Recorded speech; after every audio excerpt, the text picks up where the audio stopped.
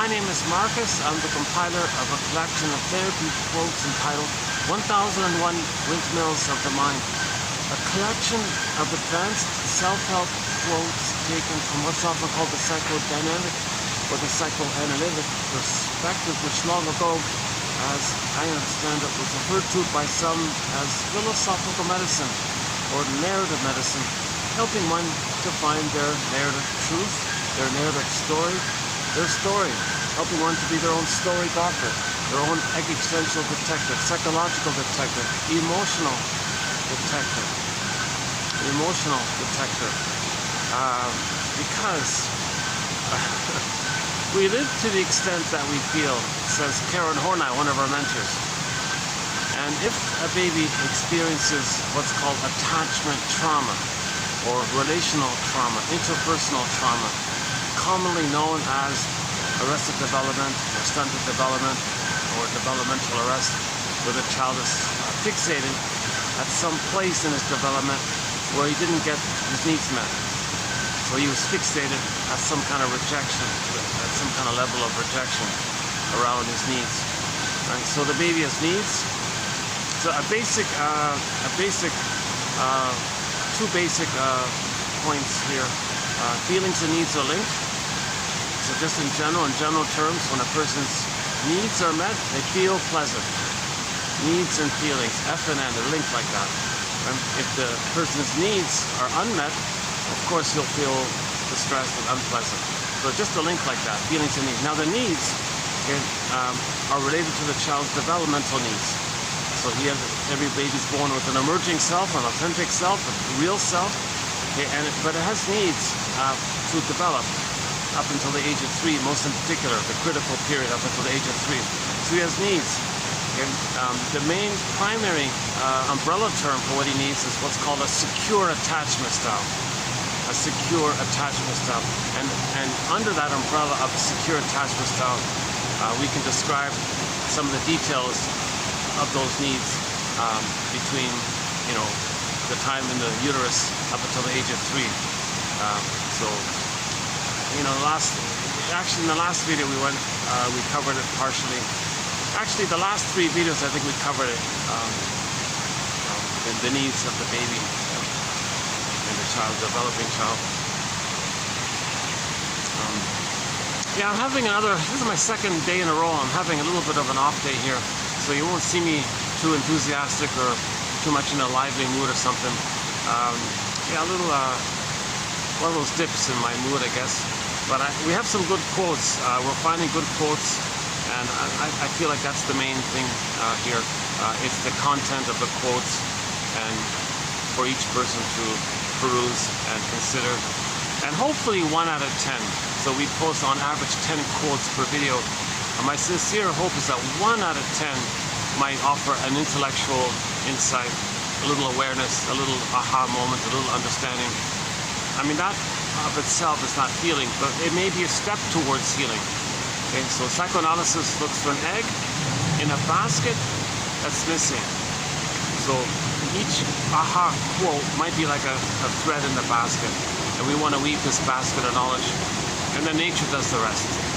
There may be an egg, a new life, an egg, and one metaphor is in the egg there's the firebird, and the protagonist hops on the back of the firebird and he rides the firebird up from the unconscious to the conscious, meaning the feelings are coming back to the body, right? The firebird, vibrant, alive, colorful and vibrant and all this. And we ride that, so we feel it, and we're getting back our feelings. So the trauma, so back to affect phobia, right? Being an emotional detective. If we're going to be an emotional detective, it's the same thing as being a psychological detective, an ontological detective, existential detective. Who am I a detective, right? Know yourself detective. So the self, we have the so-called adaptive self. The self that knows how to drive a car and go through the motions and pay the bills and all that. And it can get 10 PhDs and 10 medals and 10 awards, that kind of adaptive self. But we have what's called the real self. It's like being at home within, a sense of the common phrases, I'm comfortable, one feels comfortable in their own skin kind of thing. Means they feel embodied, they feel animated, they feel like a mammal, like they feel like a purr, like they feel within, like it's called a home, like they have their inner home. in the Odyssey, Odysseus wanted to find that. So the metaphor was he wanted to find Ithaca, the name of his inner home. And then when he got home, his feelings came back. Penelope, okay, representing his feelings. So once again, the whole Odyssey is like a myth or a fairy tale. It's like a metaphor for the psychological journey where we're at. They're treated like dreams. They're true on the inside, not on the outside. Oh, there's our bird. Yeah. You might we might see the swan flapping his wings at one point. Yeah. Pretty cool, eh? Yeah. Actually, they've got two of them here. Yeah, I'm back at this nice little venue here. I can only use it, well, evenings and weekends, forget it, it's packed. And during the week, if there's an event, of course, forget it. But if there's no event during the week in the afternoon, it's sometimes quiet like this, with just a sprinkling of guests. Oh, by the way, there's that, I keep trying to get that, yeah.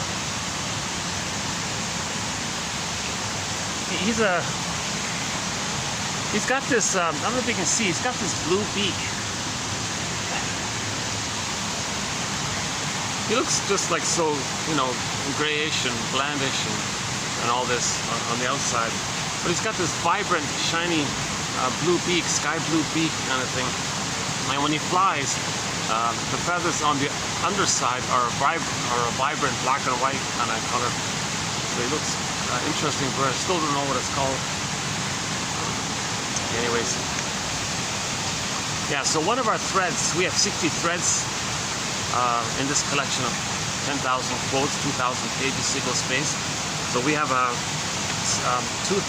so imagine 2,000 pages like this. Now sometimes the quotes are short, sometimes a little longer. That might be kind of average, but sometimes. Okay, so that's what it typically looks like. Sometimes they're like this one here, huh? It's showing up here. And sometimes they're longer, sometimes they're shorter.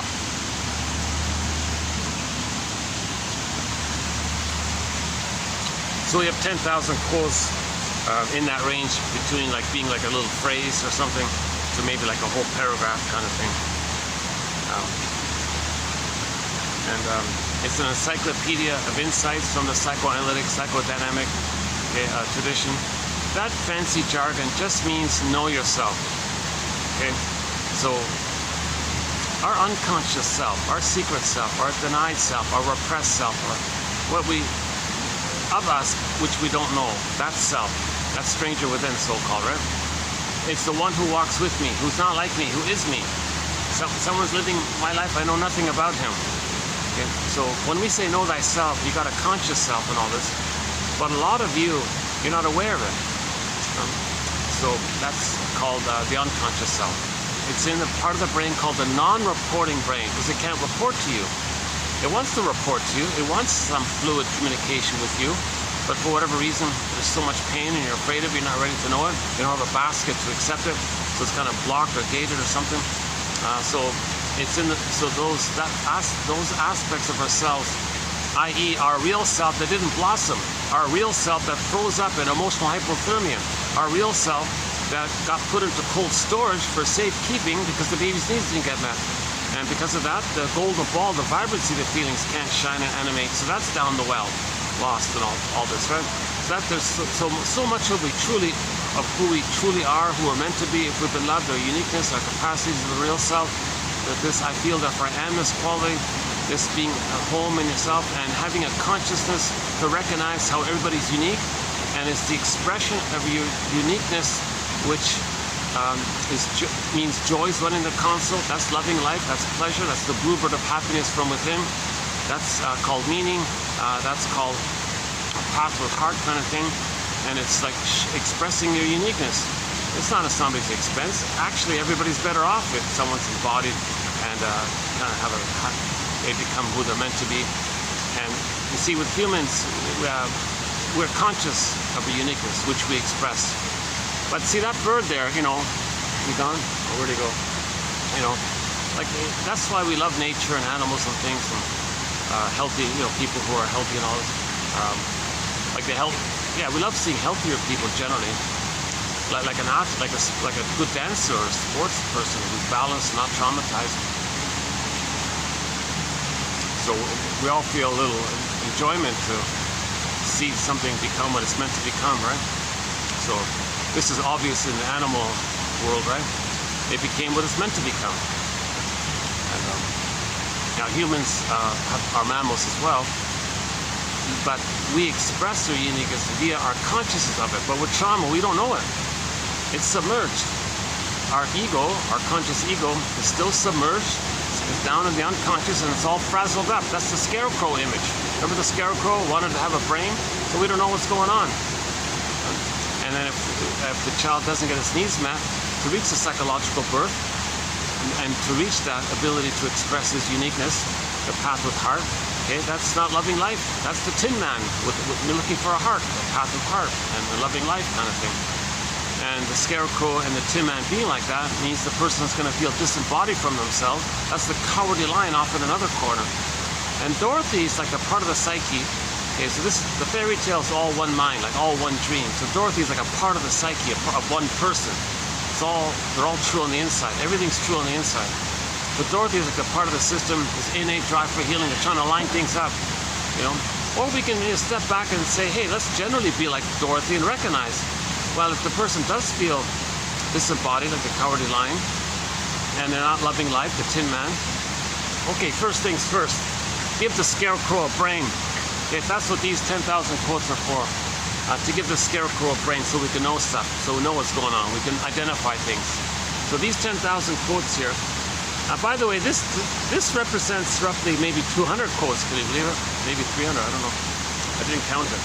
But we've got, imagine this little booklet here, times, you know, if you include all the honorable mention quotes, it might be close to 100 booklets. Let's just say 60 booklets to keep it simple.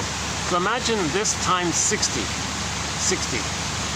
So like 60 booklets, 60 books, and each book represents a theme or a topic or a chapter within the psychoanalytic know yourself tradition. To weave the basket, to give the scarecrow a brain.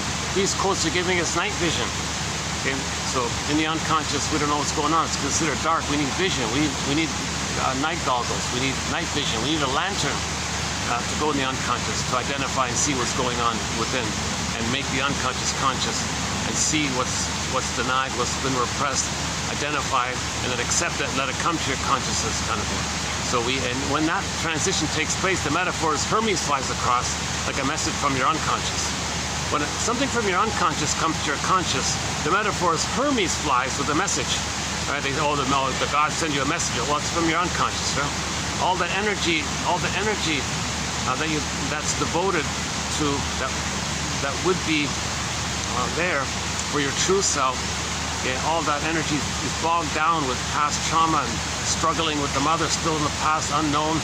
Okay? All that energy is called the id.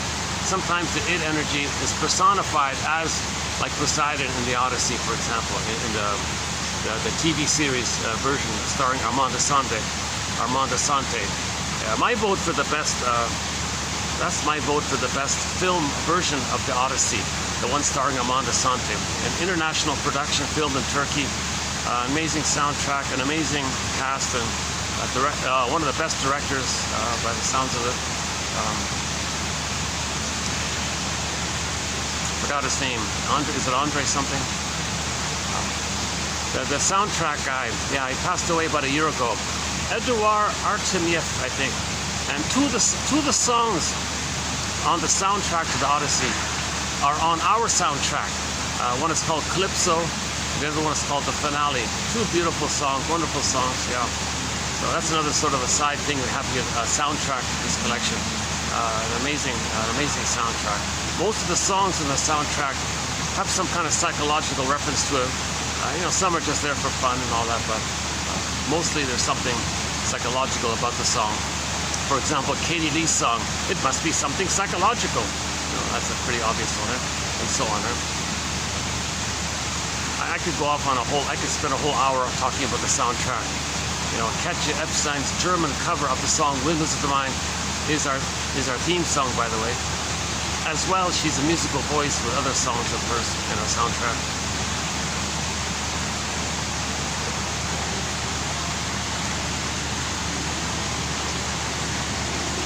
Okay, so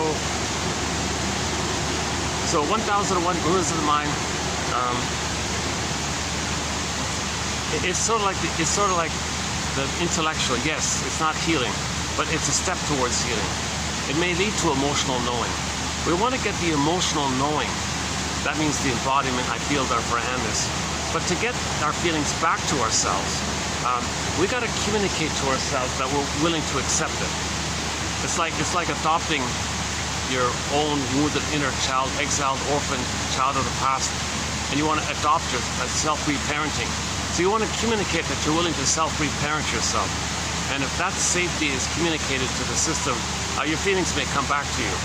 Now you're truly parenting yourself, accepting yourself, having soul vision for yourself, because for whatever reason, the parents are out of it in their trauma, and they tried their best maybe, but so another major thread is the forgiveness one. That's an important one.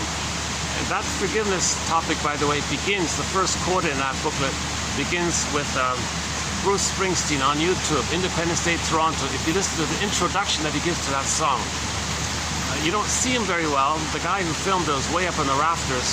It's all dark and all this, but the audio is clear. You can hear him very clearly. And he gives one of the best introductions, psychologically informative introductions to a song I've ever heard. Bruce Springsteen, the song is named Independence Day, meaning like emotional Independence Day. You know, like a teenager, you might be physically independent, but you're not necessarily emotionally independent, right? If you're still, bogged down, haunted with memories of your parents and all this, and you're transferring your unfinished business with the mother onto others, so you're still living at home and within kind of thing. But when you have an emotional Independence Day, so we're talking about that, emotional Independence Day. And he talks about the way to get it, the way to get emotional Independence Day. You got to listen to the introduction. I'll leave it for another time. Talk more about that. So yeah, emotional eating is a threat. The body bears the burden is a threat. Each of the major personality patterns is a threat.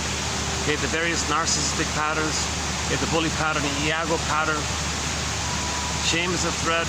Greed, envy, they're both threads. Jesus. We have a sort of a fun thread called Psychologically Minded TV Show and Film Quotes. A good place to start is TQ20 Therapy Quote, TQ2599. The ones from the show Route 66. That's a great one. There's the great ones. That first 5 right there. I think every home can have it on a poster, or everyone should might be encouraged by that. It says a lot right there. That's jam-packed with wisdom. Those top 5 quotes from the Route 66 show. You'll only find it here, by the way. I had to transcribe it myself. No subtitles, nobody printed it, no transcript of it. That's another unique thing about this collection of insights. Most of them come from, a lot of them come from, rare books or hard to find books or too expensive books. Maybe by accident I found it in a thrift store for $1 or something. Oh wow, great, okay, or if it's digitized, great. A lot of these books haven't been digitized. It kind of scares me like that. A couple of Arthur Janop's books, the author that we're currently in the middle of discussing, a couple of his books are hard to find or out of print. Even Masterson's books are getting harder to find. He's one of our mentors, James F. Masterson. He synthesizes object relations theory and developmental theory. He calls it the Masterson approach and all this. And he's been a major teacher in our collection here. James F. Masterson, the author of the book, The Search for the Real Self. Another excellent book to begin the second journey of midlife. So this, by the way, this is all about midlife. Okay, what we're doing here is about that at midlife, there's this hunch, there's this like inkling. We don't know what it is, but we may express the hunch with thoughts such as, gee, is that all there is to life? I feel like I'm missing something. When does life begin? I feel like life is a dress rehearsal. I feel like I'm sleepwalking through life. I feel like I'm in a trance in life or something. What's going on here? Where's my aliveness? Like, I don't, one guy said he had $1 billion, didn't enjoy anything. Couldn't enjoy anything. He could fly to all these beautiful places, nothing did it for him, kind of thing. Another person said, yeah, they were married for 30 years, and it was a loss. He acted like numb. He acted like it didn't happen. He just kept on going.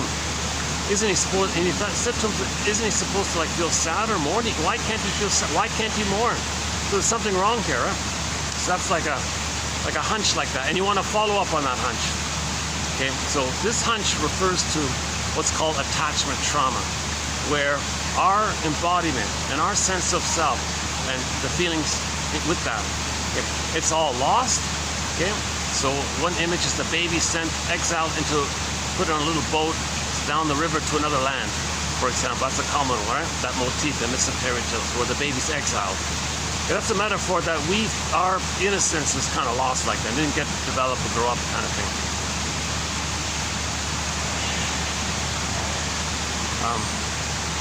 I think the most graphic or the most famous image for repression. So we're talking about repression. Repression means you press it down into the brainstem, in the survival brain. So we have 3 brains. It goes down into the first brain, hence the down effect, the pressing down into the earliest primitive survival brain. So again, we all have 3 brains.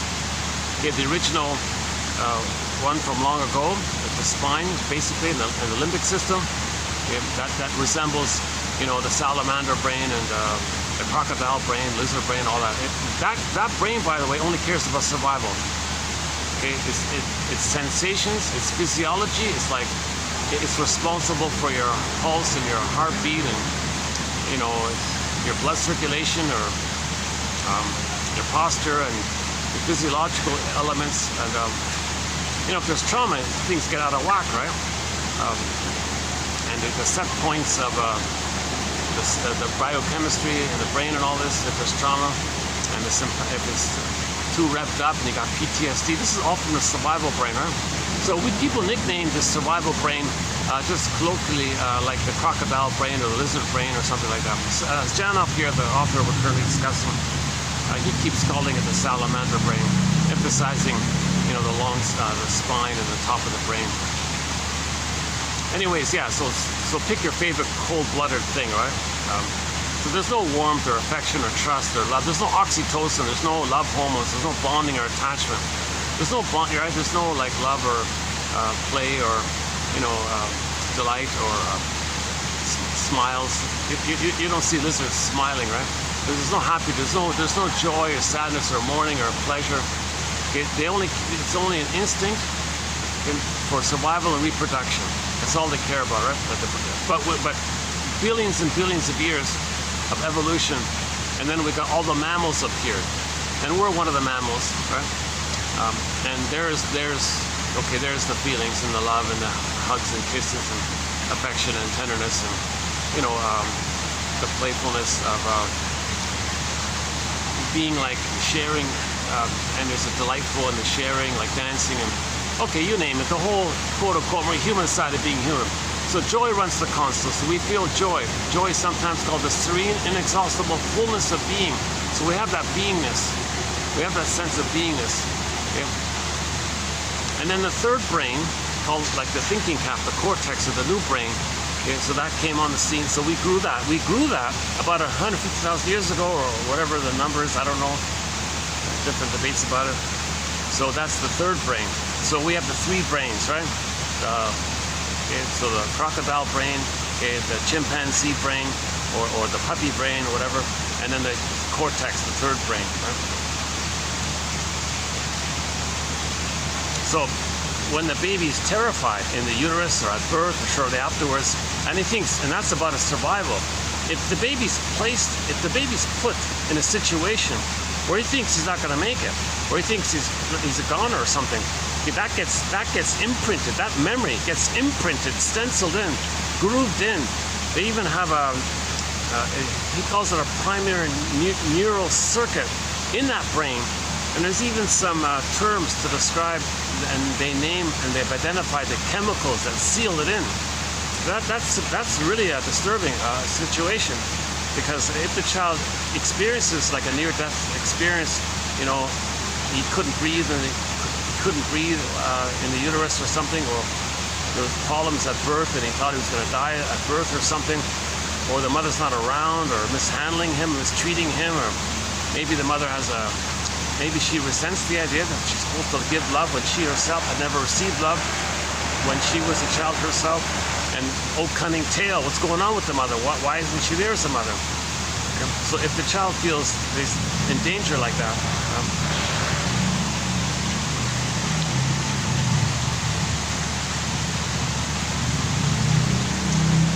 you know, I tried to get an early start today because I know it's going to get busier. Let's see, 1:40. Okay. It's Friday, so it's gonna get busy. So hopefully I'll be able to do most of the video here.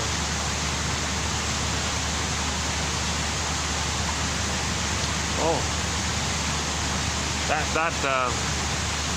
gardener has one of the longest gardening utensils I've ever seen. He's got a pole and he's trimming some branches or something, but the pole is like 2 stories tall or something, but he's managing it.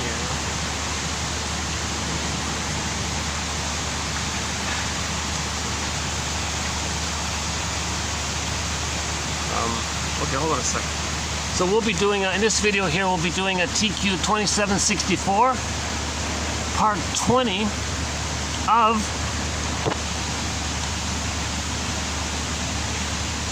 let's just say 25 for the time being. The reason I hesitate was I previously was saying that we're going to be doing a 20 video run of quotes by the famous author Arthur Janoff, famous psychology celebrity in the early 70s, due to the various endorsements by famous pop stars and actors and actresses and all this. So he was like a household name in the early 70s, and everybody was flying to California. Oh, please help us. And then I guess he lost popularity in the later 70s, but he still wrote books, even though he got ridiculed or something. He still quietly kept writing books. And I also, likewise, I didn't think much of it myself. I thought it was just another one of these flaky, new age, silly, charlatan, self-help scams or something. I also never thought much of it. But then about a month ago, I heard an interview by him and his wife on a radio podcast named Radio Curious. It's only 20 minutes long. But when I heard that, I thought, oh, wait a minute. Okay, now this guy, this is not too, he's okay. He's not too flaky. Let's check into this. And I looked at it and I discovered all these other books that he wrote. Oh my God, this guy's really, he really got into it. And he writes clearly. And there's a lot of gems in there. So this is now part 20 of what's going to be, let's just say 25. So I thought it would be like 20 of 20. I started with 7 of 7. And I went to 7, and then I thought, let's do 10. Let's do 15. Okay, let's do 20. Now, okay, I think really I gotta stop at 25. I think really that's gonna be the end of it, because I haven't finished skimming all of his books. So I'm trying to pluck out some of the key quotes from his 16 books.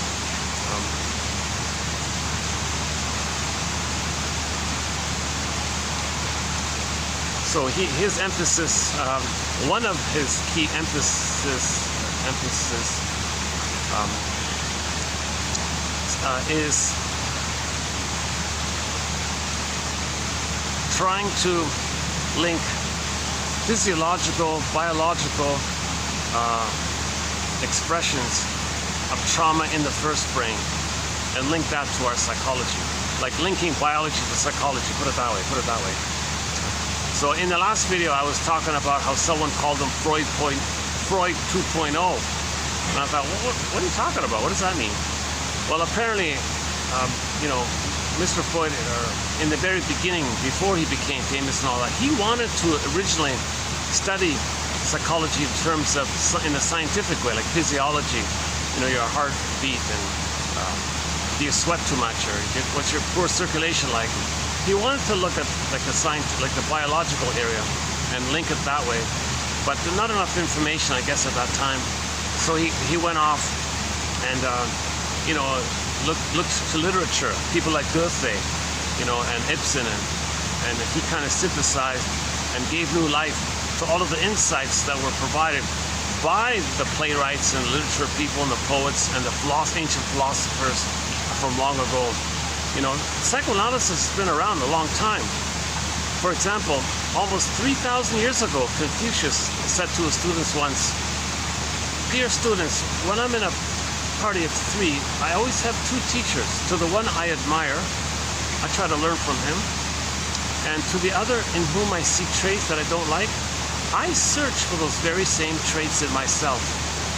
So Confucius was talking about projection, because sometimes when you find yourself with strong emotions about someone else, sometimes that's a clue that it belongs to you, but you don't want to admit it. So the psyche makes you say someone else has it. It's called projection. So ultimately you can know that it's within.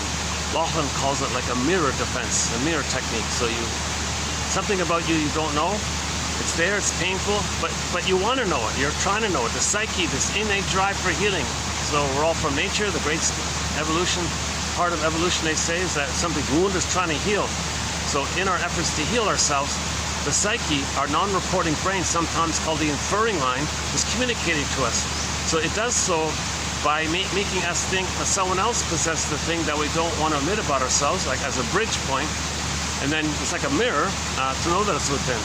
So projection is the means of bringing this repressed, unknown material to our consciousness. Okay, so Confucius was talking about this, right? And of course, the famous Lao Tzu and his poems, and the yin-yang symbol, a powerful symbol.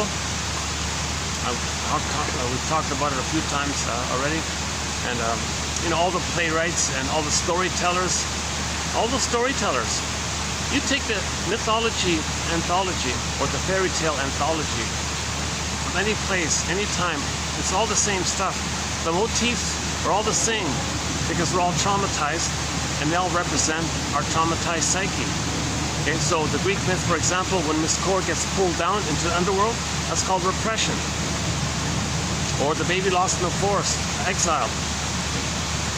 So yeah, back to this attachment trauma. So the FNN, feelings and needs. Okay? The needs are met for the identity. So if they have their identity, they're going to have the feelings, animation of their feelings. I feel, therefore I am. I feel, therefore I am. I have the amness, so I'm going to feel. You don't really have your amness. It's frozen or lost. You don't know your feelings. So the image of this is that the golden ball's down the well. It's lost. Or the body part can be frozen, petrified, turned to stone. Okay, and you feel unreal. You feel not alive, etc. Okay, so this is called sometimes to safeguard our soul. We put it into cold storage. That's called emotional hypothermia, emotional coma, emotional catatonia. Okay, so the image is the frozen woolly mammoth in a block of ice. Okay, similar to the frozen image. So what are we talking about? This embodiment is like a body, like our amness, our body kind of thing.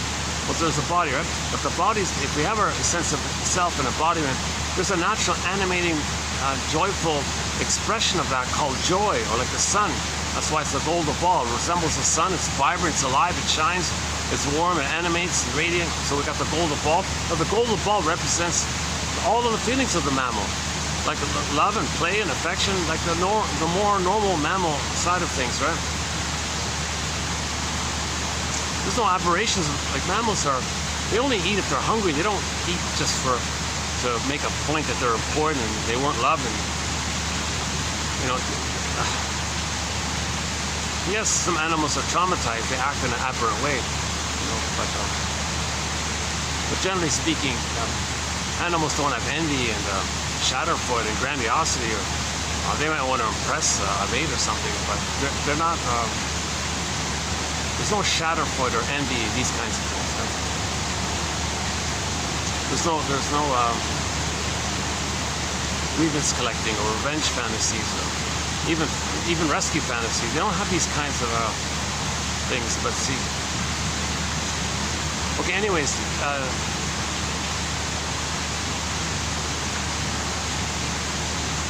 so when the kitten is purring, okay, joy is there. The kitten's happy, right? When the dog is wagging their tail, they're kind of happy, right? So the normal animating emotion is that joy runs the console. Joy is the animating emotion from our sense of self and our embodiment, right? So you got the embodiment and you got the feeling part. Okay, so Robert Bly, guest mentor in our collection, talks about the Iron John story. So in trauma, the embodiment was the Iron John character, or the wild man character. And he was locked in a cage, right? Okay, in the forest, metaphorically unconscious, and he couldn't move. He was like stuck like that, locked in a cage. And in that cage was the golden ball. That's the feelings part.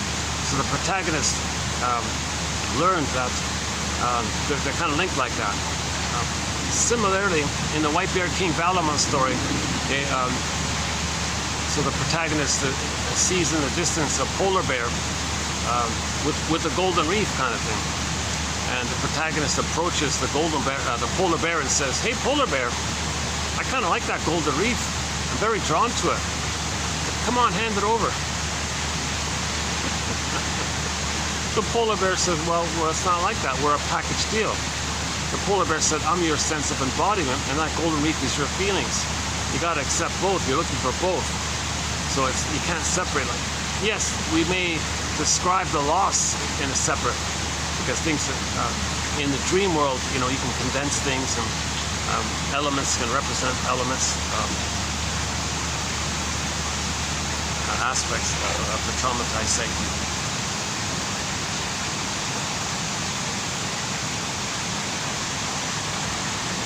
So I feel, therefore I am. So the feeling part can be the golden ball that goes down the well, and the amness part can be Miss Core on the field. Okay, repression, Earth opens up, she gets pulled down into the underworld.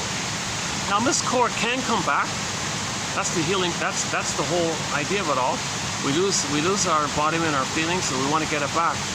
We lose it, we want to get it back. That's called the hero's journey, or the midlife audit, the midlife examination period, okay, or the second journey in midlife. So we lost it in childhood, early on, and then at midlife, we begin to get it back. That's hence the hero's journey. And Joseph Campbell concluded, I think, if I understand it correctly, that what we're doing is we're trying to feel real and alive. That the purpose is that we're trying to get back our embodiment and our golden ball, real and alive kind of thing. Okay, so that aspect is represented in the Velveteen Rabbit story, where the stuffed rabbit kept saying, "Geez, I'd like to be real. What does it mean to be real? I want to feel real." So that's a symptom of trauma. We might not feel real, right? And the woodcutter guy who took out a block of wood and carved out this little figurine of a boy out of wood, and he was praying all the time, saying, "Oh, please let this little boy made out of wood come alive. Let him be alive," kind of. So we want to feel alive and real. So stories, and they describe our psychology. Stories like this describe our psychology, right? So the Velveteen Rabbit and the woodcutter, these in fairy tales, mythology, they're describing our inner, because we're trying to heal, so we've got to know ourselves, right? These stories are immensely helpful. It seems, is it just me, or is it extra noisy here today? Okay, never mind. Hopefully you're hearing me okay, right?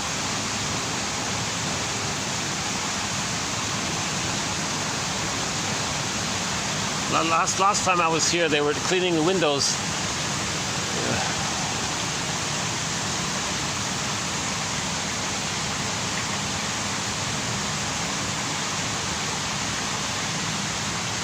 Okay, so let's clarify this bit. So we're talking about attachment trauma.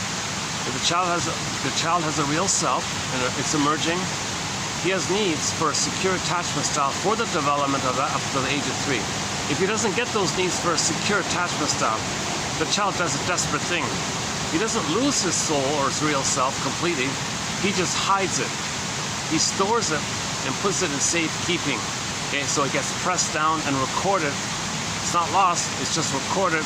The memory that it's there, but it's undeveloped. and it's kind of stuck like that, and waiting for us to reparent ourselves. Okay, or another way to describe it is we put our soul in cold storage, right? So that's the freezing effect, right? Now, because the embodiment, the feelings can't be there, the images we turn to stone. So Echo turns to a statue.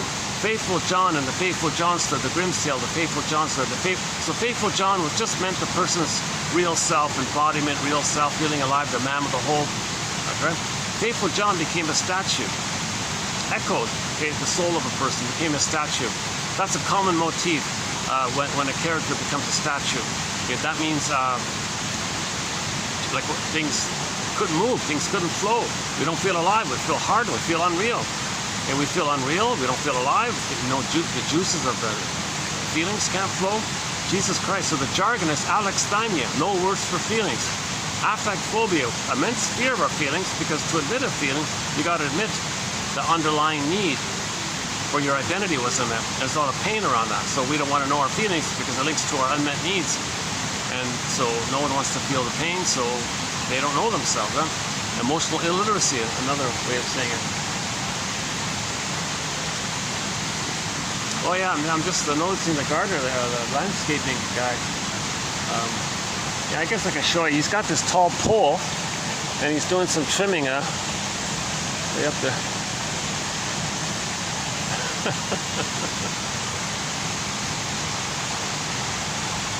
That's probably a three-story. That's probably a three-story pole there.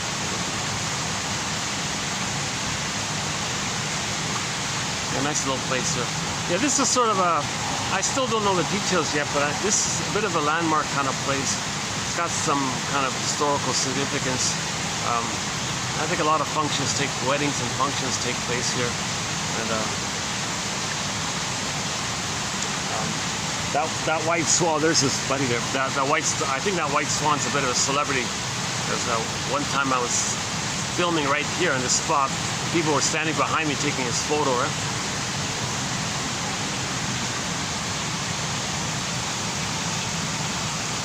They got like rabbits for the kids over there, and on the other side of the restaurant they got some peacocks and doves and things. Really nice little place here. They're very close to the main road, actually. Right? It's just like a 2-minute walk to the SkyTrain. Yeah, just opposite this building in front of me.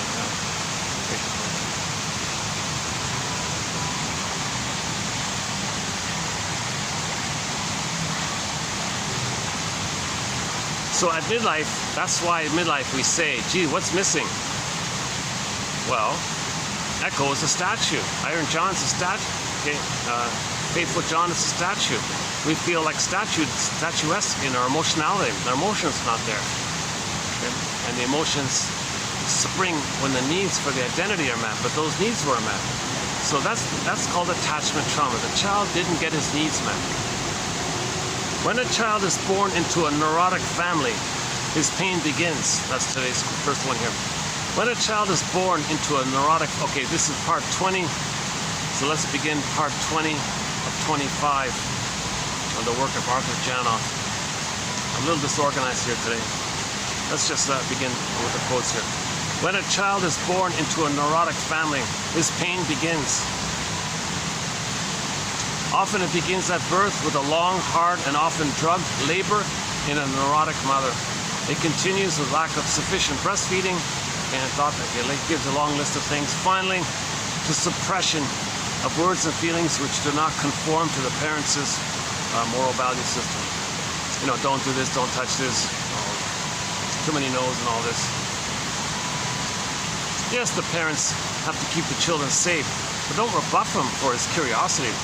Be gentle about it, like just distract him or something. Don't teach him that if he has his self, it's going to be so painful. So he doesn't want the pain, so he loses himself. The child, because of overwhelming pain, becomes quote-unquote split off from his feeling self. Now, Now, so the split off feelings, so it's unmet. The needs are still there. Now those needs, trying to have the energy of those needs, so now it's symbolic. He didn't get his needs met. He's going to spend the rest of his life symbolically trying to get his needs met. Symbolically, but the symbol of something. Okay, so one child was sucking his thumb. That's a symbol of the nipple, but it's not the nipple. It doesn't nurse him, but the baby has to attach. So the mother's not around. So he uses his own thumb for, like, that's neurotic. That's a sign of trauma. If the child is going around sucking his thumb, that's a sign of trauma. The mother missed it. The mother failed the baby. Not blaming her, just identifying something basic here. The role of the mother is to meet the baby's needs. If the baby's sucking his thumb all the time, a little child is sucking his thumb all the time, she messed up. Another kid was fighting with the peers in the kindergarten or something. A similar idea. The kid's angry that he didn't get his needs met. So he's angry that so anger, if the kid is naughty and all this, being angry and all this, that anger's there because the needs weren't met. So he's angry by that. Okay, so if the needs are met, the feelings are pleasurable. The golden ball is there. Joy runs the console. If the feelings are unmet, joy and sadness get zooped away. That's called repression. Okay, earth opens up, this core gets pulled down. The core, the authentic identity, the feelings, the golden ball goes down. Joy and sadness went down, or in that version, it twirled up that tube and circled around down. Same idea. Yeah, and then that's the mammal side, the mammal feelings, right? Joy, pleasure, sadness, the mammal feeling. So when that got frozen and lost, it went back to the repression part, to the first brain, to the limbic system, to the salamander brain, which only cares about the survival area of the stress response of flight or freeze kind of thing, right? So that's what anger is about, the survival place, because the child thinks if he doesn't get his needs met, he's not going to make it. So there's the anger there, right? So some children are angry all the time, or some children are sucking their thumb all the time. These kinds of things. Neurosis is the rechanneled energy of the feeling into various symbolic outlets. So in the past videos, we spent a lot of time on this issue of the symbolism. If the baby didn't get his needs met, he spends the rest of his life symbolically searching for mother's love. Symbolically. Okay, so if the baby didn't get mother's sort of sweetness, he may think, oh, let's eat cookies, the sweets of the cookies, as a symbol of missing mother's sweetness. But the person doesn't know it. Or they know it, doesn't matter, it doesn't change it. So they eat cookies all the time. No matter how many cookies the person eats or how many lifetimes of eating ice cream and cookie or comfort foods, it's not going to change that experience. That's a burned-in imprint. But we're still searching. There's a thing, with trauma, there's a thing called repetition compulsion. It's part of his innate drive for healing. The baby didn't get his needs met, so he's going to still keep on trying to get them. But there is time. And nothing in the present can be the good breast mother experience that was needed back in the past. But that survival brain doesn't know time. Lizards don't know time. Crocodiles don't understand time. Even the mammal doesn't know time, right? The recognition of time, that's the third brain. The new brain understands time, right? So we know time like later on. It's got later on development, right? So post age 3, the child understands time better, right? But with trauma prior to age 3, he's in a kind of timeless kind of place. It's like another world back there. They call it primary process mentation, as described by stories like Alice in Wonderland, where the cat describes this mentation as mad, like no conscious logic. And Alice said, oh yeah, up is down, left is right, there's flip-flopping, morphing, and exaggerated. There's no kind of like proper kind of time there.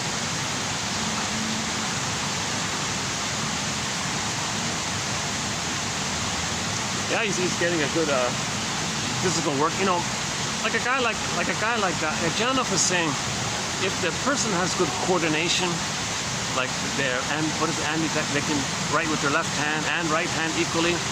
You know, they could play the guitar with both hands, or they could swing the bat on both sides. Things like that. If people can dance well and do sports well and they're coordinated. If we don't have these kinds of things, that's a sign of trauma. He quoted some study where when the babies were given a normal natural birth, it turned out they all were equally able to write with their left hand or right hand. They didn't have this issue of the trauma where they're going to dwell on one side and reject the other side. That quote's coming up in the next video. I just found it this morning before coming out here. Hence the extension of this series of videos.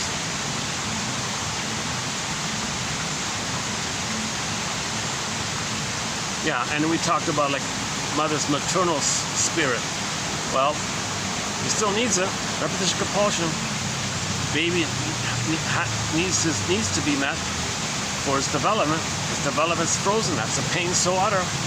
That's a pain so utter. Doesn't want to be in that pain. He wants to know himself, wants to find himself, wants to be his real self, but didn't get his needs met. So he's going to search for it symbolically, because the present isn't the past, but they're acting like it's the past, but the present isn't the past, so the present's only a symbol of the past, so they're chasing symbols. They're chasing symbols. He calls it here, what is it again? Various outlets or some outlets, symbolic outlets. Janov calls it symbolic acting out, or transference acting out, repetition compulsion. You transfer the past into the present and cry for love. Now nobody in the present is the mother in the past, so it doesn't work, but you have that compulsion. Now the disappointment replays the disappointment with the mother, hence it keeps you tied to the trauma bond with the mother. So now you're still fixated at the rejection of the mother, so you're going through life being rejected again and again.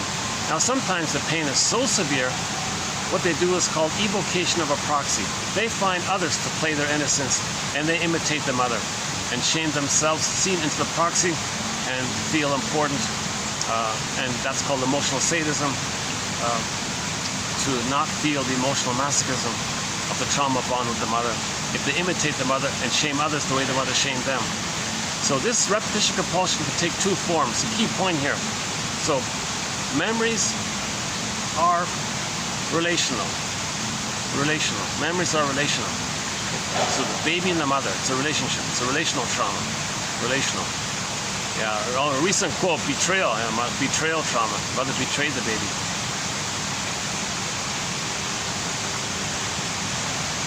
To tell you the truth, I saw it on the way here. Some baby was too young. He was in a stroller, being pushed around and all this. Way too young. He should be at home, sleeping on his mother on the front. Let the father go out, do the shopping or whatever. So one theory is babies should sleep on the mother for 4 to 5 months. The mother stay in bed for 4 to 5 months. Let the baby, and while simultaneously continuous skin to skin contact, and the baby nurses according to his needs. The baby's sleeping most of the time, but he maintains the emotional rhythm and communication. That's the extended womb. Babies need an extended womb. If he's separated, wrapped up, and goes out like only a couple of days old or something, jeepers, you know. He lost the rhythm with the mother. He didn't get that extended paradise. So what are the needs? Okay, before, at the beginning, we mentioned the secure attachment style. One of the points of the secure attachment style, one of the key ones, is that the baby needs what's called an extended womb, an extended paradise, meaning an extended blissful oneness with the mother. In the land world, baby's in the water world, he's in a blissful oneness in the water world. He's blissfully one with everything. It's just him, by the way. Thinks the mother, he's one with the mother. Okay. That one with the mother, blissful, happy, powerful, strong feeling, that's got to continue for 4 to 5 months. So embedded within that, there's the skin to skin, the breastfeeding, and mother's loving gaze for 4 to 5 months. So you know what? I'm not gonna, since I covered that point recently several times, I'm not gonna do the run through of the secure attachment style. That's a very important topic. The secure attachment style. There's 5 parts to it. Baby needs paradise in the uterus. So mother, no smoking, no drinking, no caffeine, no wine, no arguing, no Tylenol, no painkillers, because it's going to affect the baby and it's going to whack up, it's going to mess up his set points in the brain. And some babies are born with PTSD if the mother takes Tylenol or smokes or something. He's born with PTSD already. The set points can be elevated, the stress level is elevated, not enough serotonin, and he's stressed out. He's all revved up all the time, so he'll be manic, he always needs to discharge the tension of the pain of not being able to feel. So the baby can't feel because he's traumatized. He builds up the tension. That's pain. That pain is like a steam. He's got to blow off steam all the time. So he's going to be always looking for relief. He's not feeling anything, just seeking relief, pain relief kind of thing. So that's symptom trauma like that. Oh, sorry, I'm just yeah, I'm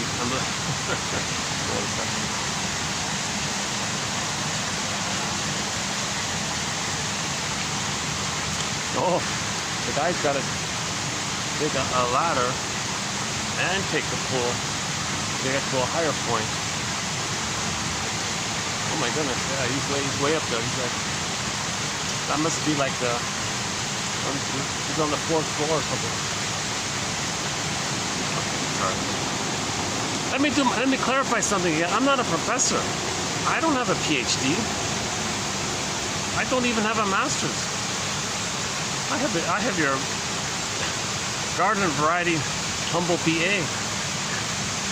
I'm only the compiler of the quotes, so keep that in mind. So don't judge this by yours truly.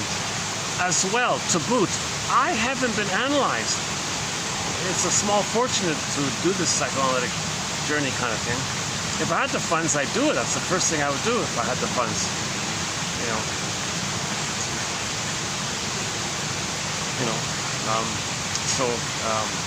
I'm trying to learn this, and maybe sometimes when you're learning it, maybe spontaneously you might get a dream and some feelings come back to you like that.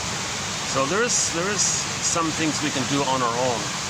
So this is like a whole self-help kind of thing, helping ourselves kind of thing. So first things first, give the scarecrow a brain. That's what we're trying to do here. A basket of knowledge. So these codes are just, they're not, there's no perfect set right answer here. Okay, these 10,000 codes are ballpark approximations, theories, guesstimates, prompts to free associate with. Like a sentence, maybe you go, what does this remind me of? And you might get, what's my feeling about this? Like you might free associate. When you free associate, it helps you to say what you want to say, because you want to say what needs to be said. And sometimes a prompt can stimulate that, like a springboard kind of thing. So these are like clues, trying to be a detective or brainstorming here. And when back to Robert Bly, when he speaks to the audience, he says to the audience members, dear audience members, 30% of what you're going to hear tonight is wrong. It's up to you, dear audience, to figure out which 30%. Bly's not a shrink either, right? So each person has to be their own detective. Each person has to kind of consider these quotes and communicate to themselves that they want their feelings back, they want their soul back, they want their inner child of the past back, meaning they want to resume emotional development. They want to find themselves. So we want to find ourselves. We lost ourselves, we want to find it. Meaning we lost our real self. We want to get back our real self. Because when we get back the real self, we're embodied and joy runs the console. And there are various capacities of the real self or the true self. Okay. For example, joy can let sadness run the console for a while when there are losses. That's something we can do. We can acknowledge a loss. If there's a loss, natural response, we got to feel sad when there's a loss. We can do it because we have an identity. We have a self there. I feel, therefore I am. So we have our amness, so we can feel. I'm talking about the mammal feelings, right? See, the other feelings about the lizard brain, we call them feelings or emotions, but technically they're visceral sensations. Like they're visceral biochemistry neurosensations, right? They're not strictly, we call them feelings, yes, anger, fear, and all that. We call them feelings, but it's more like physiological kind of, like sensational kind of fear. Right? The feelings are more like in the joy, sadness realm, the quote-unquote more human side of being human. In fact, they're mostly positive, right? It's mostly positive or needed. It's not about fear or anger about your survival kind of thing. Right? Those are like sensational kind of things. That's like instinct and visceral reactions. Like it's through your blood pumped up and your poor circulation and you're all revved up. That's like physiological kind of thing. That's the confusing thing. Why do we call them feelings when they're more like sensations? But we kind of blur it up like that. So we got like two categories of feelings. like the mammal side feelings we see with joy and sadness. Joy and sadness in the Disney film Inside Out. If you haven't seen it, I highly recommend it. It's a 2015 film entitled, it's like an animated cartoon film, animated film, right? Called, yeah, Inside Out, 2015. Okay, so joy and sadness were representatives of all the feelings about the mammal, the third brain, the second brain, the middle brain, the mammal brain. We're mammals mainly, right? And it got zooped away. That means it got repressed, lost in the other world. So we saw joy and sadness lost in this fantastic Alice in Wonderland kind of world, right? So what was up to the console? What was the person operating by? We saw fear, anger, disgust. Now disgust was mainly about distaste and dis-smell, sort of like physiological side of things to survival, right? And fear kind of, see the fear, the baby's very scared if he's not going to make it. He's terrorized, Janoff says. And that unknownness of it, us being unknown about early trauma, it manifests itself in our physiological symptoms. Okay? So that's called anxiety. Anxiety. So anxiety comes from the fear sensation of when the baby's traumatized, perinatal trauma, prenatal trauma, birth trauma, or within the first 3 years, that critical period. Huh? So the critical period, the 9 months inside, the birthing time, and the first 3 years. If he's traumatized severely like that, there's an immense terror, and that's imprinted, links to all of our physiological things. So later on, if we have some kind of anxiety or something, that's coming from that. One second.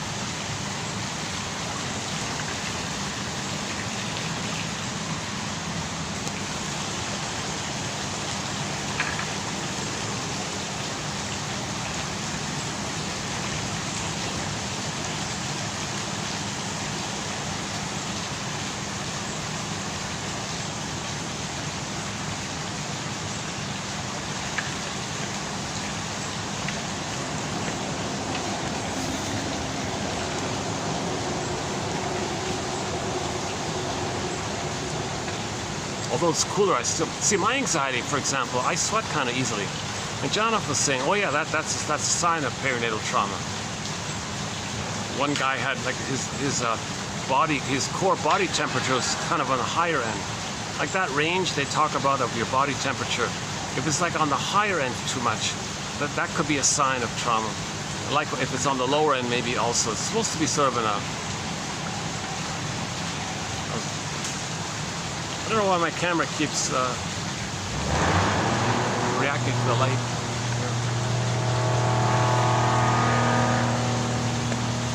It's been a great little phone. It's sort of like an older budget phone. It's long out of date or out of use or something, but it's still working basically. Yeah.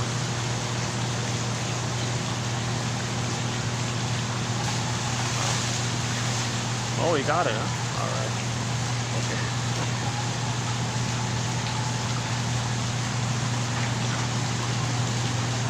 That's clever, because otherwise you need to bring in like some kind of like a fire truck or something to do it, right?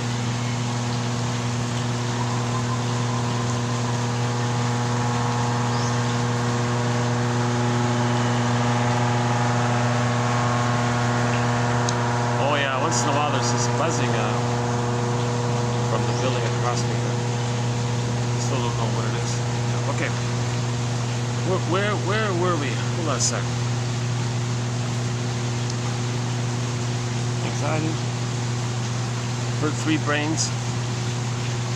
Oh, Disney film Inside Out. Yeah. So we saw joy and sadness get zooped away, and all that. And what was at the console? So the fear is easily overwhelmed. Think about it. The baby's terrified of his mother. Where is he gonna go? He's helpless. He's powerless. He's helpless, right? The baby would like to flee. Where is he gonna go? If he's inside the uterus, where is he gonna go? He might kick around kind of thing, but he can't escape. He'd like to escape. He'd like to find another womb, a happy womb. I want out of this womb. I want a happy womb. I want a happy place. I want the universe to be a friendly universe. I don't want this unfriendly universe. The unfriendly universe, that's called prenatal distress syndrome. Yeah, so the famous question, right? That means if you think so, that means you had prenatal distress syndrome. first universe for the baby was that uterus world. And if it was all stressful, mother smoking, mother drinking, okay, etc., then the universe is not a friendly place for the baby, the unborn child. He's in hell. And it's more than an unfriendly place. He's in hell. He's shamed, his needs for safety are met. So that's his identity. The main emotion related to your needs not being met for your identity is called shame. Shame is this burning, biting feeling. So in myths and fairy tales, when there's a scene, an image of hell, that's a metaphor that the person felt shame for his identity. Again, shame is this burning, biting feeling. It's like artwork, like you make it like a storyteller, make a story of your emotion of shame. How does a storyteller create a scene, paint a picture of your shame? Well, that's the hell scene. Burning, biting feeling. Back to Miss Court being pulled down. Now, related to the baby being shamed, he's going to be enraged at the mother and projects his rage and now oral greed onto the mother, thinks the mother's a frightening, dangerous guy with the horns. The mother's the guy with the horns from the baby's perspective. It's an imago. It's a blending of the breast image, the part of the mother called the breast mother, and the baby infuses and morphs and blows up the image into a monster, like a cyclops, or the boar queen, or like the guy with the horns even. Because I think maybe about that one is that the baby sees his mother's eyes filled with hate, and he's enraged, makes the mother's enraged, so the flames blurred onto the breast image. Remember, in the primary process mentation, it's the dream world, things can condense to make one image, right? Like you wake up in the morning, you had a dream sequence, you think, oh my God, something from childhood, something from last week, something from the night before, something on TV, all blended in one little sequence, in one little scene. Like there's no time like things can condense.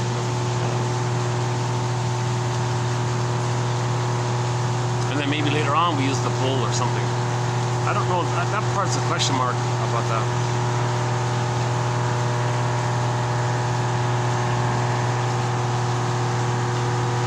Oh yeah, so fear easily gets overwhelmed.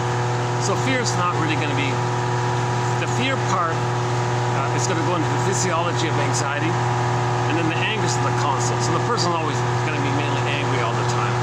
Okay? And then the bodily expression of that is the sympathetic nervous system, all tense and revved up and all this.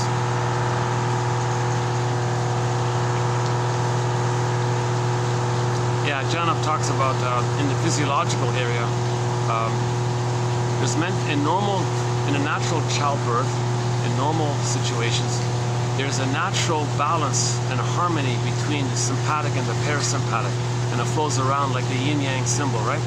The active, that's the white part, that's called the yang, the active, the doing, and they got the rest, the restorative, like the moon, okay, sun, moon, day, night, okay, sympathetic, parasympathetic, active, thinking, doing, talking, okay, resting, feeling, being, emotion, okay? And it's meant to be like a natural kind of flow, like the yin-yang symbol. I saw, there's a Ferris wheel. I saw it on the internet. There's this huge Ferris wheel in one of the provinces in China. I think it's sort of one of the western provinces. I forgot the name of it, but they got this massive Ferris wheel. I think it's called the Bagua, if I remember correctly, because it had the characters on it, like from the I Ching book. But the main image was the Tai Chi symbol, the yin-yang Tai Chi symbol in the middle, and it goes around and around. So it's meant to be like a like day and night, the seasons. And I'm guessing we can also apply it to, if you have your feeling, from your feeling you got your doing, and your doing comes from your feeling, so it's balanced like that. You see, Woodman, Miriam Woodman, we have a few quotes from her. She describes it as the feminine and the masculine. The masculine is like the yang, the feminine principle is the yin. So the feminine is like the moon and the masculine is the sun. She says that people's doing is distorted. It's because the feminine principle is wounded. The beingness is wounded. So we want to, so there's an acknowledgement that our doing comes from our being. If our being is healthy, our doing is healthy. Okay? If there's a problem with our being, then our doing it's not going to be harmonious and all this, right? So we want the harmony. So I'm guessing it could also apply to the sympathetic and the parasympathetic. So Janov was saying, that a child's gonna be born with a natural flow and a yin-yang between the cycle. It's like maybe in the daytime you're more in a sympathetic, and nighttime when you're sleeping you're more in a parasympathetic. But in trauma, the set point fixates and gets stuck at one of those two. The revved up one or the energy conserving one. So the energy conserving one makes people maybe a little more laid back and conserving their energy. You know, they're not too vocal or too expressive of their needs and all this. But the revved up one, okay, they're always trying to discharge. They're manic, trying to discharge. The OCD can come from there. Now this doesn't necessarily mean they're harmful in all this. This sympathetic and parasympathetic, this is just the physiology side of things.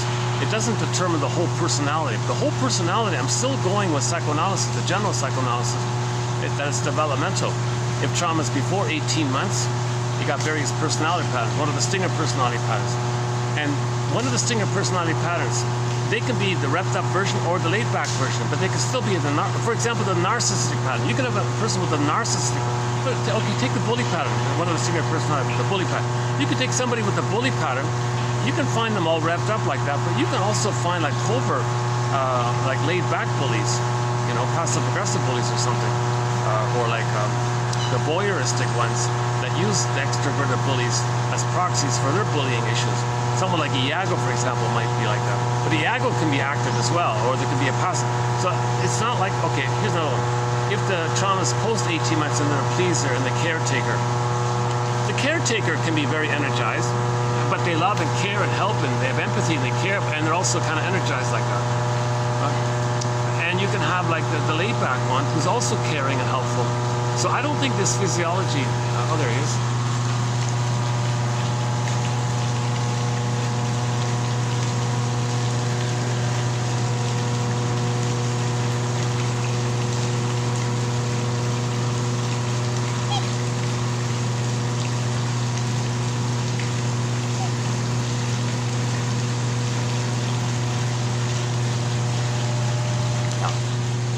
It's a good, if I need to take a little break, like a 10-second break, I can do it like that, right?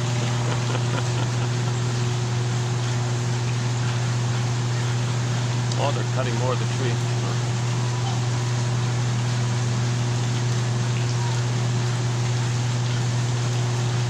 Okay, so where were we? Okay, this is new material. You know, one of the reasons this is taking me a long time to go through Janov's work, that this is all new stuff for me. And I never really thought about the physiological things. And when he said that posture is a sign of prenatal trauma, I thought, oh wow, you got my attention, because my posture has never been the greatest. And you know, my circulation is also, it's a little bit not, you know, like I could, like if I run a while, I'll sweat and be out of breath more easily than the average person, I think. That's a sign of trauma. So there's some truth, I think there's a lot of truth. That's a missing piece of the puzzle. It's a huge missing piece of the puzzle. The physiological side of trauma, the body's, brain's response to trauma. Okay, so we talk about personality patterns related to the developmental place of the relationship with the mother. But within it, embedded, like fused, sort of fixed within it, you can have the sympathetic and the parasympathetic related to issues of the physiology responses to the relationship with the mother in another place. You got like two kind of traumas like that. Plus the third kind of trauma is like situational traumas afterwards. So there's basically, in general terms, it's considered that there are two kinds of traumas. The more situational kind of trauma, and the more like developmental relationship, personality kind of trauma like that. The situational is, of course, about your survival, and the developmental, yes, it can be or not necessarily, right?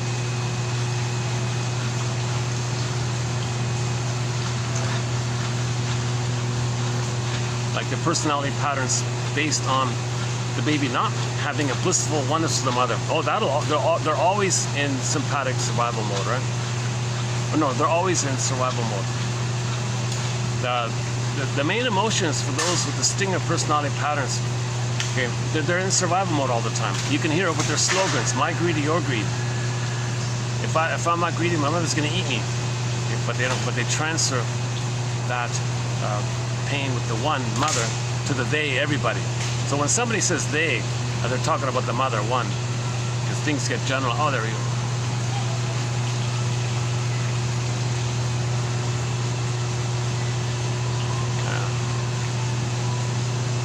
I've never seen him actually like fly away and come back. Yeah, where would he go? Yeah, where would he fly? Oh, the bird, he's a smart bird. He realizes, I guess this is definitely his home, right?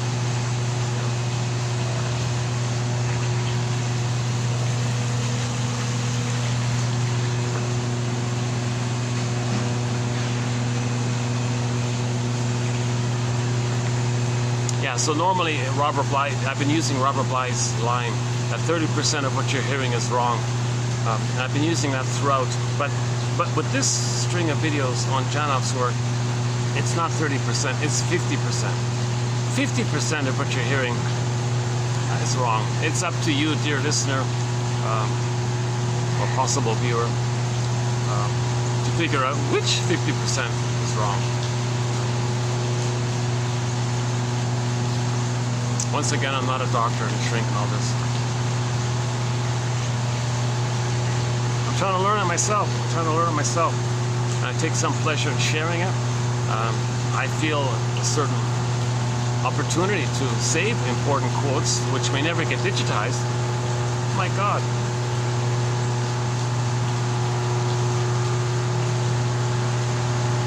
I can think of some books that I had, like rare books that I had from psychology, that I don't have with me anymore, but I got the quotes from them, and those books aren't available anywhere, like secondhand, online, wherever.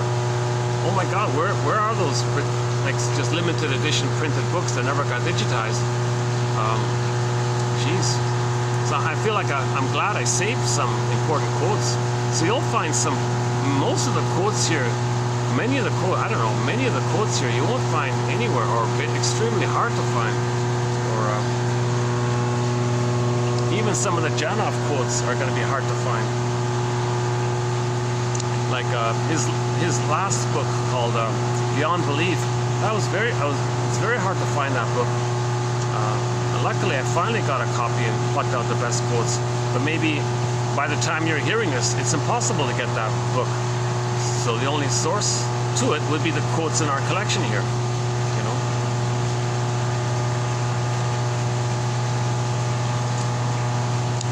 Yeah, unless somebody is willing to spend 3 figures for a $5 book, online, that's a different story. No, but even then, even you can't even if you had the 3 figures, you couldn't buy many of the books. They're completely gone, right?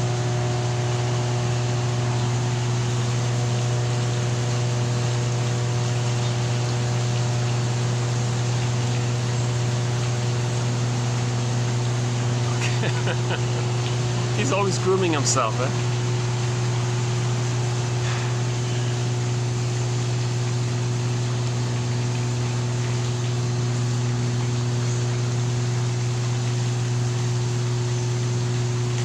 Where were we here? Oh yeah, okay. Symbolic acting out. Yeah, symbolic acting out. Let's jump to this one here. Of the quotes we've done so far, this is my #1 top favorite one here, this one here. The unconscious hope of fulfillment of old unfulfilled needs. Again, when there's trauma, we have this unconscious hope of fulfillment of old unfulfilled needs.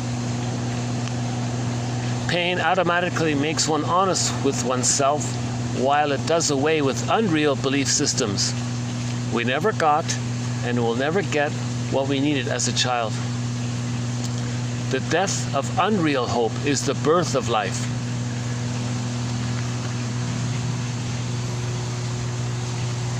So there are many very good quotes by Janov as well on repetition compulsion.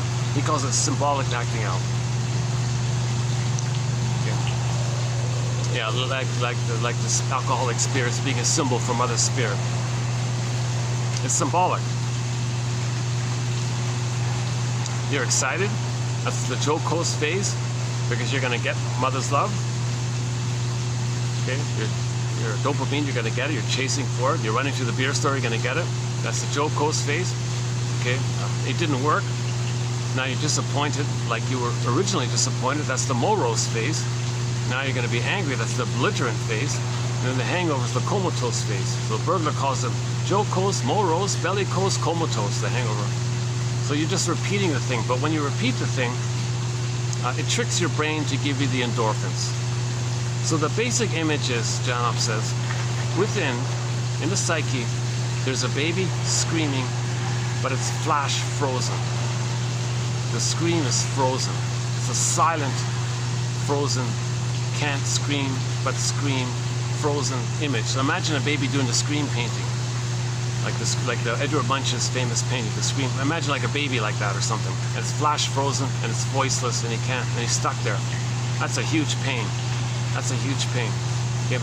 Now there's a neon. Imagine with that image of the flash frozen, screaming, can't scream, baby. There's a neon flashing light, an electrochemical neon flashing light, beeping, unloved, needs not met, needs not met, unloved. So when needs are not met, it's called unloved. Unloved, flashing on and off. This flashing tells the brain that there's pain. Okay, unloved, pain, needs not met, pain. Okay, this flashing tells the brain to release endorphins, the numbing. The endorphins is the numbing thing, okay, like the swoon. Okay, Emily Dickinson calls it the swoon. There's a pain so utter, it swallows substance of the repression, and then the person goes in a swoon. Okay, again, there's a pain so, it's trauma, right? There's a pain so utter. The baby doesn't expect mother to hurt him and use him and not be right. That's a pain so utter, a huge betrayal. No baby thinks that's going to happen to him. Every baby has such a basic, genuine trust.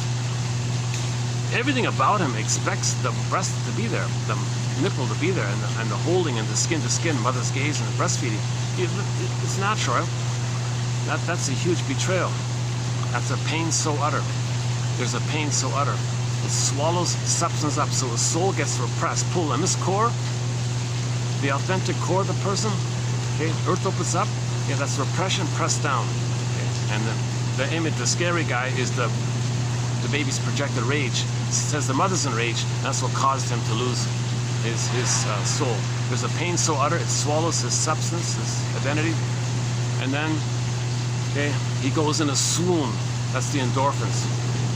Now, the brain can naturally provide those endorphins. The brain is like an inner pharmacy, they said. So he can naturally provide the swoon. So he can function, and he can still go through life and all this, but underneath he's in pain and he's in numb. Within, he's in pain, but he's in numb. He's in numbed pain. This is called sleepwalking through life, being in a trance in life and all this. Another good poem by Emily Dickinson regarding trauma is "A Great Hope Fell." The baby had a great hope for a secure attachment style. That fell. You heard no noise. The wreckage was within the trauma, the wreckage. Okay, the freezing, petrification, baby turns to a velveteen rabbit, a stone, a statue. The wreckage, the damage, was now he's in pain. The wreckage was within. Oh, cunning tale. If the mother is using the baby to meet her needs, that's a cunning tale. If the mother resents that she has to give love when she never got it herself, oh, cunning tale, and makes some convoluted excuses by it. For example, the father said, "Why aren't you breastfeeding?" "Well, I want to go to the office and tease the guys at work." Oh, cunning tale that let no witness in. Child can't even know it. He doesn't have the capacity to want to ever be in a place to know it. That's the scarecrow with no brain. So we got to give the scarecrow a brain to know it. He's got to know. What does he got to know? He's got to know the greatest hurt of all. The greatest hurt of all. Mother failed me. Mother failed to provide a secure attachment style. Then, of course, we be a detective. Now, when you're a detective, embedded within being a detective, you got to honor your mother. Ironically, right? You're angry at her, but you got to honor her. That means you got to understand her. The true meaning of honor your parents means understand them. Understand them. Were they traumatized? What's their personality pattern? What's their repetition compulsion? Were they frozen inside? Are they symbolically acting out, looking for love? Or do they have a... Are they numb in all this? Okay, so you gotta be... What are their favorite jokes? Are their jokes dark? Well, that's a distinct personality pattern. Are they always like coaxing others to express what they don't know about themselves? That's a sign of trauma. Did they escape going to the children to have an excuse to be angry at the child so they can discharge the tension of their anger, of the built-up tension of not being able to feel? Scapegoating the child. Understand your parents of how they're coping with trauma. What are their defense mechanisms? And so on and so forth. So that's the true meaning of honor your parents, to get their psychological story. If the parents were born in a place that was plundered and pillaged, oh my God, you know, you can understand. You can understand if they're all revved up with all the shocking things that take place. On a topic like this, it's nice to have the swan image around. Yeah.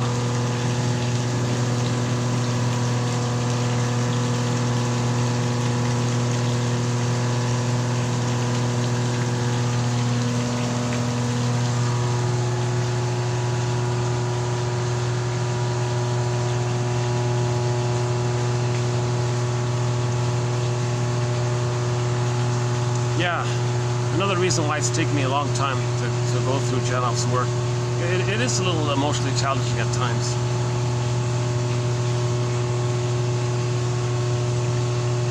But it's encouraging. At the same time, it's encouraging. It's like, oh, I get it now. Okay, now things are, you know, a little bit. It's a missing piece of the puzzle.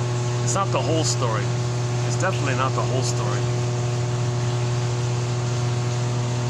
Janoff admits it himself in his last book. He said, yeah, I just got to pick up on where I've gone, you know.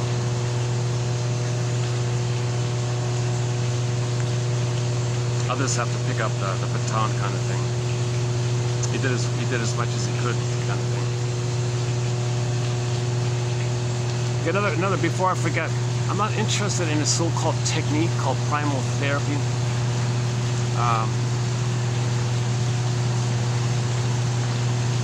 I'm still playing on the safe side. Just get the knowledge and let nature do the rest. He thinks you can bypass your defenses safely and bring up the feelings and experience fully what you couldn't experience when you were traumatized. So in other words, do what you couldn't have done. For example, the baby couldn't breathe properly. Well, now there's air around. Can you get yourself emotionally to that place, knowing you're in the present, knowing there's air in the room? If you can get to hold the three brains like that, like be aware of the three parts like that, present, past. If you can click into that past memory, knowing you're in the present, the system, that frozen baby's still there. That flash frozen screaming baby's still there. Now you can, but in the physiology area, he calls it locomotor breathing. The baby's starving for oxygen. So he does 30 minutes of deep, long locomotor breathing because finally he's going to get the air that he needed. The baby needed lots of air, but he didn't get it when the mother was smoking when she was pregnant. The baby didn't get enough air. He froze up, clenched up. Now, finally I'm going to get all this air. So for 30 minutes, he claims people were doing this long, deep locomotor breathing, like spontaneously. Like just naturally, no hyperventilation, no fainting, no dizziness. It was like a relief. It was a pleasant feeling because you're getting what you need. It's a pleasant, positive feeling. Now, if you miss that place, then you're into hyperventilation. If you don't quite get there. So that's sort of his appeal. Like he kind of maybe led people to think that maybe he can speed things up like that. But I noticed in his later books, he said, no, you can't do it. But we have techniques to safely do it, but not too much. At the same time, you can't do it. He was kind of big like that. So he didn't want to, he kept saying he understood the techniques of how to do it, but he didn't want to put it in the book. You have to train for it. Because in his first book that made him popular, he included a little bit about his technique, but then everybody co-opted it and did mock therapy called rebirthing and holotropic breathing. And a lot of people some people got damaged by it. But so he stopped talking about techniques in his book because people are misusing it to make a quick buck. So we have some of the quotes about the mock therapy, and see, you don't want to buy. See, the way he describes it is, you want to his technique to appreciate this. He called respect evolution. The three brains develop in sequence, right? First brain, second brain, third brain. Okay, first mind, second mind, third mind. Okay, sensation, instinct, survival. Number one, salamander. Okay, mammal, feeling, puppy, chimpanzee. Number two. And the third one is the cortex, the thinking, the ideas, the ideation, the symbols and ideas and all this. No feeling, it's just ideas. So when you got to follow that back like that. You can't jump over. You gotta, like, so you have an idea. Oh, they don't like you. An idea. They don't like you. Okay, well, they step it back. The they is a generalization of the pain of the specific. Okay, when you say they, that's a symbol for the immense pain of the specific. So when you say, oh, they don't like you, okay, well, who didn't? Okay, go back. We'll feel it. How do you feel about that? Like, what's the feeling by that belief? Well, I'm angry. Okay, now you're in the sensations, right? Well, what's the feeling? Oh, you're angry, and now you're going to be sad because you didn't get your needs met. From whom? Yeah, I had needs from one of the parents. Name the parent. Okay, so now you're getting to the feeling part. If you can say, yeah, mommy didn't love me or something. Please love me, mommy. Or what's wrong with you, mother? Or, why are you being so difficult or something? What are you doing? Like, and you're angry. Stop this tricky things you're doing. Stop manipulating. Stop. Can you just be present for me? Can you be there for me? Can you be a mother for me? Can you be motherly for me? And you're getting the feeling kind of area. Now you're in the middle part. And then some people were able to actually re-experience the pre-verbal. Now there's no words. Okay. Now the body's doing some releasing, shaking, or one guy was like moving like a dolphin or flapping like a fish or something, and he was like discharging, not epilepsy, but it resembled that kind of thing. So the body was doing what it tried to do, but it couldn't do back then. So that's sort of this primal therapy kind of thing. And so he's trying to do deep grieving, like he wants people to grieve their losses. And part of the deepest loss is that we didn't feel safe with the mother in the first 3 years, the critical period. So how do we do that? So he's the one guy that kind of promised that or tried to offer that. So everybody flew to California for that. And I don't buy it. I still don't buy how lying in a group of strangers, and most people were doing, they were just, they wanted it, so they were pretending it. They should feel it, so they try to feel what they're supposed to feel. We call that abreaction, and you're discharging tension. So it's dramatic. You're blowing out steam, but you're not feeling it. You're blowing off the steam of not feeling. There's a difference there. A lot of people doing this were just wanted, like people in the Hollywood area. They just want to, improve their acting skills. They thought they could improve their acting skills because if they play a role in the film, they can maybe practice in advance how to be scream and be dramatic or something. Now, if you're in a room full of people like screaming like that, I don't get how that works at all. To tell you the truth. But so what we've been doing here in this 25, well now 25, yeah, 25. Wow, 25. 20 so far is just the knowledge he's offering. So I'm kind of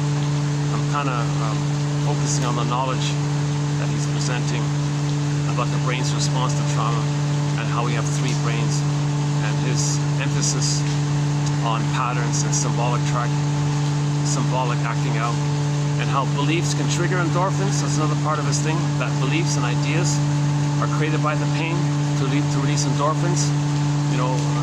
The televangelist on the TV says, oh, you'll be saved, send me money. Well, the belief, like the dentist and the placebo, the belief.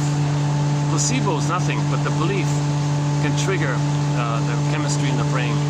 So we can eat cookies and ice cream or something, or the beer or whatever, or sometimes we can just like believe something, and the power of the fantasy that you're safe and one with some invisible breast in the sky, but don't use the word breast in the sky. You're trying to trigger the original oneness you had in the uterus, where you were blissfully one with the mother. And when you were blissfully one with the mother, you were safe. So the baby had serotonin. So trick people to think they're safe with the fantasy, to trick the safety they originally felt to get the serotonin. It's disappointment, pain, endorphins. Pain, endorphins. Serotonin, fantasy, or cookies, pain, endorphins. Serotonin, pain, endorphins. It's kind of like looping around like this. That's called, and this looping around and searching for this looping around is called neurosis. Because we're not living in the present, we're not loving life in the present. We're always searching for symbolic mother to feel the memory of safety, disappointment, pain, endorphins. And we're just looping around kind of thing. The unconscious hope of fulfillment of old unfulfilled needs. Old unfulfilled needs. We have an unconscious hope. It's an unreal hope. Martha Starr calls it a relentless hope. So, back to repetition compulsion.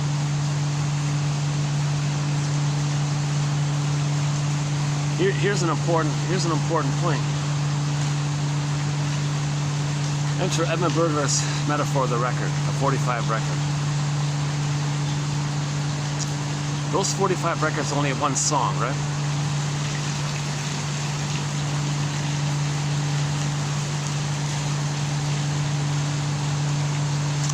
Give me 10 seconds, give me 5 seconds here, hold on a second.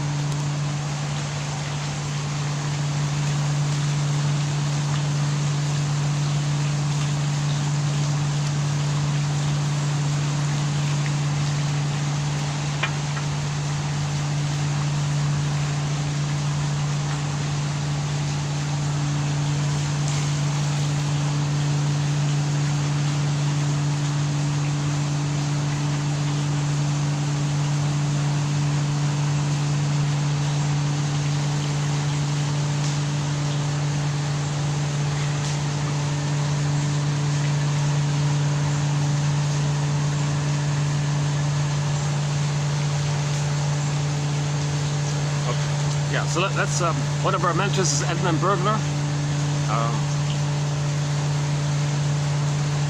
You know, Janoff's quotes are sort of approaching,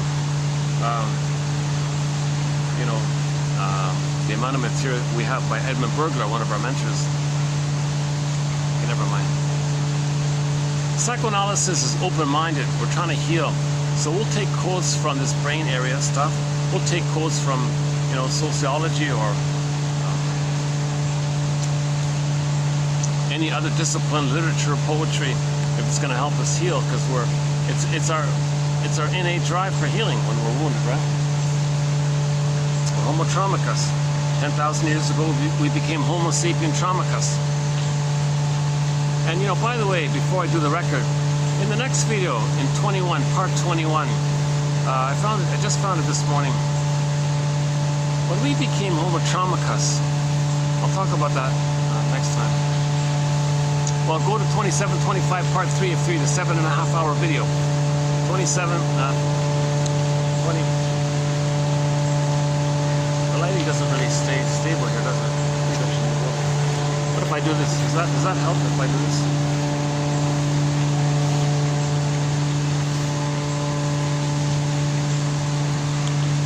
You cut one of the branches so it blocked up and changed the lighting.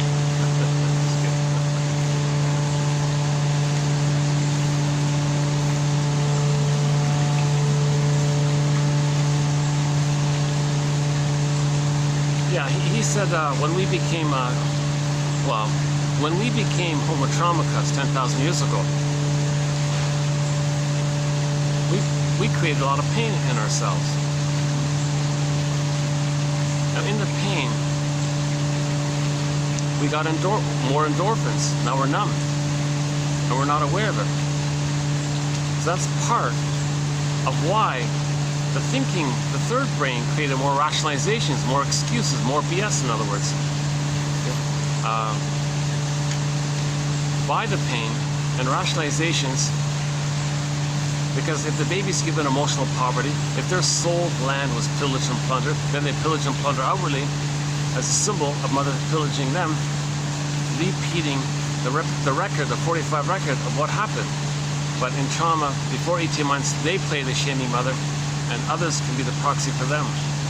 So if there's a pain, like when there's more pain, there's more ideation, there's more ideas. The more pain there is, the more far out the beliefs. So these far out disturbing beliefs of survival and all that, that's because there's an immense pain. Okay, that's just a snippet, so we'll pick up on that one tomorrow.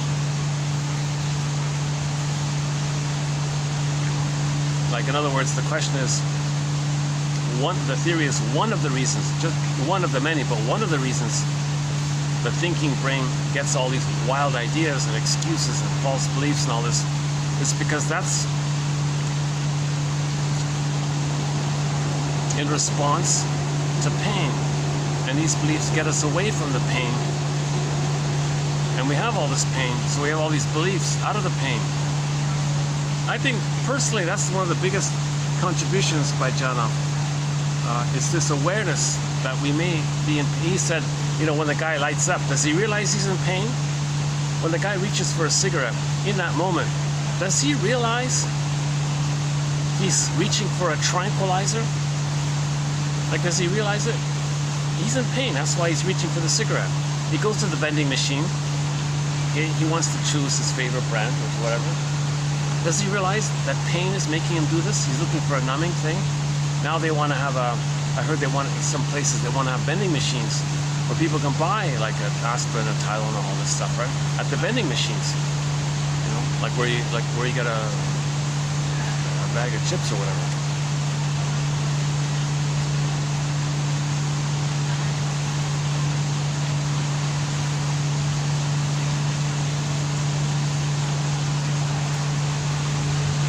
And people are determined to believe these beliefs because Mr. Pain is cranking it out. The more pain, the more wild beliefs. So prejudice, of course, comes from the pain. That's an aberration.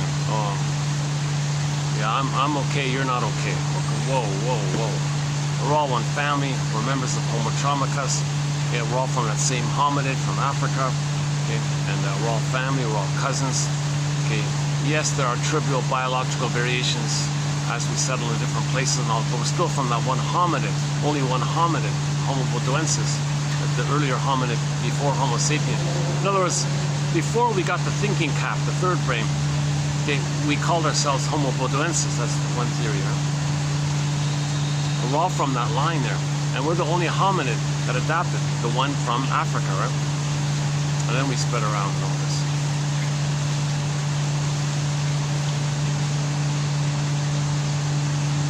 And the real disturbance is to deliberately and actively, purposely, with the ideation, make excuses to deliberately traumatize babies.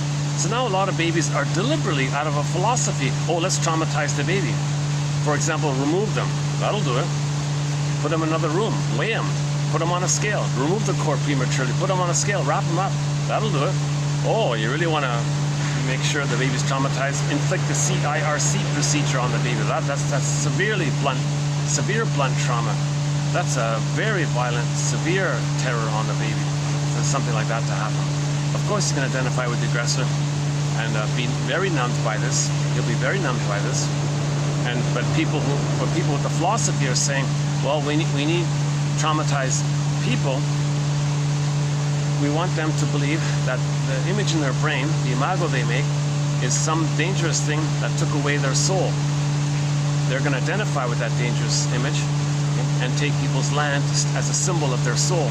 And that's how they're pillaging and plundering, because we went from global village to global pillage 10,000 years ago. Now, the more pain there is with the trauma, the more philosophies and excuses we're making. And we're stuck in this kind of, so that's why we got a pause kind of thing and know ourselves. So Janov's material is helpful, I think. I think Janov's material is helpful, honestly speaking.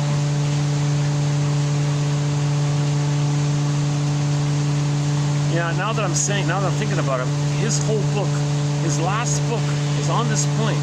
It's called Beyond Belief. Beyond Belief. That our ideations, like our beliefs and all, beliefs when they're created by the pain. I'm talking about those beliefs. So, to not feel the pain, we create a belief to repress the pain. but the belief is created by the pain, and embedded in that, the belief tells us we don't feel the pain. It's called repression. So beliefs repress the pain. So the more disturbing the pain, the more wild the beliefs, like prejudice, like pillage and plunder, and then you make any kind of excuse that's related to the lizard thinking, because the baby, we adopt lizard thinking, quote unquote, the survival mentality, when babies are traumatized. Now, babies can be traumatized in the uterus. Babies can be traumatized in the uterus. There is a thing called prenatal trauma. It does happen. Babies can be traumatized at birth. The forceps and the procedures and the medical and the removing. Okay, if the cords are removed, that'll do it. The bottle's there instead of the breast milk, that'll do it. A lot of babies are being traumatized. Oh, they make excuses. The hospital says, well, that's the procedure. We'll make up some excuse. Klaus and Kennel said, no, stop it. And then, yeah, they changed a little bit after that. Klaus and Kennel made a big help there.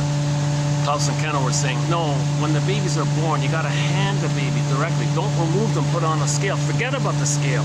Forget about the scale. Don't put them in barring a special or rare medical emergency. All the more reason, if there are complications, to hand the baby to the mother, because if the baby can create a secure paradise, blissful oneness, it can be healed. The birth trauma can be healed, and the prenatal trauma can be. If the mother and the baby can reestablish a rhythm of safety, then the prior traumas can be healed, because it's still in that critical, tender time. Mothers can heal. So why are you going to prevent the healing? Okay, traumatized inside, traumatized at birth, take him away. He's totally traumatized afterwards. Then they create excuses. The excuses, well, we need traumatized babies to grow up and pillage. Why? Because my mother pillaged me. So I want proxies to pillage and hand over, and the people in poverty, because I feel impoverished. That's a symbol for my inner poverty. I don't want to feel my inner poverty. Others can be in poverty. I can be a symbol for my inner poverty. That's me telling the world, look, world, my mother gave me emotional poverty. If they give others all this poverty. So that's a whole topic. Again, 2725, part 3 of 3.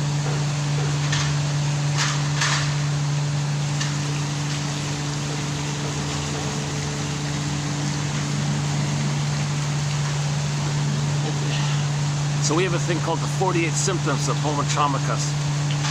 It takes me 7.5 hours to kind of do it properly.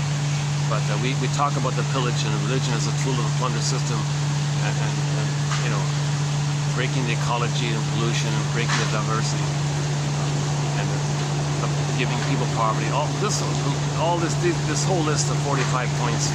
It took me 7.5 hours. If you want to run through it, the most recent run through of the list was back about 2 months ago, 2725, part 3 of 3. But I'm thinking, you know, maybe in the next video, part 21 of Janos 21, there's a point about the more pain there is, the more the more beliefs there are.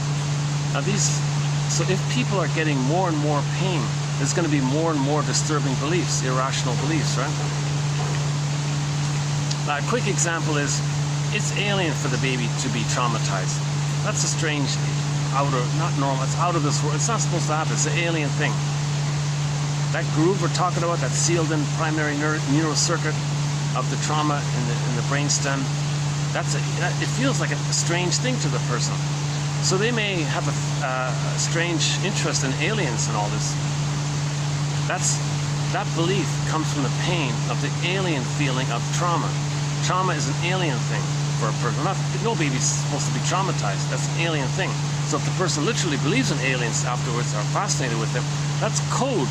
That belief was created to stamp, press down, make the person unaware of the pain of the alienation of that birth trauma, which at the same time, coincidentally, makes us alienated from our true feelings.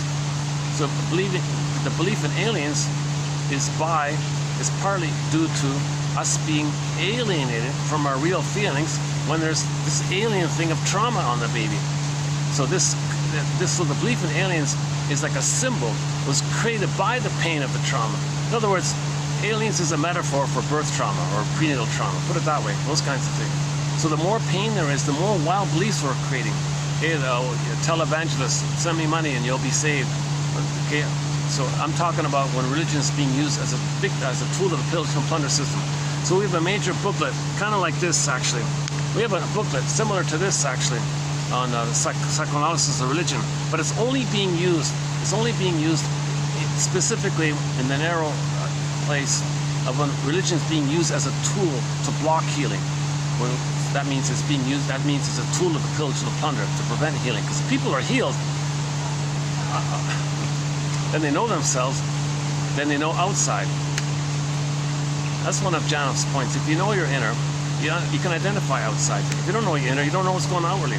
That's why you see all these like false flag things. Nobody knows it because they don't know within. If you don't know your inner reality, you don't question. If you don't question your inner reality, you don't question outer reality. So all these false flags are taking place. The pillage and plunder. No one, not many people kind of question because not many people have an interest. They're just too much pain to know what's within. They're too busy running to the vending machine or something. So that's the problem. That's Janow's lesson here. And you see, the people doing the pillaging and plundering, if you call it out on it, they got to face the pain. Pillaging and plundering is a symbolic repetition compulsion of doing to others what your mother did to you with the fantasy that you can win mother's love. It's nonsense. We're very psychotic. Do you think destroying the planet is gonna,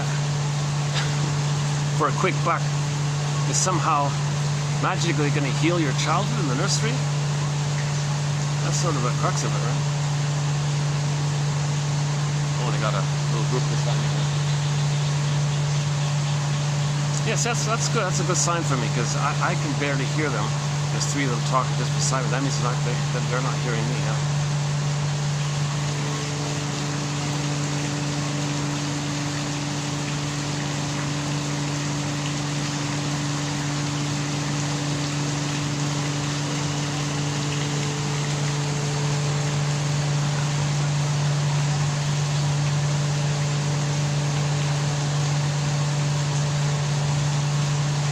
Once the swan was right by there, he was poking right there. I mean, asking me for food.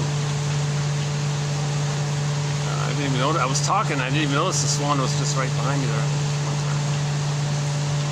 The heron is also a companion animal to our collection here. The heron, the loon, the mosquito, the bumblebee, the gecko, the cat.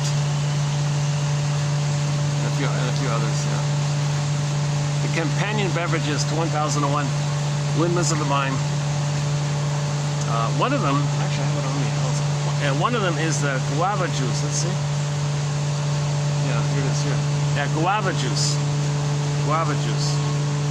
Let's see if I can cover up let me cover up the brand. Yeah, there it is there. Let's see. Guava juice. Yeah, that's a guava. That's a companion. That's a companion beverage to our collection. It's been a big help to me personally. It's kind of like what spinach is for Popeye. Guava juice is for yours truly, your humble compiler here. Tangerine juice is another companion beverage. Egyptian licorice mint tea by the Yogi Tea Company. Specifically that flavor with the three names in it. Egyptian licorice mint. That's a great product. And we've got a couple of other. Just a fun little thing I'm adding on the side kind of thing.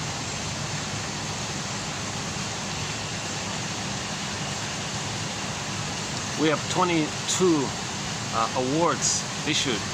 Golden Windmills of the Mind awards issued to various books and audio-visual material, articles and so on. Paul Libby Russell's 5 articles on repetition compulsion, that has won a Golden Windmills of the Mind award. Chapters 8 and 9 from Morton Keeson's book, Affect, Object, Character Structure, those 2 chapters as a unit, that has won a Golden Windmills of the Mind award. Bob and his Enlarged Amygdala, the comedy film, okay? The Odyssey one with Armand Assante, another one. Again, the list goes on, like the painting Stepping Out by Roy Lichtenstein, that has won as well. That has won one as well. And the list goes on.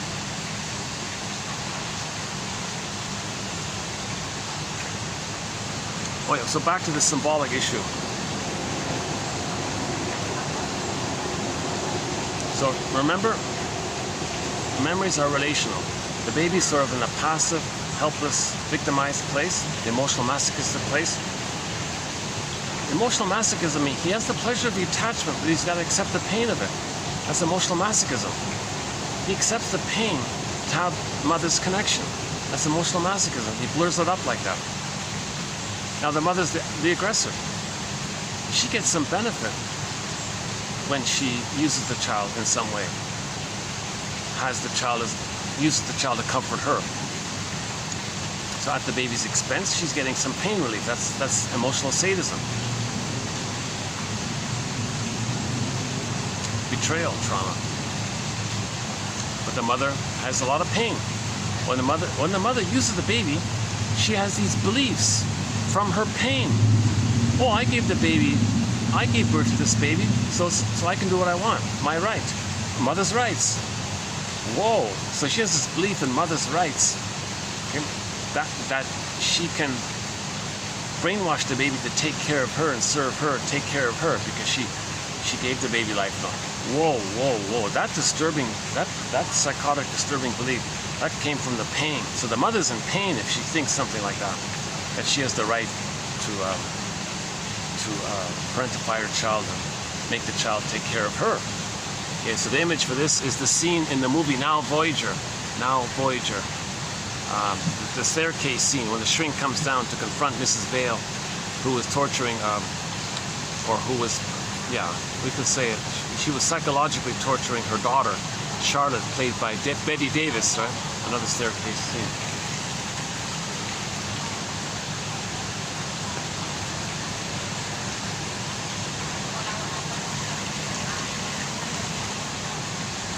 All the lights are, oh yeah, they're preparing. Okay, there's going to be, yeah, every night there's something going on here, almost. They're putting up new lights, so. Okay. Yeah, it's a nice place, yeah. Nice staff. It's nice. I can only use this place when it's not too hot, right?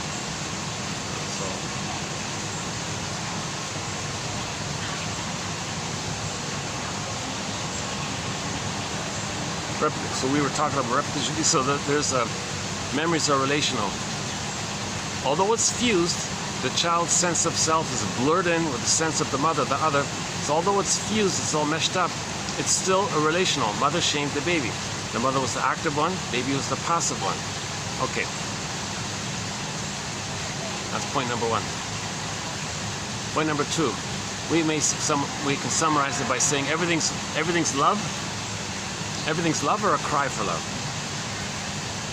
If the child gets a psychological birth, has his conscious ego, his differentiation, his feelings are there, expresses himself, his uniqueness, that's considered love. A path with heart, pleasure, joy runs the console, meaningful, pleasure, okay, generative man, he's going to be an elder serving, and he's loving life.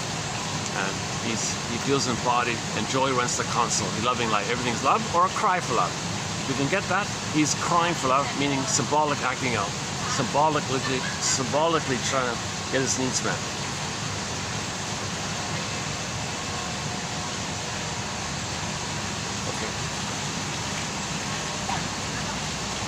Okay, let's back up a second.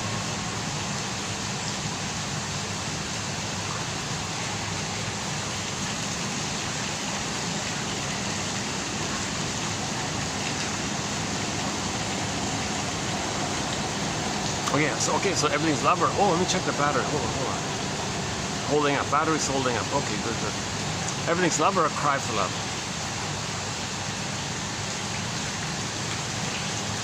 Imagine this cry for love as a song, put into song, like pressed, grooved in on a 45 disc record, a 45 vinyl music disc record.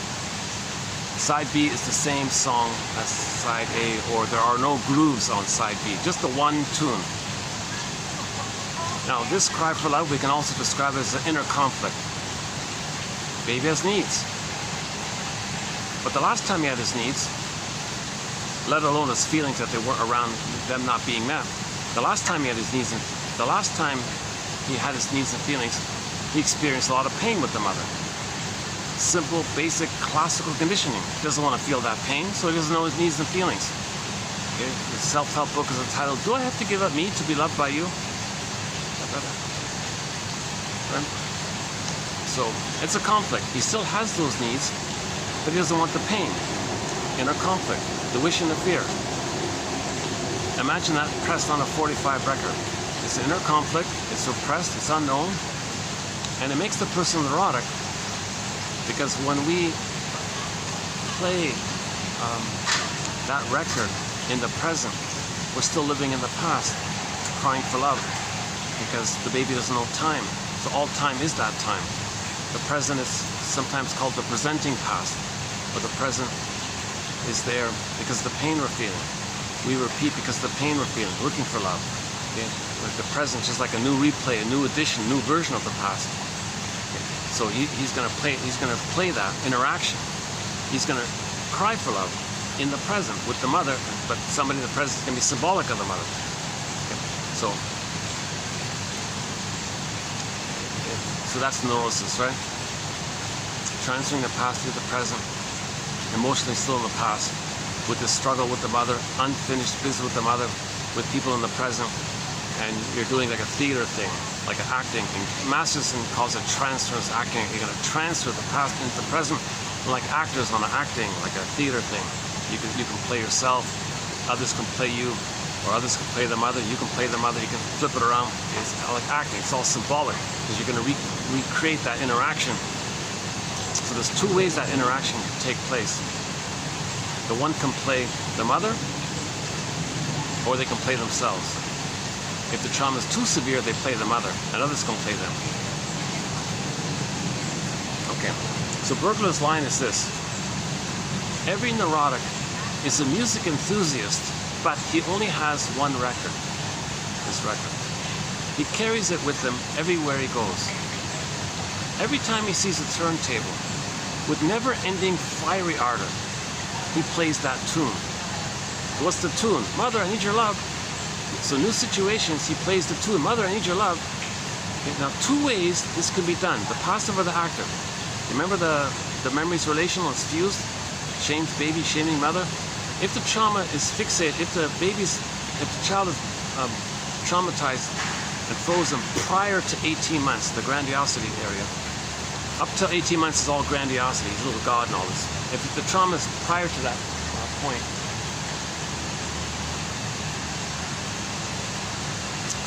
sorry, hold on a second. Maybe I should bring yeah, new lights, huh?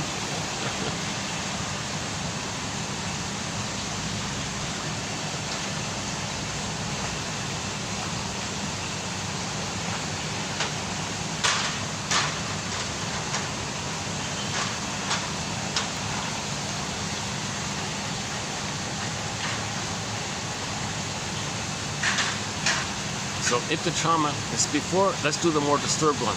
If the trauma is before 18 months, meaning the mother was consistently malatune, again and again, misattuned, malatune, not around, using the baby, not around for the baby, whatever, okay, old cunning tale. Again, it's a strain on the child. He can't take it anymore. So if he's fixated prior to 18 months, what he does is his shamed, real, unloved self, to not feel the pain of it, he will say others are no good. Others are what he's feeling. That's called member projection at the beginning. So he'll project his true, wounded, flawed, defective, pain, unloved, no good, quote unquote, okay, onto others. Oh, they're no good. It's not gonna, he feels like that. See, the they is generalized to the specific him. So he'll say others are no good. What does he have left? If he totally rejects his soul, yes, it's wounded and unloved, but it's still his soul. It's still who he is. But if he rejects that, what has he got left? Oh my God. Okay, he regresses and takes refuge in that old archaic, once upon a time, in the uterus, he was on the throne. In a blissful oneness, he was a king. So in the uterus, all babies are little kings. They're on the throne. His Majesty the baby was one phrase for it.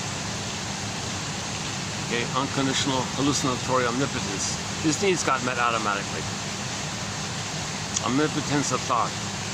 Okay, food gets sent down automatically. Okay, down the center vein in the cord, where the baby's waste elimination. It spirals up the other two veins to the placenta. The placenta takes care of everything. All of his needs met. His eyes are closed, floating around, this oceanic feeling, oceanic bliss. He has his identity, he has his golden ball. He's blurred in with the mother, and he thinks that the mother's him, one with this big power, special, chosen. Oh, again with that goddamn chosen. So the baby feels like kind of chosen or special, like he's one with the powerful everything.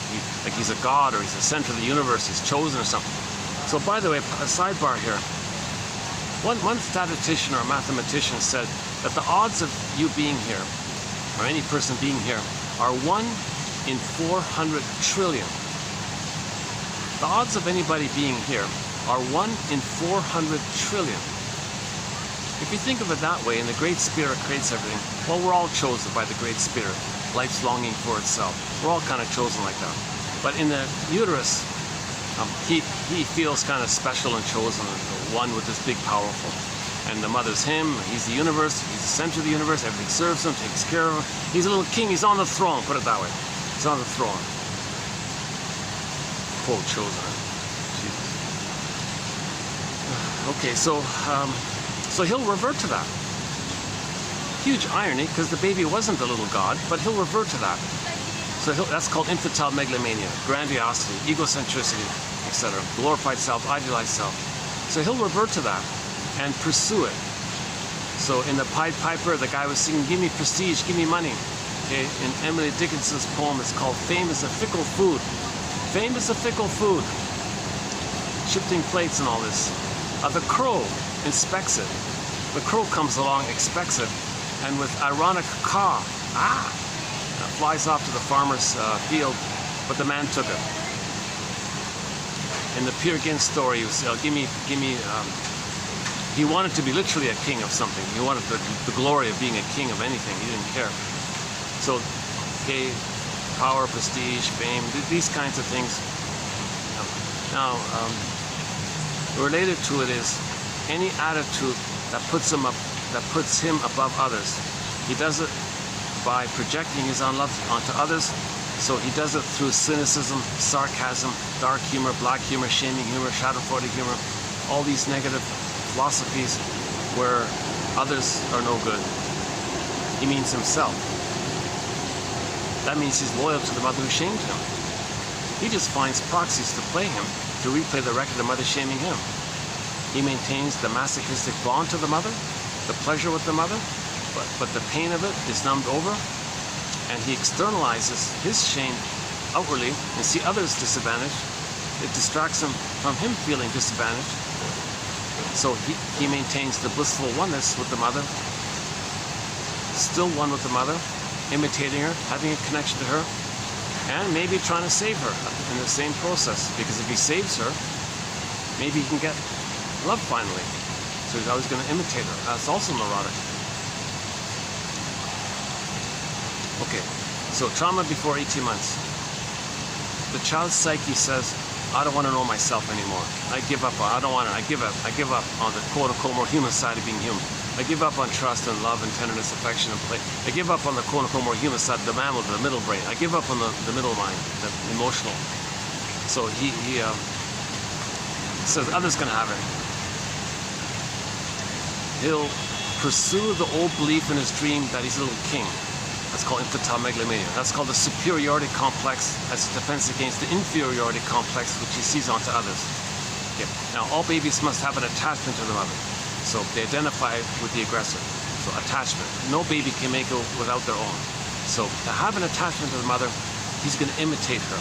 That's their connection to the mother, if they imitate her. Because if they imitate her, they're still one with her. And if he's still one with her, he has her. And if he imitates her, he thinks he's providing mirroring for the mother, letting the mother feel seen and loved so that she can have the experience of having been loved, so in return she can love the baby and he can know himself.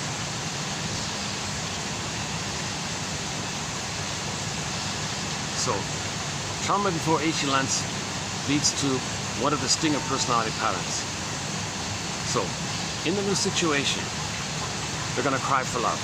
Every new situation, we cry for love. Okay? Symbolic, what was it again? Symbolic, unconscious hope of fulfillment of old unfulfilled needs. That's a pretty good way of saying it now.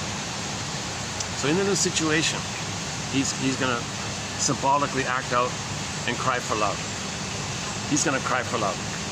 So the memory, so he's going to replay the record. The record was mother shamed him. He cried for love, mother shamed him. He cried for love, mother shamed him. It's a new situation.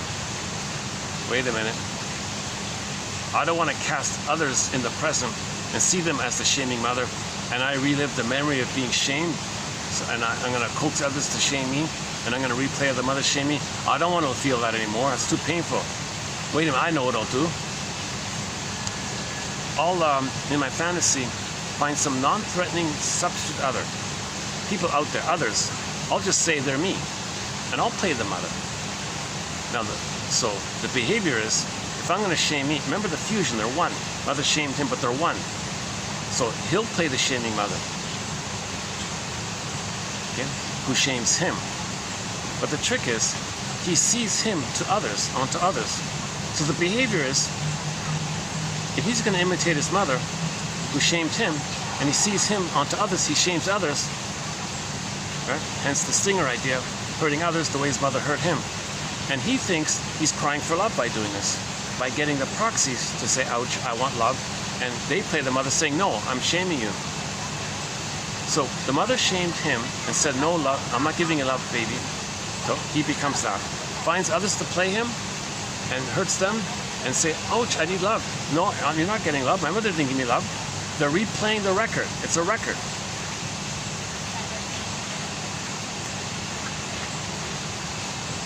Now, that's just part of it. When he shames the innocent person, and they say, ouch, and all this, at that moment, the person doing this feels on some level the memory of mother hurting them. But they're the mother, but they're the active, aggressive mother who did it.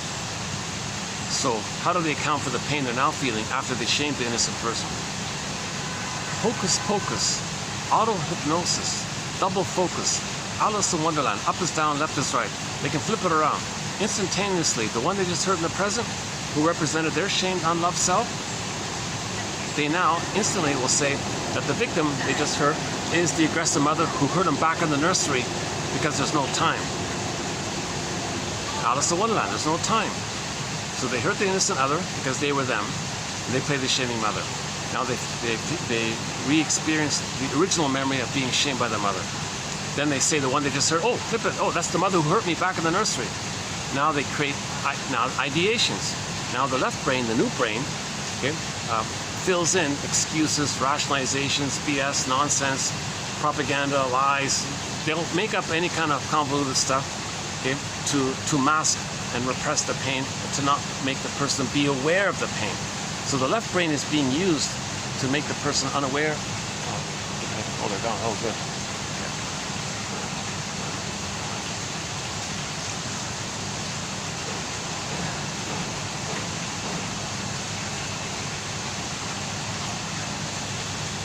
Yeah, I'm still sweating. Yeah, sorry if you're seeing me sweating here. It's been a constant problem. Maybe I need to move to a cooler place.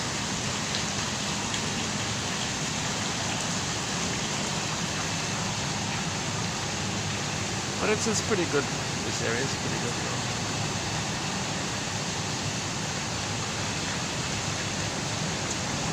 Oh my God! If anybody has a cottage, waterfront cottage, please get in touch with me. Or any quiet place with a view, maybe a little bit with AC air conditioning, and where I can play the music.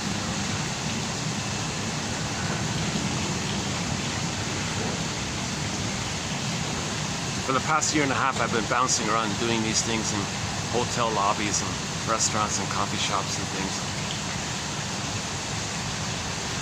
So that's why some of the videos are kind of long, because I get interrupted easily and I bounce around looking for new spots and things. Plus, I'm dealing with my basic anxiety, right?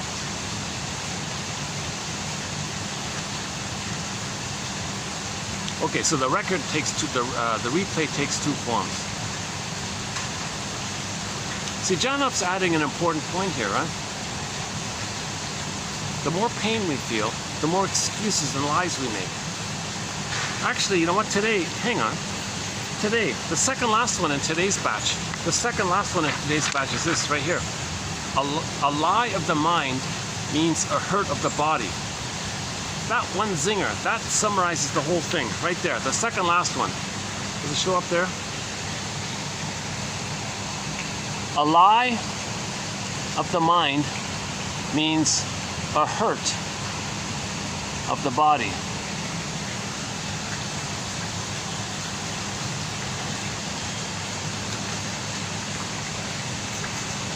So that's what sales, that's what lies and propaganda is all about. Public relations is all about. Creating lies, selling lies, and those who are good at it have a lot of pain. Edmund Burgess says, oh yeah, a lot of people in this industry have a lot of pain. So they can come up with all these lies easily and make it sound convincing.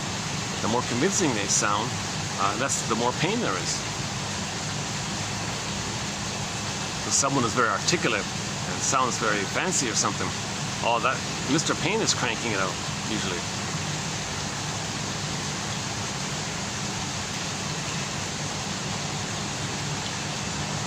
If the lie is trying to persuade you to believe what they're saying, that's called identification with the aggressor. A symptom of trauma. Baby doesn't know himself. He just plays the mother all the time, and others can play them. So he goes through life hating the quote-unquote more human side of being human. He hates joy and sadness. He only knows the struggle, the survival with the mother, and replaying it over and over again. That's all he knows, kind of thing. Hence, we need these quotes. These quotes are like a mirror to see us, so we can know what's going on with ourselves, and we can, okay, now we know why we're doing these irrational things. One quick simple quote about it was the pessimism one. Janup says, don't think if you know somebody who's pessimistic all the time, they have all these little bitter jabs and little shardy kind of comments or put down statements and whatever. Don't think of it just as coming from the new brain, the cortex. Imagine the pain is creating it. They're churning it out. And Mr. Pain is holding a dictionary of put-down terms, and every time they spin the crank, they're spitting out one of those insult terms. So the person is very pessimistic because the pain is constantly cranking it out. So the ideas and the beliefs are coming from the pain. That's another way of saying it. If the trauma takes place post 18 months, where the child doesn't identify with the aggressor, and he's able to let the grandiosity dissipate. Okay, so in the developmental process, you got the paradise in the uterus, you got the birthing time, the extended paradise from birth to 4 to 5 months, the grandiosity, the world is my oyster phase, 4 to 5 months to 18 months. At 18 months, okay, that grandiosity dissipates, the conscious ego is developed enough to know the reality that we're all people. We're all one family, we're all wounded family members, we're all cousins, etc. Now the reality that everybody's a person in their own right, everybody has feelings, everybody has a story, everybody's looking for love, everybody's in pain maybe, everybody's loving and trying to heal. This whole more three-dimensionality of things, this more humanist area, they have that place. Now it's still wounded. They hold on to their soul and say, I'm not okay. And in the beginning, all babies make it so that mother must be seen as okay. So they maintain that I'm not okay, you're okay. Let's sidebar here, let's twirl around here a bit. In the very beginning, when the baby's coming out and he needs mother's love and she says no, the child thinks, oh, something wrong with me? Am I defective? Am I not worth it or something? Why aren't you giving me your love? Now the baby must see the mother as good, even if she's hurting him. So to account for that,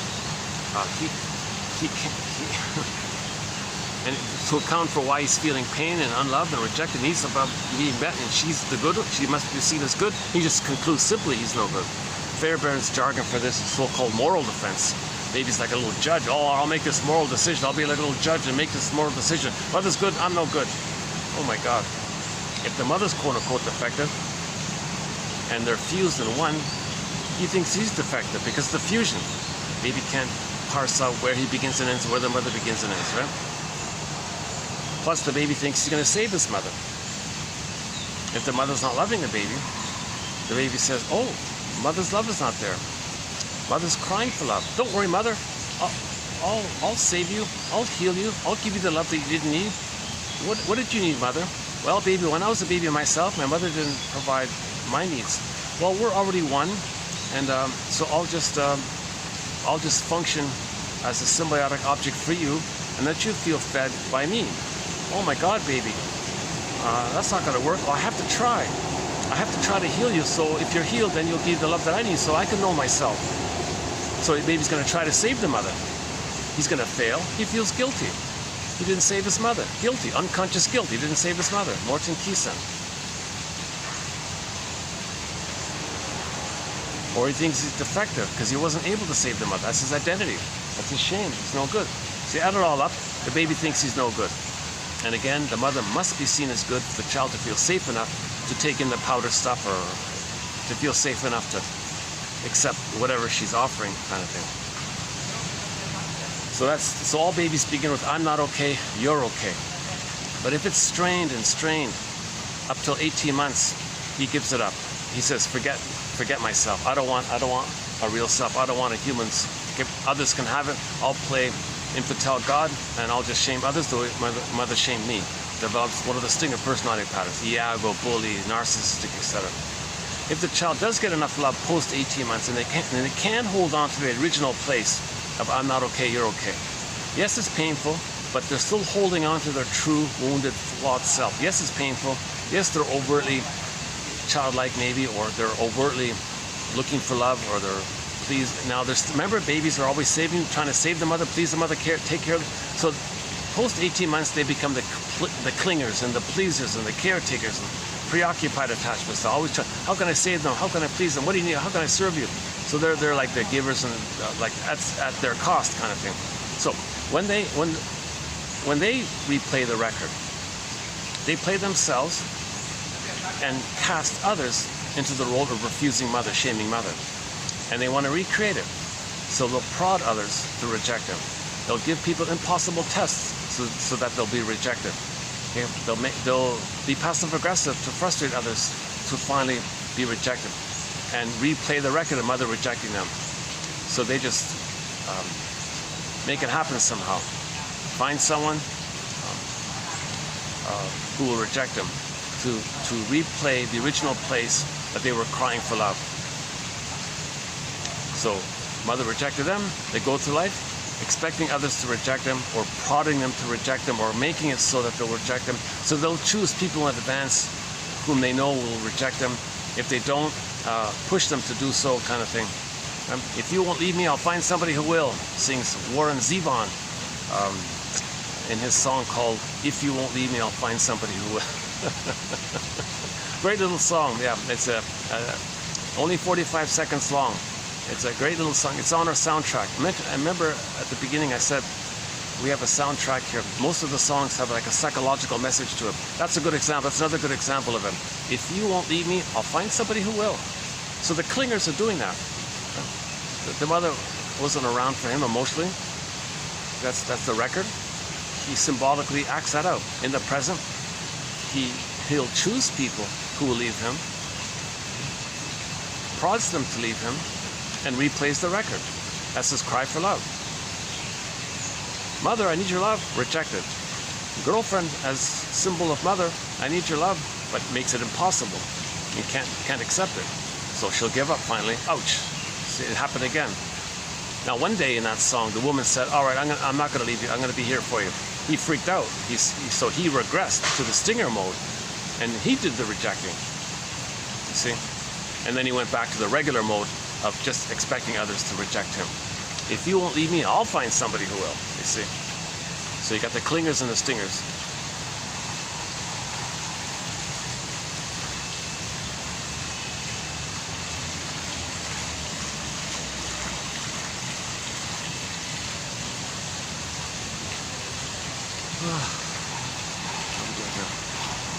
Oh, my last video, oh my god, yeah, that was a tough one. Yeah, my last video, yeah. That was a little bit unusual, my last video. It was done late at night, up almost till midnight, you know, I'll tell you. And it was a night one, a rare night one that I did. The lighting wasn't very good in that one. But the discussion, you know, there was some... If somehow my anxiety doesn't, you know, trigger someone, I guess, there was some interesting points made. The more practical, efficient thing to do would be not to listen to any of my videos, but since there are 1,000 videos, search for your favorite quote out of the 10 in each video. So 1,000 videos times 10,000 quotes. Okay, so pluck 1 per 10, so get your own 1,000 quotes. That's a good starting point for the hero's journey, I think, to create your own customized, individualized 1001 windmills of the mind. I think that's a good starting nest point, you know.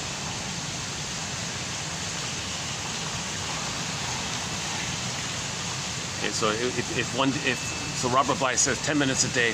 So if 1 video a day, 1 quote a day, 3 years, so that's an exercise for 3 years. So there's enough material here to do 10 minutes a day. Robert Bly says, forgive psychology, the study of the soul. Forgive psychology for its jargon, just forgive it. Read psychology every day for 10 minutes. So that's what we're offering here. So this project is sort of like like an extension of Robert Bly's advice, I think. Oh yeah, Robert Bly's audio has won a Golden Windmills of the Mind Award. Not so much the poetry stuff, but the psychological interpretations of myths and fairy tales, right? So the Faithful John one, and the Iron John one, of course, and several others. And his talk about shame and the shadow, the human shadow, right? You know, he's the guy, he's really the first guy to really, you know, present the idea of the shadow. Right? His metaphor, it's the bag that we drag behind us. He says by the age of 5, our true self, our who we'd be, how do we be loved? That truth, that missing true self, it's kind of like it goes into this bag, like shadow. We don't see it, it's behind us, we drag it like shadow, unknown, dark, and it's in there. It's undeveloped, it's lost. Go I know not whither, bring back I know not what. In myths and fairy tales, like a forest, unknown place, need a lantern. And we spend the rest of our lives trying to reclaim, get back in what we put in originally. That's the hero's journey, okay, so healing and wholeness and healing are synonymous. If our real self is lost like that, we don't feel whole. So we want to get back the real self as best we can. We feel more integrated, more whole. That's healing. We're healing it for more, if there's more fluidity. Janoff puts it, if there's more fluidity with the 3 brains, like there's more of a harmony there, the unconscious. So when we get something from, when we reclaim, resynthesize, get back, that's Hermes flying across with a message, right?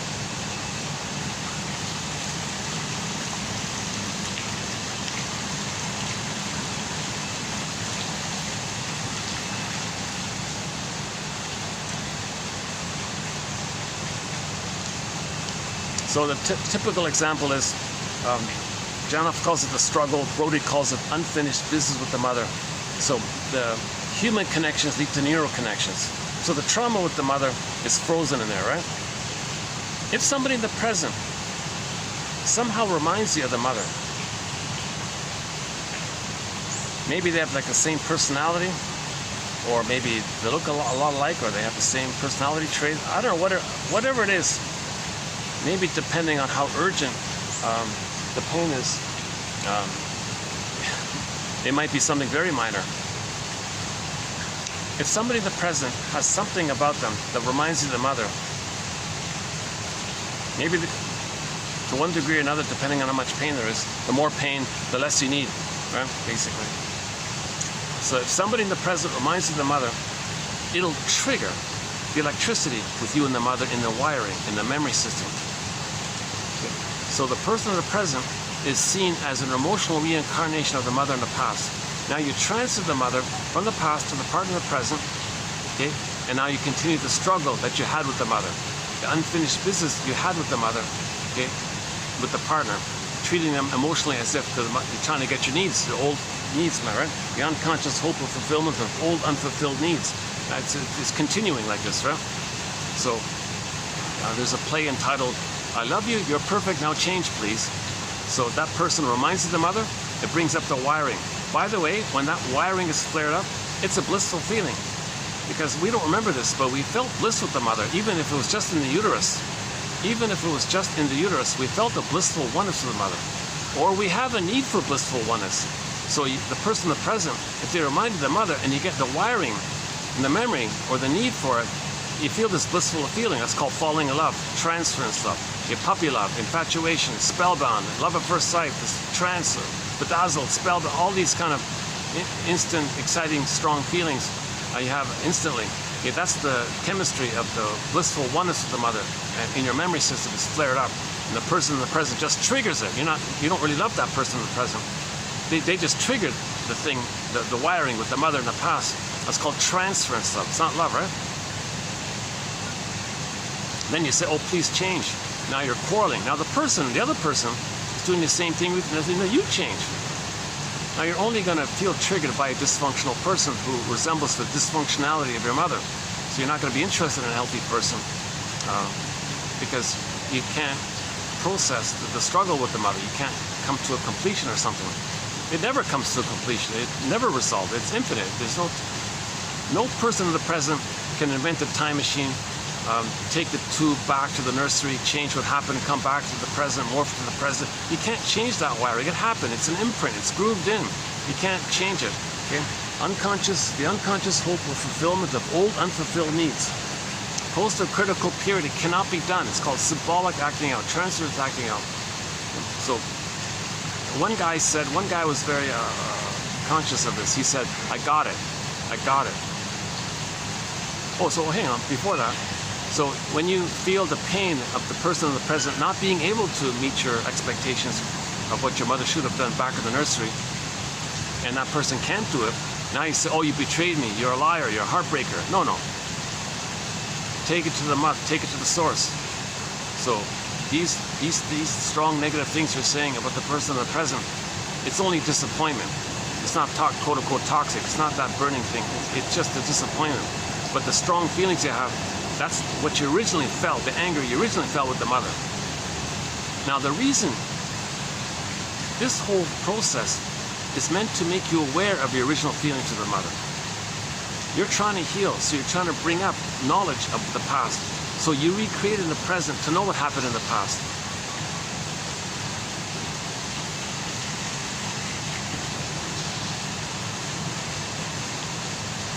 And one guy said that, I get it. This person just like my mother. And I'm trying to get the kind of love that my mother should have given me. Oh my God, that person cannot invent a time machine, I can't get it. But she's just like my mother. My mother never gave it to me. And she can't be my mother in the past. Oh, I get it. It's impossible. It's an unreal hope. It's an unrealistic, relentless expectation. So he said, and I did it to learn this. Okay? That leads to the death of unreal hope is the birth of new life. So there's the rebirth motif. The death of this fantasy thing that somebody in the present can be the good mother that was either back in the past, the loss, the giving up that, the death of that, the loss of that, the crashing of that, so to speak. Now your energies is for something, oh, you're free to be realistic in the present. You don't have to be bogged down with replaying the past in the present, trapped, being a prisoner of your imprint, prisoner of pain, prisoner of childhood. Okay, now you're free from that, so you have the new life. The new life. As Alice Miller's book is called Prisoners of Childhood, and Janoff has a book in a tip-off to that called Prisoners of Pain. Right? So when you give up this unrealistic hope, you're free from that. imprint. So you're free now. You have a new life, kind of thing. You're out of that quote unquote prisoner of imprint or something. Oh, there he is.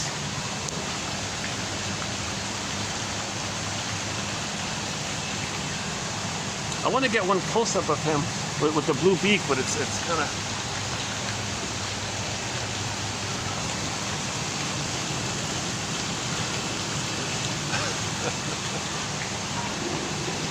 Oh, that's not the one. Oh, unless when they're older, the black and white feathers. Oh, it must be a different bird. Yeah, so one bird has black and white feathers on the underside when they fly. Another bird has a blue beak, but with no. Unless when it gets older. Okay, never mind. How are we doing here? Let's see. Let's check the time.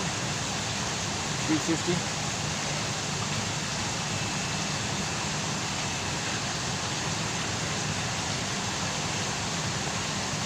Yeah, so once again, the person in the present disappoints you. Okay, all that strong feelings you have. Okay, it's coming up to you how you felt with the mother, that you were betrayed by the mother. So you say to the person in the present, you betrayed me. No, the mother betrayed you. It's a disappointment. Now that person in the present is going to say the same thing to you. No, you betrayed me. No, you betrayed me. You're both competing to see who's going to be the good breast mother experience for the other back in the nursery. It's nonsense, right? Now, if the two people are conscious of all this, if they're aware that they're kind of like in this condition, and they talk about things and make I statements, and this came up, this reminded me, this came up, this reminded me, they could be friends like that. They could be soulmates and heal together, you know. Now, only clingers will do this, usually speaking. The clingers will do this. Post-18 months will do this. Stingers give up on that.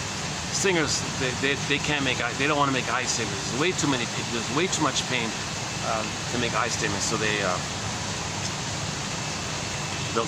they'll aggressively mock any feelings and get over it. And don't be such a baby. And that's what the mother said to them. The mother said to the baby, "Come on, baby. Don't be such a baby, baby." Whoa, whoa, whoa, whoa. She herself is in a lot of pain because seeing the baby in pain triggers her lost pain, and she's just remembering what had happened to her. And she identified with her, the grandmother. Intergenerational trauma.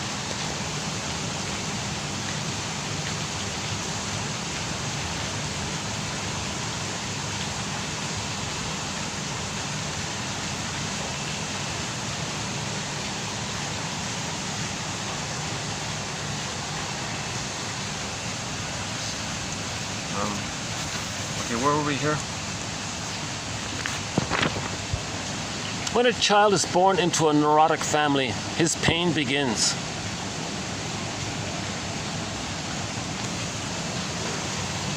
We don't want the baby to have the beginning of pain while he's in the uterus. Jana makes a big point about this. A lot of babies are experiencing hell in the uterus. Yeah. So in the uterus, if they're feeling hell in the uterus, they're fighting with the sea monster. In the Odyssey, he saw the sea monster.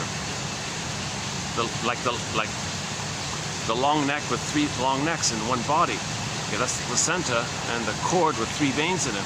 The baby's enraged at that and sees the cord and the three veins and the blurred placenta as a sea monster. So the storytellers would create a sea monster character to represent prenatal trauma, that the baby was in pain and he's enraged at the first. So the first mother in that point, he would recognize his first mother as the cord and the placenta. If the baby's in pain in the uterus, the first mother is the sea monster. If he's in a happy place in the uterus, the first mother is the music. He hears the heartbeat, mother's heartbeat, the pulsating of the cord, the bass line, and some kind of melody with the blood flow of the three veins, one straight, the two of the spiral. It's like the treble clef sign or something. Like the melodic. Mott thinks it's melodic.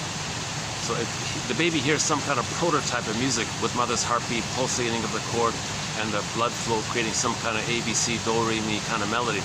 So Grassi was saying later on, when we play music, it triggers the time when we heard that old music. And when we heard that old prototype of music, we were in bliss. We had a blissful oneness. So it was a happy, we were in the Garden of Eden. We were in Shambhala, Shangri-La. So music reminds us of Shambhala and Shangri-La, right? So music, Grassi calls music the master emotion because it triggers when we had all our emotions, i.e. the golden ball. Hence we love music so much like this, right? So when a child is born into a neurotic family, oh, he does have black and white. Yeah, I saw him fly by. He does have black and white feathers underneath. I didn't see it last time. Yeah. He flew right across the table, right in front of me here. Maybe he smells the coffee. What's the answer? I've got no food.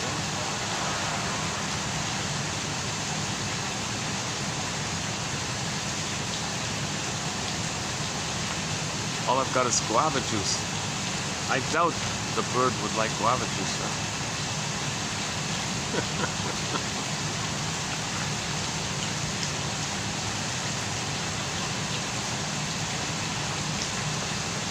So we don't want the baby to experience pain in the uterus. Okay, knowledge of the womb. There's a book called Knowledge of the Womb, okay, by a famous shrink from Greece. Plus there's a guy from Germany, Ludwig Janus, is that right? His book there. Then you got the work of all the perinatal psychologists like Frank Lake and Francis Mott and Otto Rank, okay, and so on, right? Janov, of course, as well. And the whole branch of psychology called perinatal psychology, prenatal psychology, that whole branch there. Yeah. And part of the pain is the mother clenches up. If the mother is disconnected from her own body, or is afraid to be a mother and clenches up, the tightening causes mother pain. The mother not allowing the natural flow causes pain. Her resistance to the natural birthing, which isn't painful. A natural birth isn't painful. It's a mild, minimal pain when the baby's coming out, but it's not like scorching pain. But if the mother's feeling that kind of pain because she's clenched up and disconnected from herself, smoked and disrupted the baby's stress, the baby's all stressed and revved, things are messed up, the baby's physiology is all confused, and the rhythm is broken with the mother, and the baby's trying to come out, but maybe it can't, because if the mother takes painkillers, it breaks the contractions. The natural contraction process won't come out. So now we're stuck in the canal kind of thing. If things are all confused like that, and finally the mother says, "Oh, give me more painkillers," the child can't do his thing to come out. He's drunk already, like he's whooshed, like.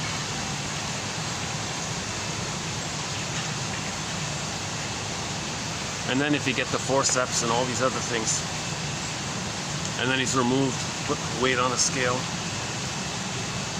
Ay, ay, ay. And then the mother doesn't form a secure attachment with the baby. Look at all this pain right off the bat. Poor baby.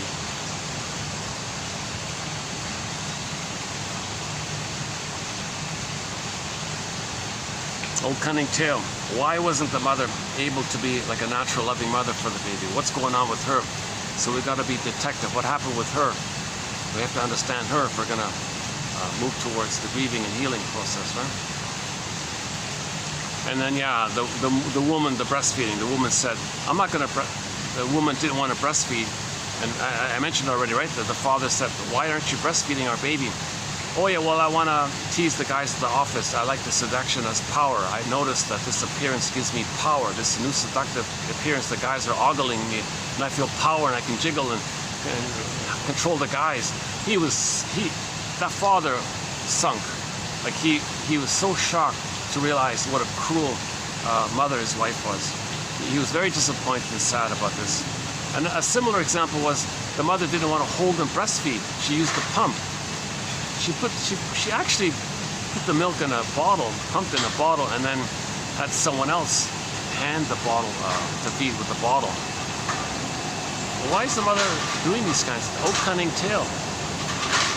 Sometimes she feels resentful. I'm not going to give love to this child. I never got it. I don't have it to give, so I'm too angry. So some mothers are just very angry, number one. Sometimes the mother thinks the kid interrupted her career or something. Or the expectation, the entitlement that she can use the baby to take care of her.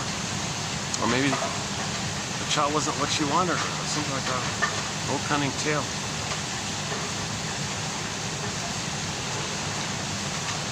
And if the mother's filled with hostility herself, she can manufacture an excuse to discharge the tension of the pain she's feeling by always saying no to the child. Don't do this, don't do this. Right? She just makes an excuse. Oh, this could be dangerous. The child is just picking up a leaf, wants to look at the leaf. No, don't touch that leaf, it could be dirty, don't touch it. Like she's just making it up, right? So she's manufacturing what's called like a psychological false flag kind of thing. The child did something that triggered her, that upset her. Then she has the excuse to lash out on the child. And then because of the pain she's feeling, she cloaks it over with excuses. Oh, that leaf could have been, someone could have stepped on it with their dirty shoes. Who knows? She'll just make up stuff. Doesn't care. But this child now, with all this pain, okay, his real self repressed, frozen, emotional coma, emotional hypothermia. But the needs are going to come out some way. Okay, he needed the nipple. Not there, he uses his thumb. That's neurotic. Any child who's using the thumb, okay, or a pacifier, okay, that's a trauma. The pacifier or the thumb, that's neurosis. Or in the case of kindergarten, he's fighting with the other kids, same kind of thing. And let's do the next one here. The feeling of danger is processed in the limbic system, okay, the first two brains, while the realization, the catastrophic comprehension of the danger is formulated elsewhere in the frontal cortex. We can separate our consciousness from our feelings so that we eventually do not know what hurts us. So there's the famous kind of compartmentalization. The pain is there, but our cortex makes us unaware of it, but it's still there. So it helps us to function because we can't always feel our pain. So the left brain creates ideas and excuses and beliefs which functions to repress the pain. So part of the reason of the cortex being there is to create ideas to repress the pain because we can't feel the pain. So when babies were traumatized with much pain, it blew up the left brain. So we grew up the cortex to create fancy excuses to repress the pain. That's part of it. So that's it's like a so-called survival idea.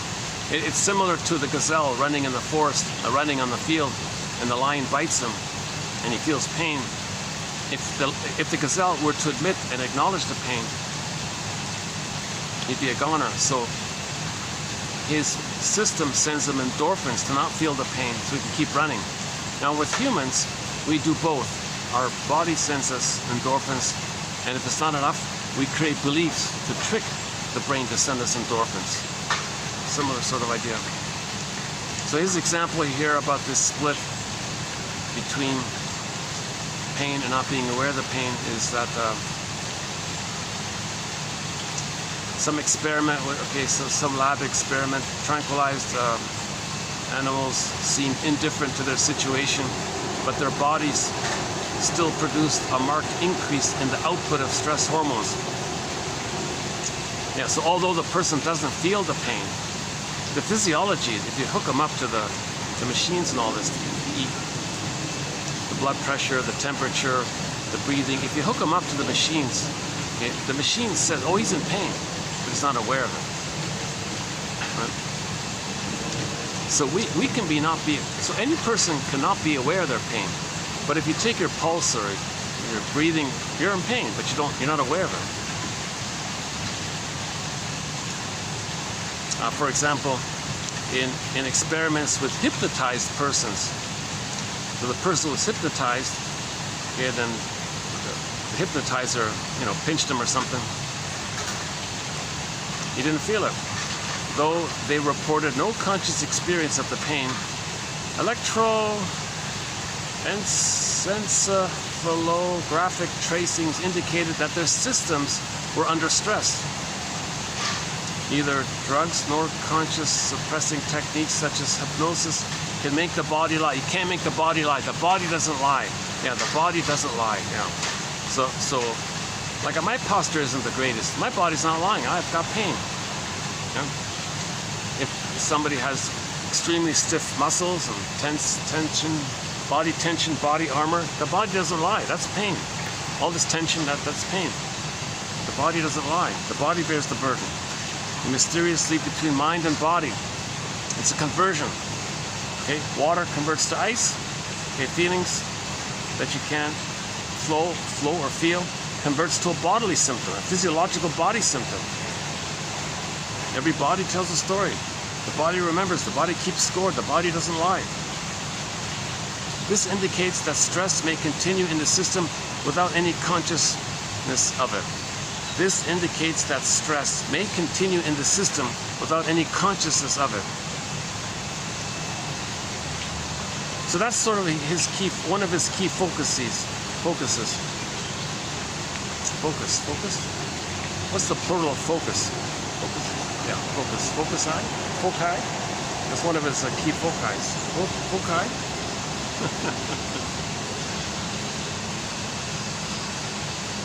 Is that we're not aware of our pain.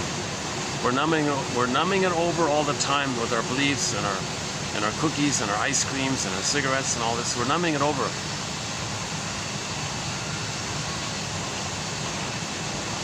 You know, just to make the point, you know, one guy wasn't convinced. He said, "Yeah, and one guy made. Oh, sorry.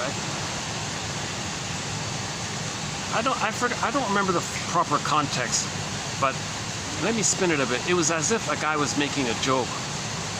Every time he takes a cigarette, let's imagine a cartoonist taking a cigarette, just about to light up a cigarette, and his buddy is there. Hey, what are you doing? And the guy says, and he's going to light the cigarette, well, I want to give myself a lobotomy. Like slow, gradual lobotomy, right? Like a cartoon. I'm just making up a cartoon. So I think Janov was trying to make this point that we're trying to numb the pain. If you keep numbing the pain again and again, numb, right? Then beliefs are wilder, more excuses. And think about what is it, the Borg, right? The lady only had a head, no body. It was just thinking. Like there's no feeling.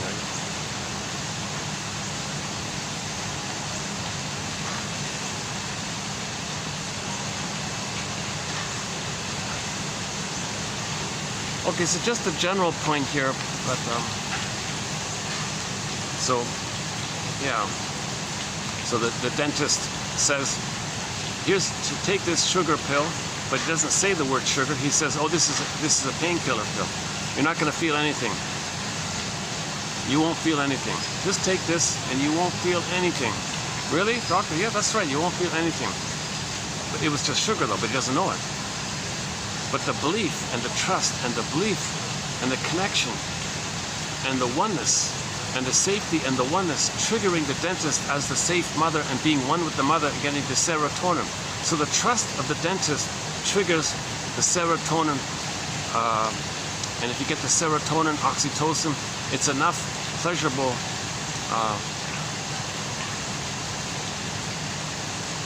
it's enough safety.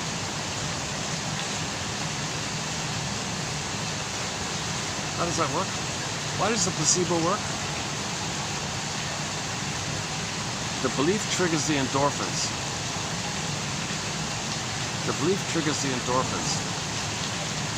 We have beliefs in order to trigger endorphins. The purpose of beliefs is to trigger endorphins. So sometimes a hypnotic, charismatic person, someone who's trying to cheat you or lie to you, may find an intuitive way to make you believe something called trance logic.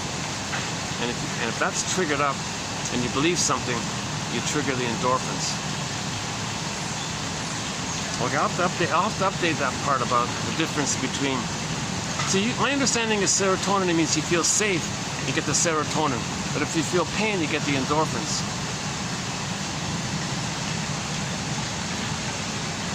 and then dopamine for the chase, serotonin from the catch, right? The substrata, what's the, yeah, we're not doing the lighting. I'm struggling with this. I've been struggling with lighting this whole time. Maybe I need a new camera after all. How's this? Let's try this for a bit. Hold on a second.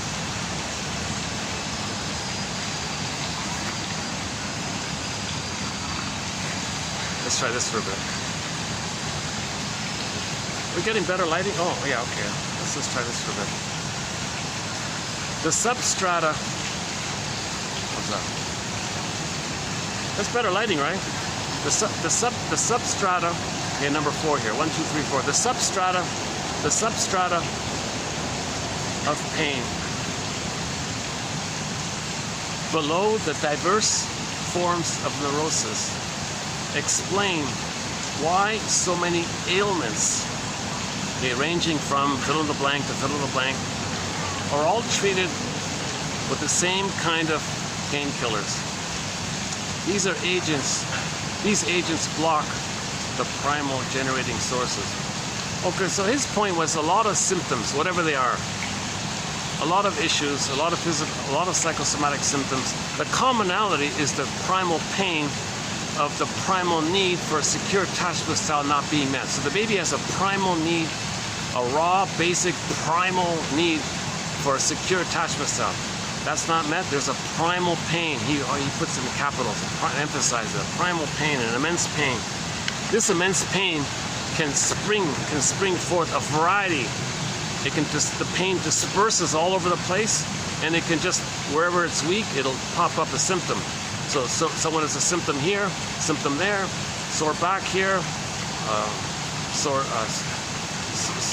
leg, or whatever it is. So it could, whatever the symptoms are. Okay, I think one of them was one guy had an ulcer, one guy had a hallucination. Whatever it is, the commonalities: quell the pain, quell the pain. See? These things are coming by the pain. So the pain can create psychosomatic symptoms, and the pain creates wild beliefs. Okay? Inhumane beliefs, put it like that. Reptilian survival beliefs. My greed or your greed. Number 1, Nico, you know, these kind of simplistic either or survival lizard-like thinking brains. We're traumatized. We're way beyond that. We're way, way beyond that. But when there's trauma, we revert to that place. The okay. Okay, here's the one about, okay, here's the one about,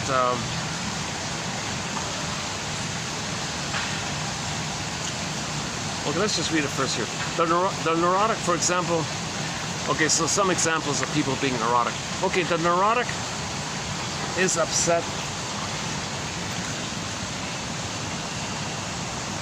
You know, why am I not getting proper lighting here?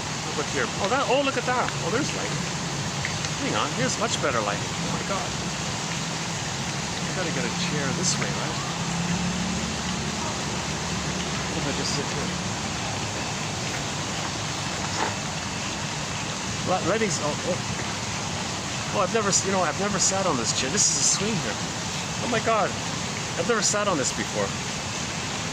Oh, this is new. This wasn't here before. This is new. This is new. Oh, this wasn't here before. This is a swing. Oh, this is a swing. This wasn't here before. Okay.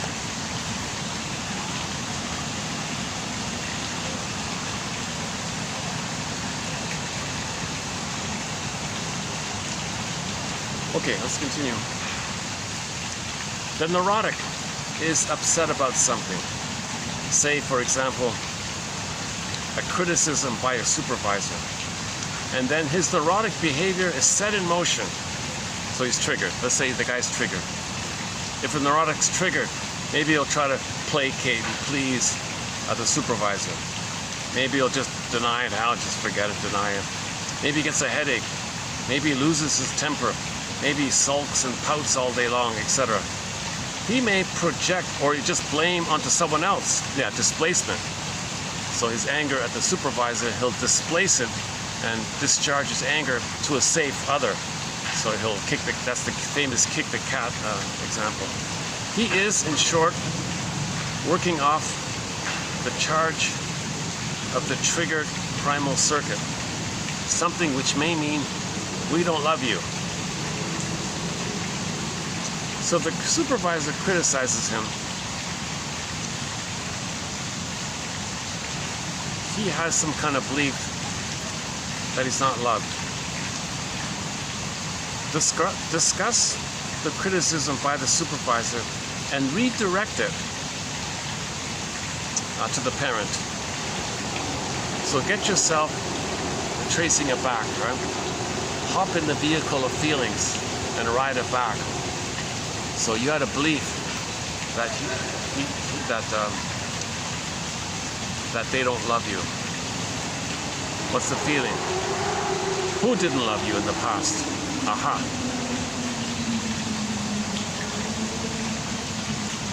So here's his theory. Defense. When pain comes in, we use defense like blaming and so on, right? Defense mechanisms.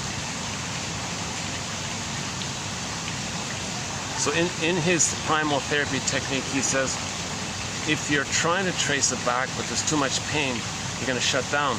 No, my mother was fine. She was an angel. Okay, that's a defense mechanism. It's called reaction formation. If your mother hurt you and you say she's an angel, that's called reaction formation, counterphobia. So the therapy process would be to block that. Hold it, block it. If you are successful in safely blocking them, more feelings are going to come up, obviously. Neurotic behavior is circuitous. It's blocked straightness. Because being straight or honest means pain. Thus, a person may become, a Don Juan, around a Don Juanism, because he cannot feel his mother's rejection. So he felt mother's rejection, and the circuitous roundabout neurotic thing is Don Juanism, acting out against the feeling of rejection by becoming a Don Juan, a womanizer, etc. So the point about neurotic is when you're searching for a symbol of mother's love, it's sort of circuitous, it's not straight. If you're being straight, you say, oh yeah, mother failed me, mother hurt me. And you're feeling that feeling towards the mother. And hopefully, it leads you to where your mother failed you prior to that, but that's pre-verbal. And that's the whole primal area that Janoff is trying to address, which is a huge question mark of how that happens. All neuroses is obsessive. All neurosis is obsessive in the sense that we repeat patterns over and over again throughout our lives without being aware, without being able to control them. Well, that's another way of saying it. Okay? Repetition compulsion is obsessive because you're doing the same thing over and over again, trying to control the past, change the past, undo the past. That's an obsession, like OCD, trying to control the past, change the past. You can't control the past, change the past, but you're trying to. That's like OCD, obsessive, right? So neuroses is obsessive. You keep eating cookies thinking it's going to be mother's love for the past. And you keep doing it. Next day you do it again. Next day you do it again. It's obsessive. Every hour the guy took a cigarette. It's obsessive. Smoking, regular smoking is obsessive. Okay, here's one about complaint. Okay, here's an example. Another related example. A young child gets the message very quickly that crying is useless. So he turns to other languages. Okay, so he'll be angry, throw a tantrum, psychosomatic ailments, learning disabilities, etc. He cries. Oh, the other one was the kid who was sniffling all the time. He thinks that's actually traces back to the crying. Things are so tense, he's crying, he freezes up. And the psychosomatic symptom is that the nose was running. He says, well, you might as well think of it that the child was trying to cry but couldn't cry, something like that. He cries for help in ways that cannot make him well. He's got to re-enter, quote, that place where his physiology was stopped in its tracks. Where his physiology was stopped, and that's his theory. The baby's physiology froze up. You want to get back there and let it loose, kind of thing. The physiology, meaning he's got to shake it off, you know, or like animals, when they're wounded, they might freeze, they shake it off, so the body's going to shake it off. You can see it on YouTube, right? The gazelle plays dead, the lion goes away, he stands up and shakes it off, he's totally fine. But humans have a hard time doing that, so we want to be able to do that kind of thing.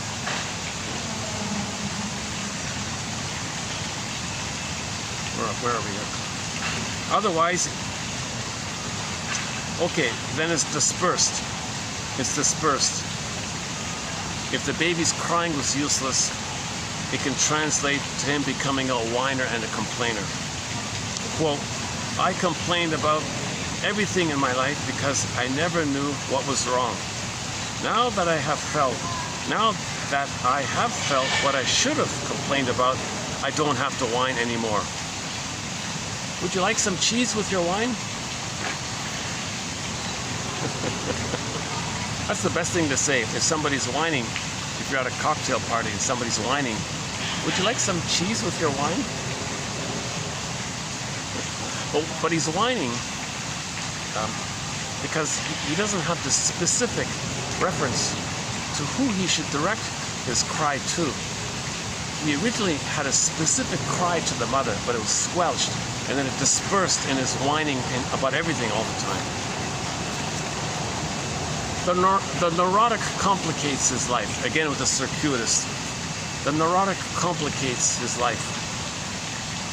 He may be late, for example, because he cannot stand waiting for others. Unconsciously, he arranges it so they wait for him. He must function under pressure, recreating over and over the pressure from within. So he waits until the last second to get ready, and then is invariably late. I'll be there at 8 means something else. He won't be there at 8. He may be so distracted that he forgets his appointments. It's all this drama and circuitousness, right?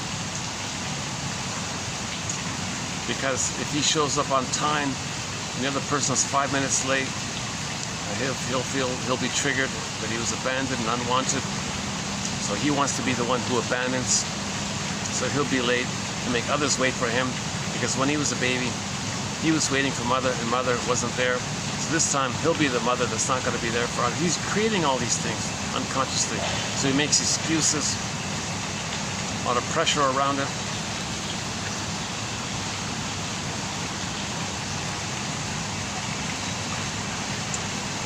Set points of biologic states. Janov has a thing called set points of biologic states, describing someone as not feeling good in their skin is a figurative way of saying something is wrong with the set points. What happens in the womb? What happens in the womb while the person is getting organized can affect him or her for a lifetime. So you don't want the set point of too low oxytocin or too high cortisol. It's possible that the baby will be born with an elevated, revved up, high set point of baseline serotonin. So, oh, there he is. I gotta get him. I can't remember the last time I sat in a swing. Look at that, eh?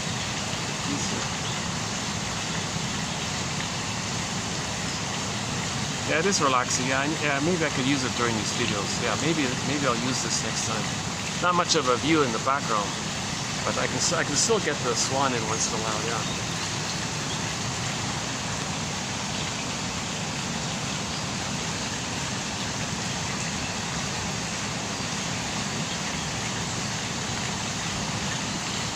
You know, if I bring a pillow, this would be not bad if I bring a pillow next time. Yeah. Nice view I've got here today. Yeah, look at that. Nice place, really nice place. I can see why it's so popular. Yeah. I can easily imagine films and TV shows being like a whole soap opera dynasty being filmed here.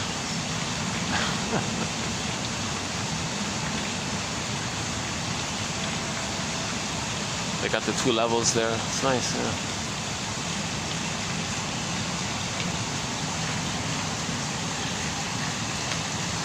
Let's go back to the notes here. So the set point, one example was, well, this one here, yeah, here's an example of it. Next one here. As a developing baby,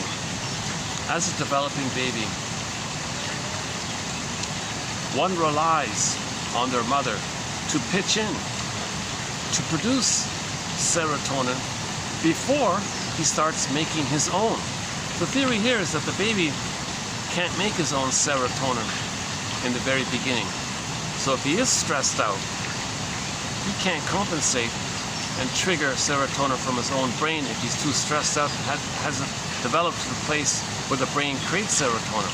So if he is stressed out early on, the mother's got to pitch in and send in serotonin, right?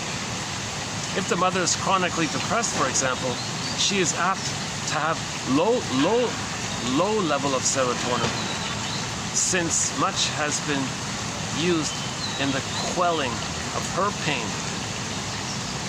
So if the mother's in pain herself, whatever supply of serotonin that's available in her system is being diverted for her. And it wouldn't be available to send to the child if the child needs it. So there's a less... this reminds me of the oxygen one. If the mother's taking a cigarette while pregnant, all of the oxygen that's within the mother is going to be used to deal with the tar and the nicotine and the smoking. Thus, there'll be just in general less oxygen all around. Plus, oxygen constricts the center vein in the cord, which sends down oxygen to the baby. So when a mother smokes, the baby's in 5 minutes of hell because there's not enough oxygen in the system overall. Plus, what little there is, there's not enough of a vein to even carry, to barely even carry that. So similar with the serotonin. If the mother's depressed, it's like she's smoking. Similar analogy. Because of her limited ability to fulfill the unborn child's need, the baby may be ill-equipped to guard against pain and be left with a residue of unblocked, free-floating terror, the source point of later on anxiety. So there it is, the source point of later on anxiety. Anxiety in general for the person, you trace it back to the source point, it may be something like this, that the baby didn't get enough serotonin from the mother because the mother was too depressed to have it. This makes them much more vulnerable to trauma at birth. Yeah, so this is prenatal distress syndrome. He's weakened by this. If there are complications at birth, he's more vulnerable and more susceptible and more likely to get birth trauma if he's so weakened by the prenatal condition.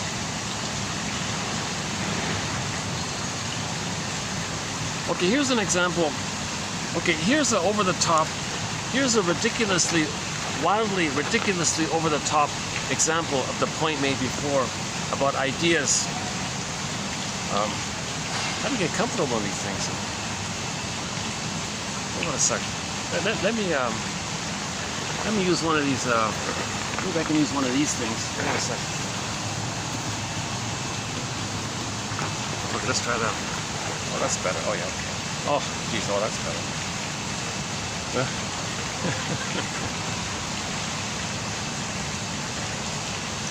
Yeah, look at that, eh? I can talk to you more easily now. I can finally talk to you in a more relaxed state now.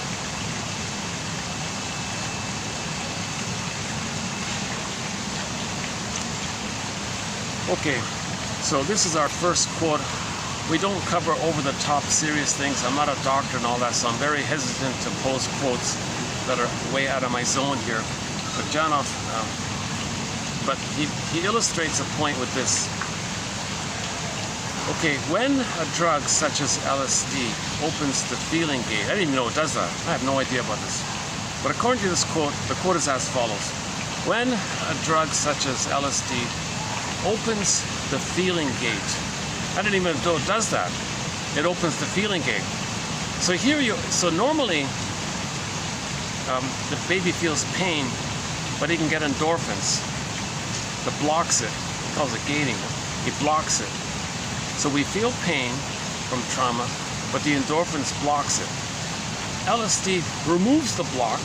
Now you're fully, deeply in access to the pain, deep pain. You're really experiencing the immense, deep, primal pain. Now, the more pain there is, the more wild the ideas they're going to be. So you're going to hallucinate wild, metaphysical, occultish, higher consciousness, cosmic you're going to create some kind of wild, oozy beliefs in response to the pain. So if you want to get these wild, mystical beliefs and call yourself a mystic or something, well, to get there, you got to tap in, you got to release that pain, because the more pain there is, the more wild the beliefs become. So if you want to get these wild beliefs, you got to tap in the pain. So the trick is to remove the endorphins, put it aside, and apparently this LSD thing does that. That's my understanding of it. So when a drug such as LSD opens the feeling gate, all of the pains of one's life pour into consciousness at once. Like, whoa, can you imagine that? Feeling all of the pain, all of the pain with the parents and the birth and the forceps and being yanked out and being removed and the cord being removed. And, oh, imagine the CIRC thing. Oh no, imagine that kind of pain. Jesus Christ. Resulting, okay, not in like, it's way too much. You're not going to shake it off. It's way too much. So it's going to result in symbolic ideation, symbolic ideation. Okay, so these kind of drugs release too much, resulting in more symbolic ideation rather than less. So you're going to get more wild ideas. So the guy takes the magic mushroom or something, right? And it has this, wow, I feel the energy of, or whatever they do this oozy thing. I've discovered a new truth that we're all energy particles and we're all this one energy. Like, they'll come up with some wild stuff, right? These wild magical beliefs, fantastical beliefs, cosmic beliefs, out of this world kind of beliefs, these kind of fantasy things, hallucination kind of things, are created by the immense pain that you tapped, that you released. Okay? When you took the magic mushroom, the person takes the magic mushroom to release to put the endorphins aside, to bypass the endorphins, to deliberately feel your primal pain, thinking that, well, maybe if I feel my primal pain, I can do the shake off, I can do the epileptic shake off, and I can be healed. You're flooding it, it's too much, it's too fast, you can't do it. You can't do it, right? And it's a very delicate process. And I think, we hear about these shamans with the ayahuasca stuff, but these guys are very experienced and they're very knowledgeable about this. And it's very controlled and it's very measured. It's very like this. So maybe these rare guys who are really in tune to all this, maybe can help someone release some of that primal pain and not let them go into that hallucination place. I don't know what they do with that. I don't know what those old ancient Peruvian, wherever in the mountains, shamans, I don't know. Nobody knows. I think it's that art, if ever it was a healing art, that's obviously lost. It's obviously gone.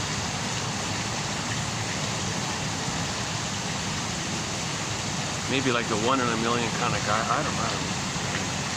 I don't see how somebody can buy psychoanalysis. Psychoanalysis is no way. It's called spiritual bypassing. No way. Healing happens naturally. Don't provoke it. Don't push it. Don't provoke it. Don't bypass it. You're gonna hurt yourself. I think I remember watching an episode of the TV show Weeds. Remember that one? That psychopathic woman, what's her name? Park or something?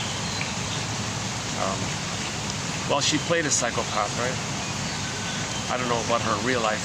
What's her name? That pretty lady who ran the Weeds thing. I think she had a psychotic break when she took the ayahuasca, right? So she took her boyfriend gave her that, right? And he said, "Oh, it's psychotherapy. It's 10 years of psychotherapy in 1 minute." Or he says some crazy thing. I forgot the exact thing. Then she had psychotic breaks. She was seeing hallucinating things. She was having psychotic. So it's very damaging to do this. It's very risky to do this. Again, this is out of my zone here. Don't quote me on here. Don't quote me on this. I'm just like fishing around. I'm just curious. I'm asking. These are all questions. I'm just asking.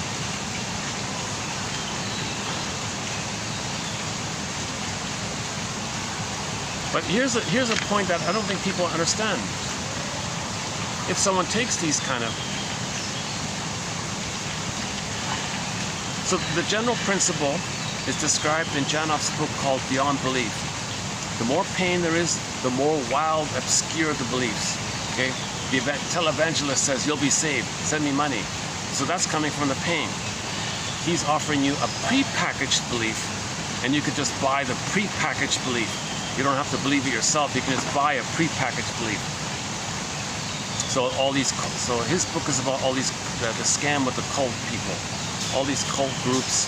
Okay, it's making money off your pain by selling you a wild belief. Oh yeah, I was in touch. Oh, I remember. Oh yeah, here's one doozy. I didn't read. Most of that book was testimonials and long, lengthy stories. They sound like film scripts.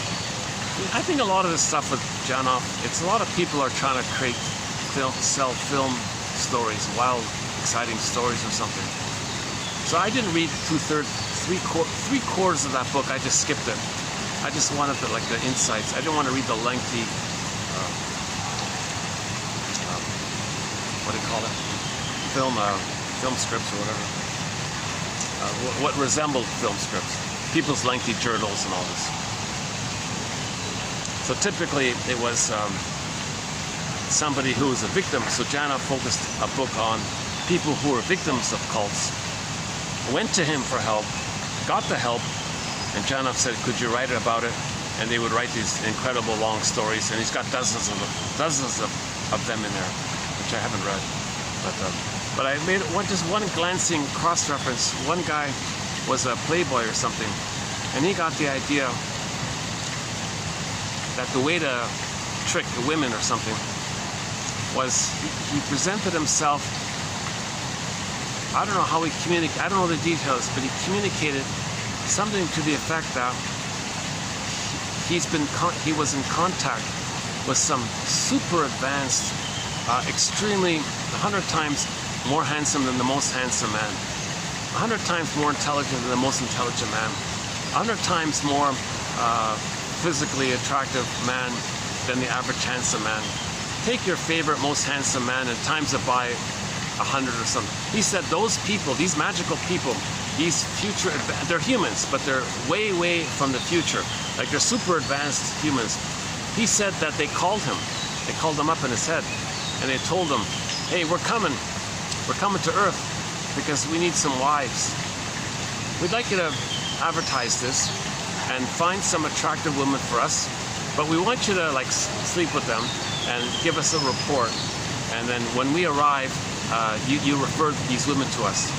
Believe it or not, this guy announced this, and hundreds of women flocked up to his apartment door. "I want to apply to be a wife of one of these super people." You see, the pain is so great. Those women had such a great pain that they were willing to believe such a nonsense, farcical lie like this. And most of these cult-type things are in that category. Yes, he talks about the famous ones too. The most famous ones, where, like the ones we know about the most, right? But he talks about some lesser-known cults, which is kind of a surprise, actually. That's coming from his point was, if you believe these wild, crazy things, you've got a lot of pain. Wild beliefs are there to quell the pain. So someone sells you a wild belief, it quells the pain. Now this, of course, is also embedded within religion, right? Obviously. But again, religion, when it's being used as a tool of the pillage and the plunder, not the victims of it, because they're already in a lot of pain, so let's leave them alone. Let's heal the aggressors. And okay, the aggressors have more pain, so they're inflicting more pain because they have more pain. Hurt people to communicate that they're hurt. A lie of the mind means a hurt of the body. Only man is capable of conceptualizing his sensations into feelings. I leave that last one as a question mark. How that happens? How do we conceptualize our sensations and bring it up to the level of the human realm of feelings? Because the sensations is the physiology of trauma. How do we upgrade it to feelings in the mammal? The mammal feelings integrates the primal previous sensation, first brain sensations. We want to upgrade it to feelings. See? And our conscious mind is aware of this, and we have the harmony of the three brains. So Janov says we're looking for a kind of harmony between the three brains. You know, we want the crocodile brain and the chimpanzee brain and the human brain to get along, communicate, to be friends, to get along. Imagine them as a rock band on stage, making some music, getting along with each other, being buddies. Yeah, I remember the rock band Triumph, the three of them. They said, oh yeah, we're good buddies, we're best friends, we're buddies. And they created all these nice songs. Follow Your Heart. I Can Survive. What is it? Follow Your Heart. Magic Power of Music. Never Say Never. All these sort of like positive kind of hold on to your dreams one. Tears in the Rain. Young Enough to Cry. Lay It on the Line. Come on, girlfriend. Are you gonna? What's your answer? Yes or no? Lay it on the line. Don't waste my time. Alyona Yaroshina does a very good cover of Triumph's Lay It on the Line. Yeah. You know, here's another. In tomorrow's video, there's a quote about if the baby's born more naturally, they'll be ambidextrous. I remember hearing Rick Emmett say that he can play guitar with either way.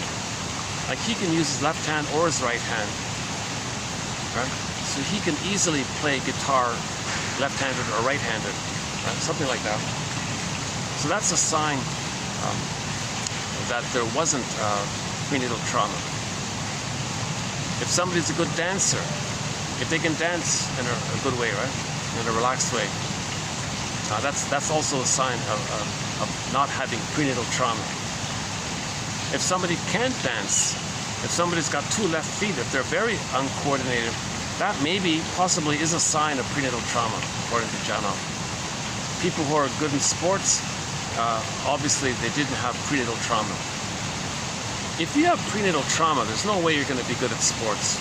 You'll be out of breath, huffing and puffing in no time.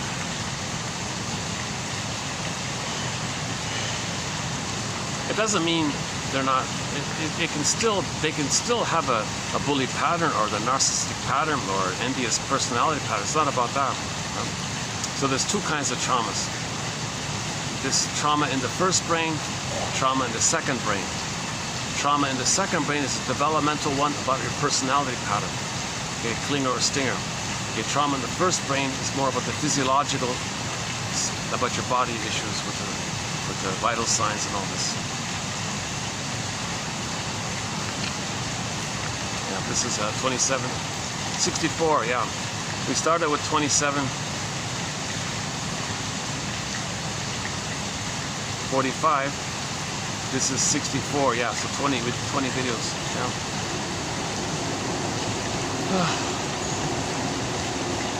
Let me just take a breather here for a minute. Well, I gotta admit, this is the most comfortable seat I've had here. This right here. I'm slightly on an angle.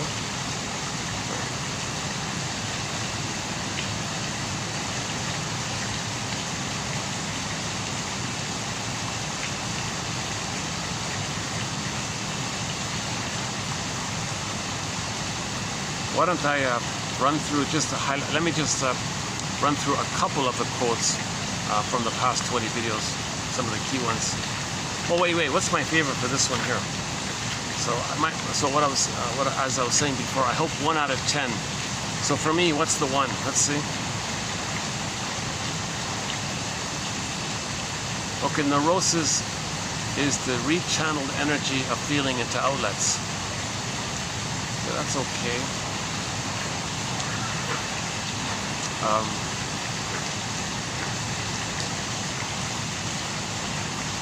Okay, another example of that, if you have the belief that your boss doesn't like you, well, trace it, take it back, and find out that it was the mother that didn't like you. If the boss doesn't like you, well, it's minor compared to your mother not liking you. Okay, the drama, all the drama, people being circuitous to recreate the drama that they experienced.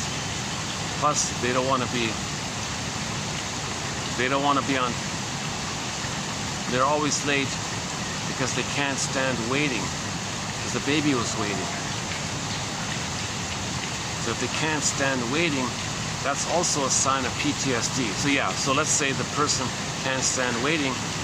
He always makes others wait. That's because he doesn't want to be triggered of prenatal trauma. Because he has PTSD, he doesn't want to be triggered by having to wait for somebody. So he creates a drama to be late. And he's not aware that he's not even aware that he's doing all this. That's okay. Maybe the whining one is good. Yeah, maybe the whining one. Is that the best one? Actually, no, the LSD quote is okay. Because this LSD quote vividly, immediately, ironic. When a drug such as LSD opens the feeling gate, all of the pains of one's life pour into consciousness. So, do you really want to feel all your pain? Like you're not ready to feel that primal pain. You're not ready to feel that primal pain. That's a slow thing. You gotta have a trusting relationship with somebody. You gotta have the skill and the practice of an ongoing, secure attachment with the second person. It's a slow process, and Janov compares it to like a gradual stepping. You can't put like the plates in the restaurant. You know, the cafeteria. There's a plate. You pick up the plate, then there's a whole stack of them. It lifts up the next plate. The next person takes that plate. It lifts up the next plate. He thinks you want to re-experience your feelings in a likewise manner. You can't bypass it. Like you can't jump down.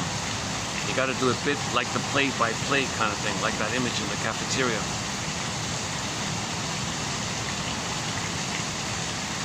But some people say, come on, bring it on, bring up my old childhood pain, bring on my trauma. But he's not aware of it, is he?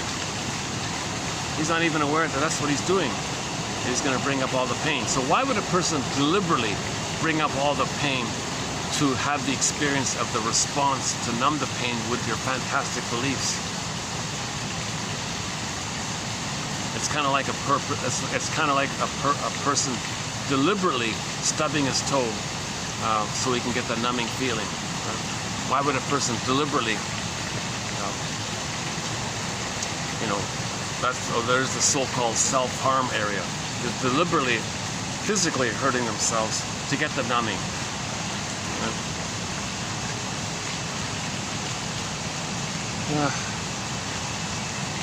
So they're forcing their brain. Come on, brain, send me more endorphins. I'm in pain here. Give me more endorphins.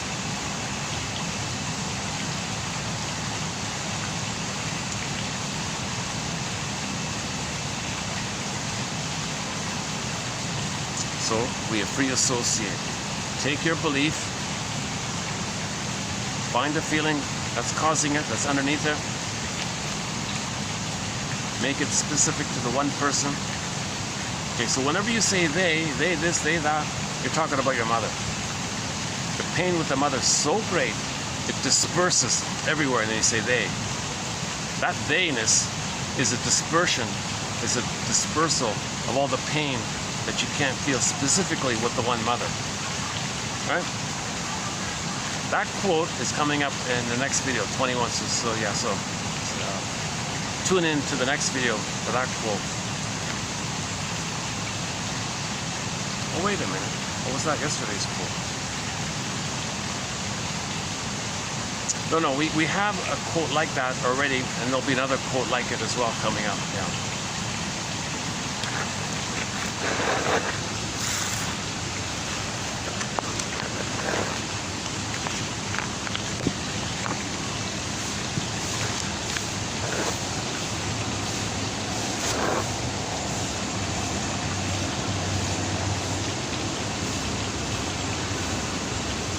As one novelist put it, when you get on the wrong trail, every stop you make is the wrong one. We are prisoners of our childhood, reacting to realities that no longer exist, or more accurately, recreating old realities over and over again. That's neurosis. Every time you recreate it, that's the wrong stop on the wrong trail.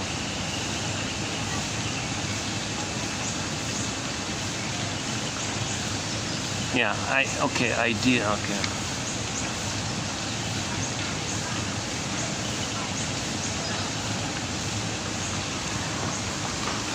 I mentioned about the mock therapy. Many people do what I call pseudo or mock primal therapy.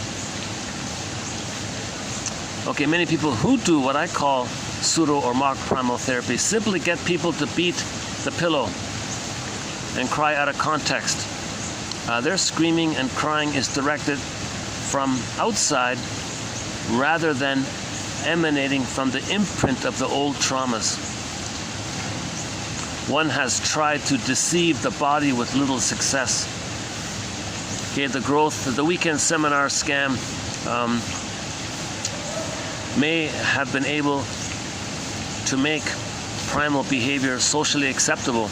That is, the actual pain imprint has been disconnected from all of its physiologic and physical manifestations so that the person can act out all of the pain without feeling it.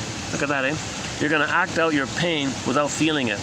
He can release the energy of the pain without really understanding that this is pain he's releasing. This is an attraction, a sales pitch, a con man trick, a seduction, the appeal or promise of catharsis. The only thing, it doesn't work.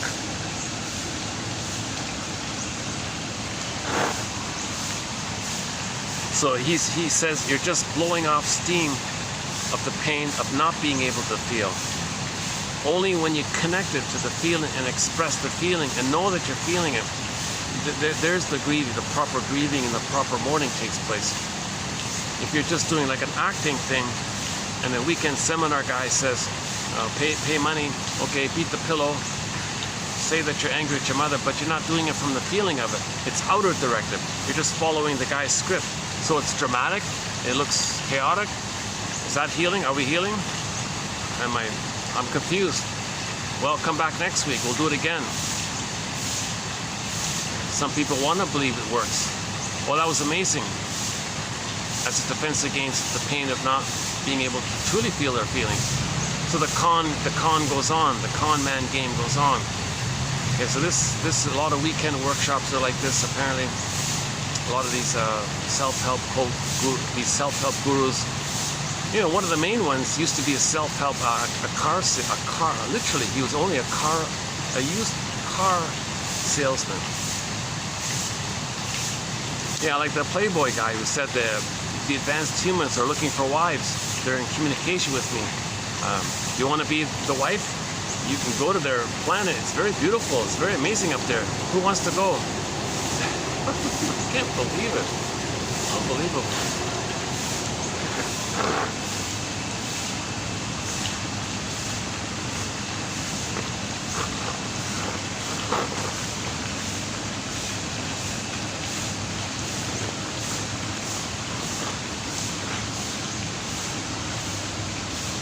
So there is also an important physiologic memory that existed before we had thoughts or words. They are predictable, long-term effects of prenatal, neonatal, and infant experience. Yeah, so whatever the mother does, the baby gets it 5 times worse. For 9 months, okay? Whatever you give yourself, the baby's gonna get it worse.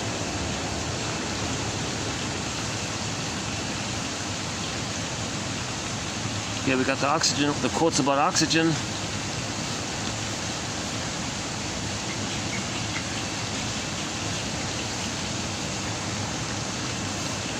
Okay, here's again the similar to the placebo, right?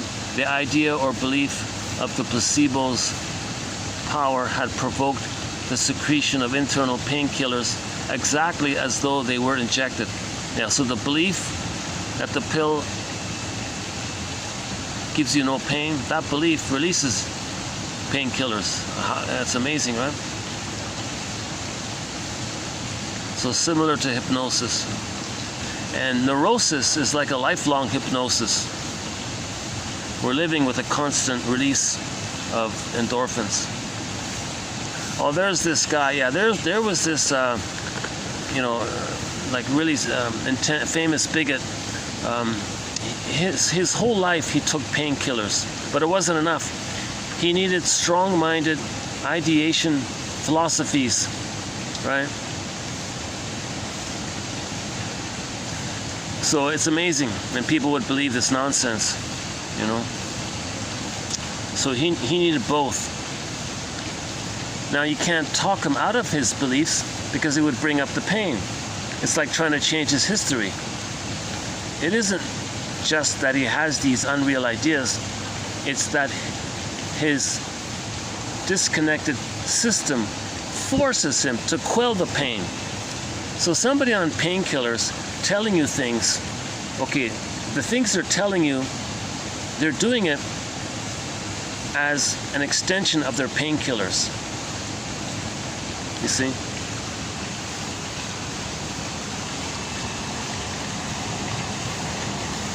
So if somebody's on painkillers, right, and they're telling you these rhetorics and lies and propagandas, that's fueled and created to deal with the pain. Right? So part of the pillage and the plunder is to make all these lies. So find people who are in pain, they'll create all these lies. So propaganda is created by pain. I'm talking about like the hurtful kind of propaganda related to the pillage and the plunder. And people doing it are trying to say, my mother pillaged me, it's too painful, so I got to repeat it to cry for love. But others can do the crying instead of me. I'm going to play the shaming mother. That's my connection to the mother. It's all very painful, so let's hide it over with rationalizations. Okay, cigarettes and comfort foods do what touch should have done for the baby. What we achieve in our therapy is a greater harmony between the right and left hemispheres. Yeah, so think about that. If the connection between the hemispheres is damaged, that's a sign of trauma. So we want to restore that communication. But people who can dance well, people who can equally swing right-handed and left-handed at bat, these kinds of things, they're in better shape.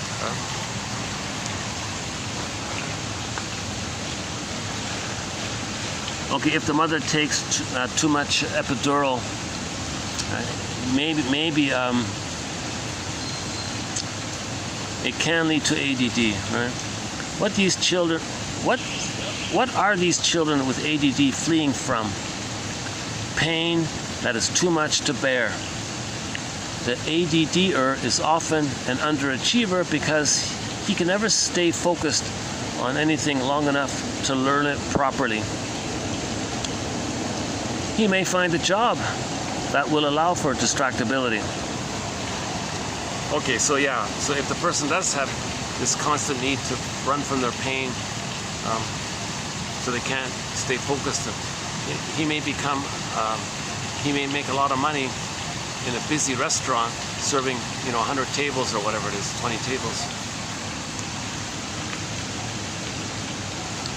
ADD, underlying pain surges upward,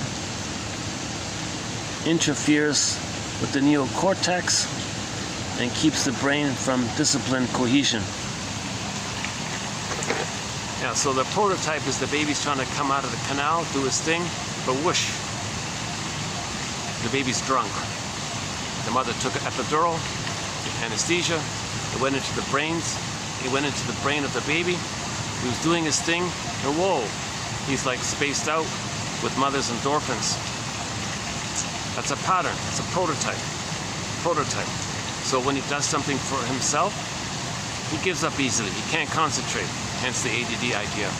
A benign version is, so one of the examples of this was people who give up projects easily, hobbies, he's trying to learn something.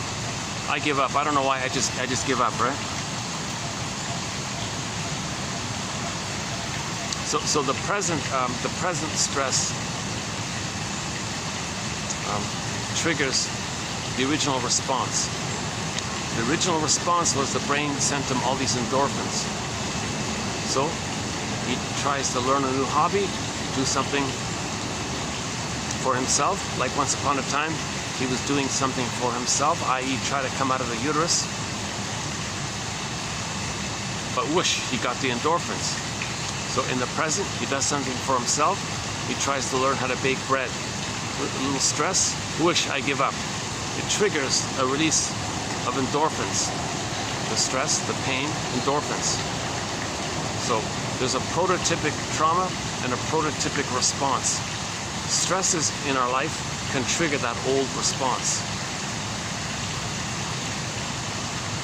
So an extreme version of this is the ADD one, right? A milder version of it is they try to learn something, they give up easily. I try something, I give up. Too much, I give up. I try it, I give up. I want to learn a second language, oh, too much, I give up. The brain releases the drunkenness, the swooshing, whatever it feels like when like this numbing, blurring, numbing, the swoon, the swoon, right?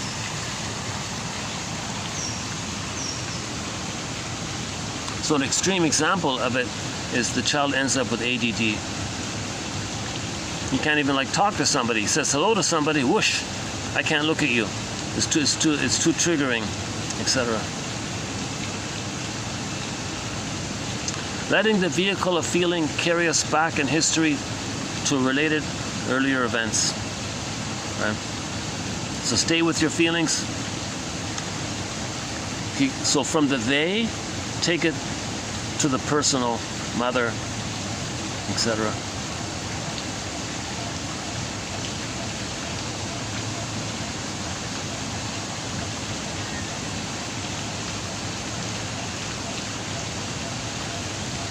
Yeah.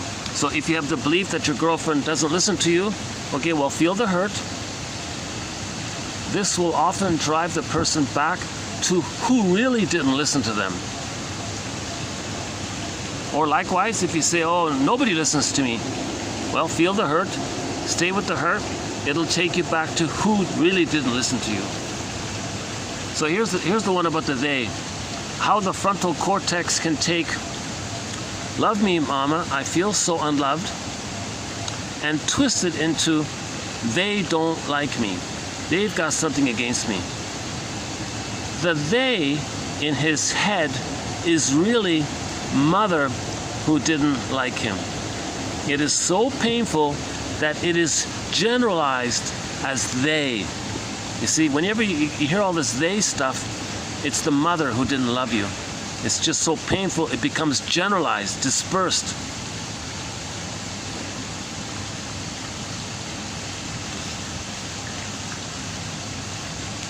Whenever a pain is engraved into the nervous system, the response to that pain is also stamped in.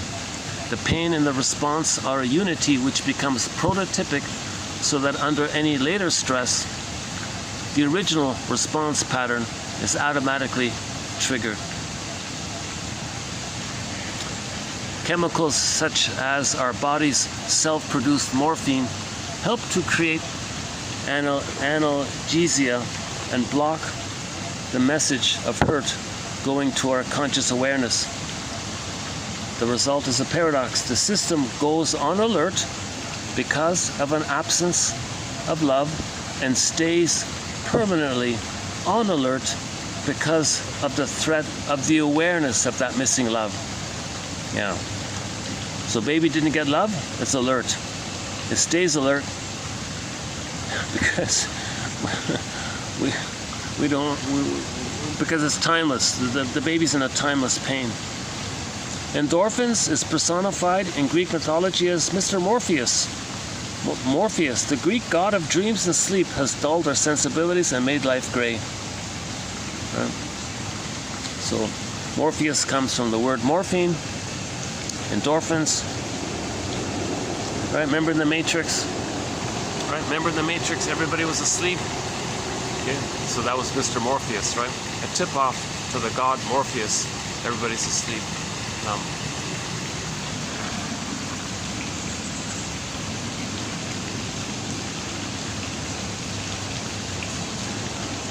What a strange thing the imprint is. It is impervious to experience.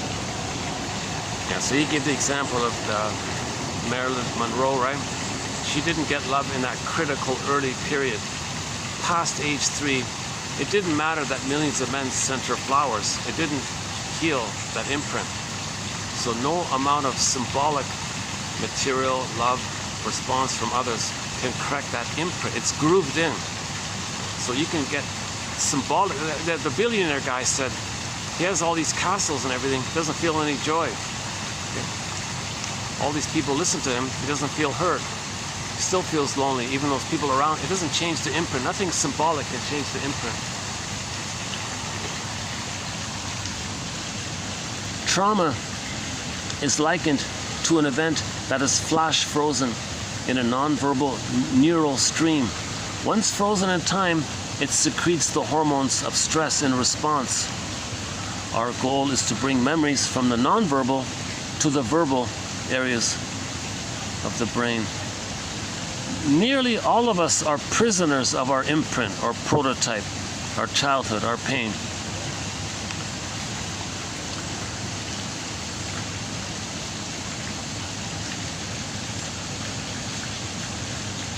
Yeah, so CBT, it's a similar idea with cognitive therapy, right?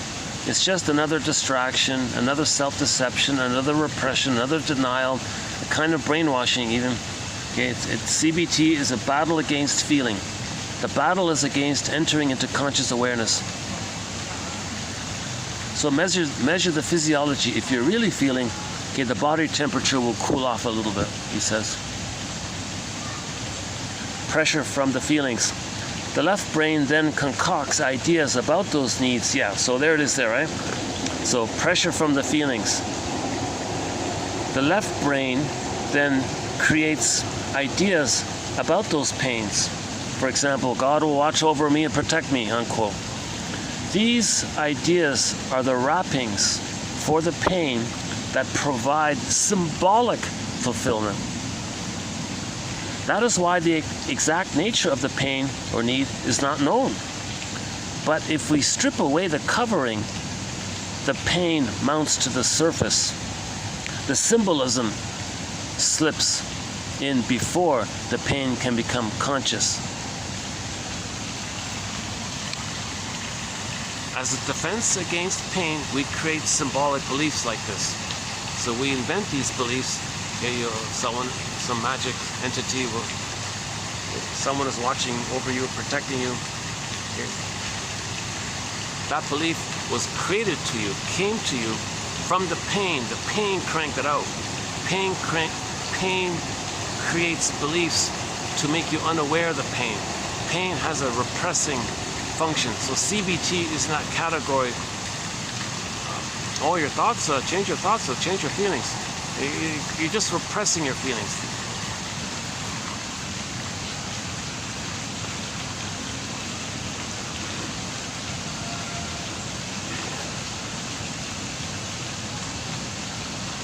The initial birth experience may be prototypic of how the child will respond to stress later on. The notion of prototypic trauma and prototypic defense. Yeah.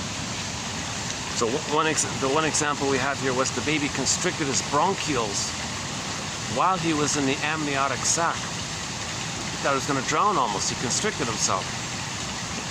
So prototypic, original, primal trauma, primal response. The primal original response was he constricted his bronchioles.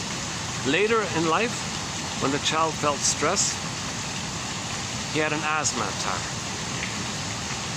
It's considered neurotic because he's not in the womb, but he's acting like he's using the original response. The original response, what he learned to survive, was to constrict his bronchioles. Something in the present that stresses him out, he gets that original response.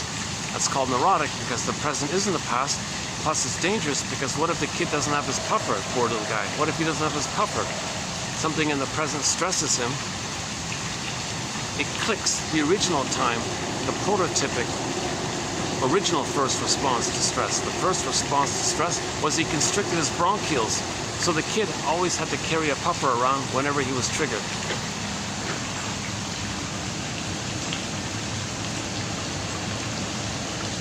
With deprivation, the system remains continually under stress because there is an electrochemical sign inside that flashes unloved on and off.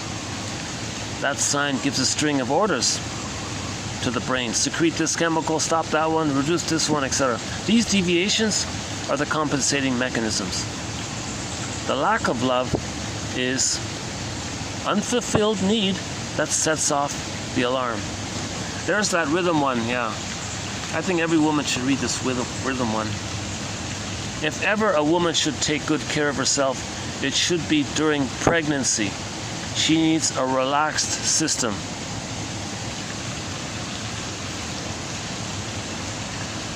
The price of repression is always diminished consciousness. Serotonin is a natural product, something we produce internally, and it can be pathologically low because of a mother's anxiety.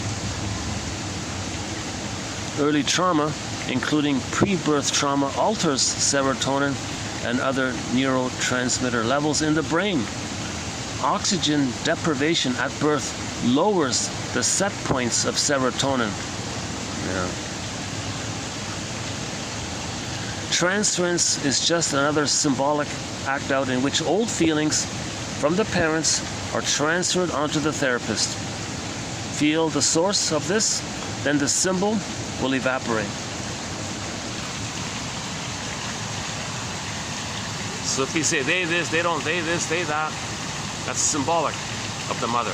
Feel the emotion of that, then the false belief of the they will disappear when you feel the pain and process and experience and relive and identify, admit the painful truth that the pain is really towards the specific mother. If you can feel that pain, process that pain, it won't be dispersed onto the they.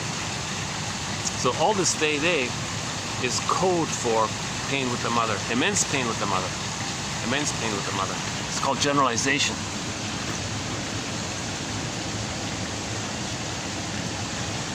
Yeah, here's another one.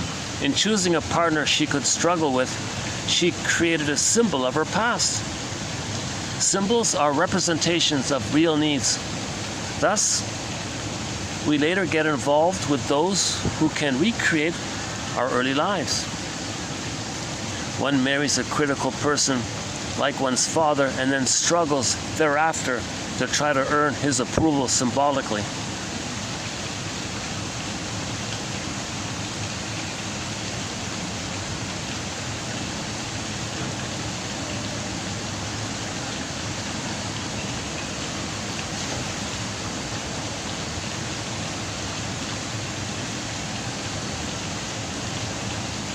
Now here's a sad one.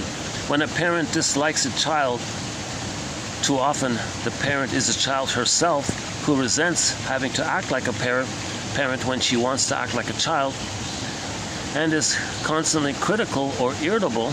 It creates a new need in the child, a need to act in a way to pacify the parent, to mollify the parent, to placate the parent. The child is so busy acting out this new need that he loses touch with his own real needs. That's pretty obvious, right?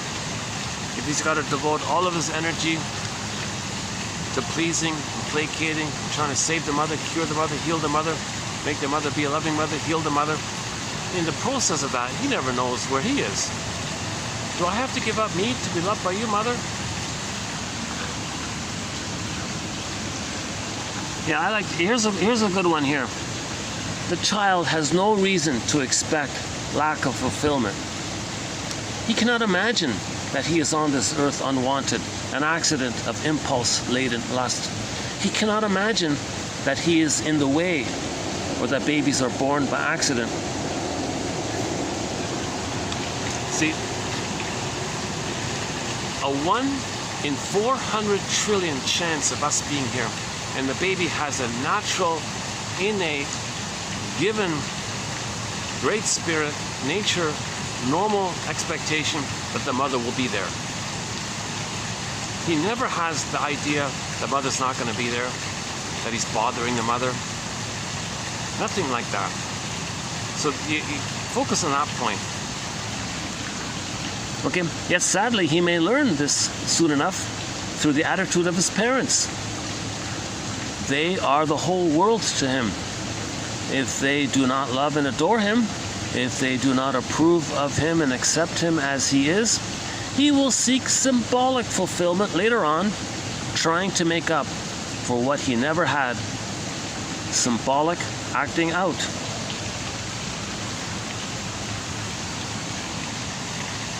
So in terms of like basic self-esteem, life's longing for itself, we were born innocent. Okay? It's just we were betrayed. And then we learned that we got to give ourselves up to please the mother. See? So we can kind of get back to ourselves a little bit like this, right?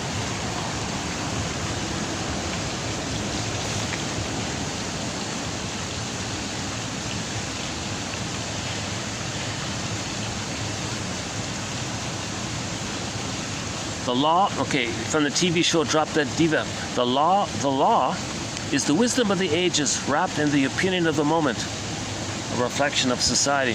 I was just thinking, try to apply as a self-help exercise. Just try to apply this to yourself personally. Right? So everything that you know, okay, is going to be wrapped up in your opinion of the moment, a reflection of your life, basically.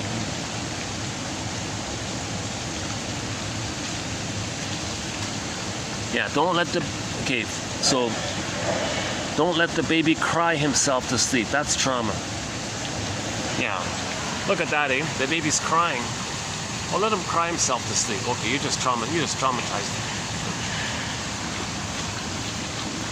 him. You terrorized him. The mother just terrorized the baby when she did that.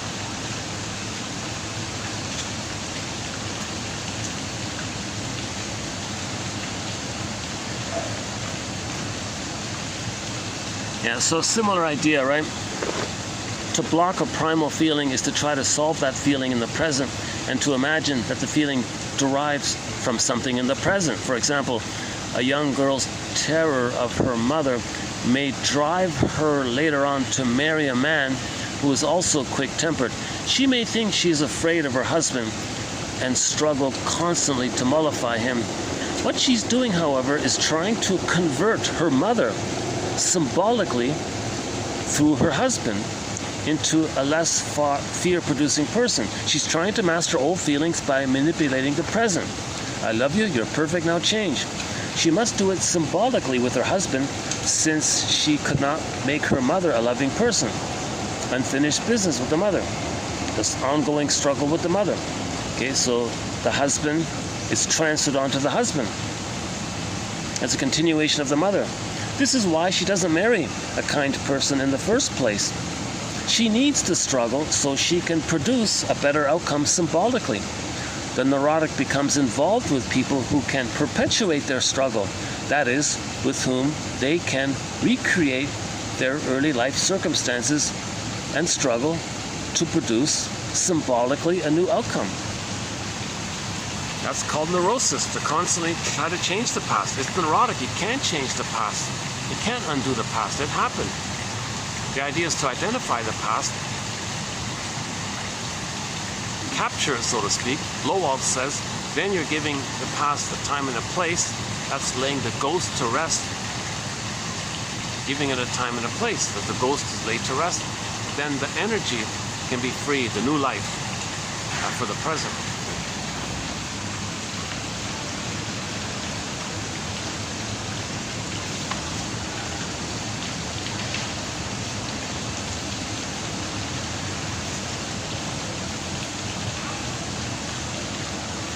What if we have a pain that no one is aware of, not even ourselves? A pain that occurred before we had verbal memory. A pain laid down solely in terms of neurochemistry without words. A pain that came from being abandoned just after birth due to the illness of the mother. Ingrained here is a massive aloneness and terror, a helpless, hopeless feeling that cannot be articulated. If we now take painkillers, we may be known as an addict because we are trying to numb a pain that no one can recognize. And paradoxically, it is those pains, those pre-verbal pains, that are the most severe and the most likely to cause addiction.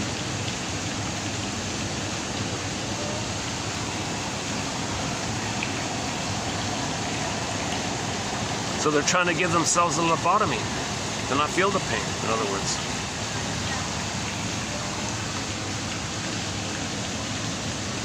Yeah, here we go. To tackle a problem and then wants to give up right away.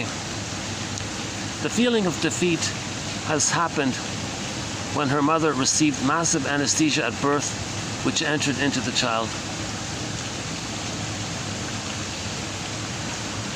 My guess is that most people who smoke or drink never really realize the connection between pain and their habits. Neurosis, a force that one acts on every day, yet a force that eludes awareness. Beliefs as defenses. These ideas have a dual role: to reflect previous experience and at the same time serve to mask the pain of it. Yeah.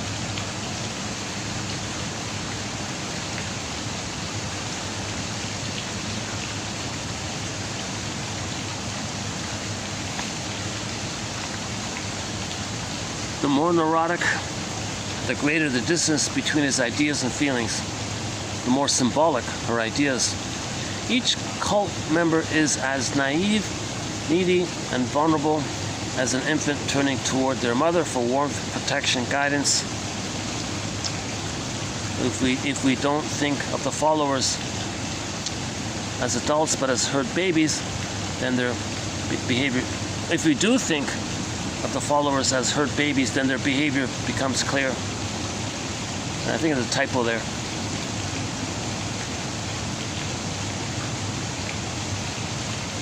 Yeah, so you're blinded by your need, right? Love is blind issue. That you can't see the reality when your need is too great. And then when your pain is too much, you don't think clearly when your pain is too much. But most people don't know this.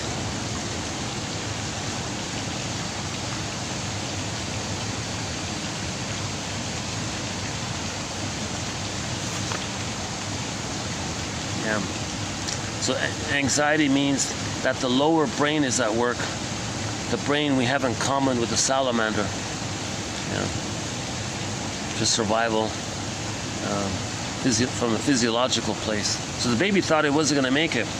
That's a huge betrayal for a mother to let the baby think he's going to die or something. That should never happen, not even close. The baby should feel safe. The baby should be in paradise, and then he has a sense of self. Acting out is an unconscious attempt to distance oneself from the emotional pain. The inability to concentrate comes from massive pain, input surging upwards from the deepest level of the brain, the first brain, the brainstem.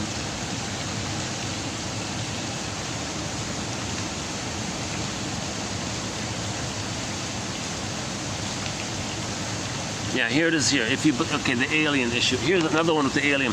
When early trauma during the critical period of development is great, it becomes an imprint and takes on a life of its own in our nervous systems. Some people perceive alien forces in the world. These are no more than their own terror projected externally. The baby felt terrorized in trauma. So you project this, externalize it with your beliefs.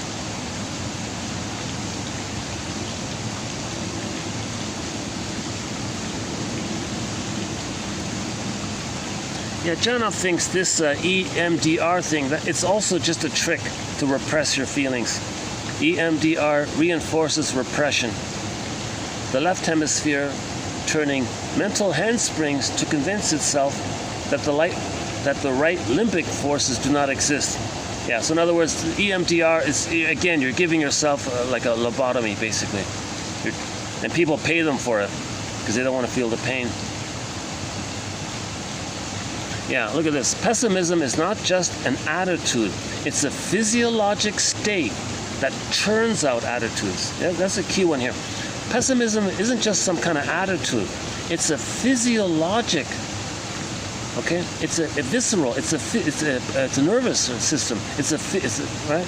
Vital functions in the body. It's a physiologic physiology. Neurochemistry. It's a physiologic body. Physiotherapy, body, right? It's a physiologic state. A pain in the body. In other words, it's pain in the body that churns out these attitudes, that cranks out these attitudes.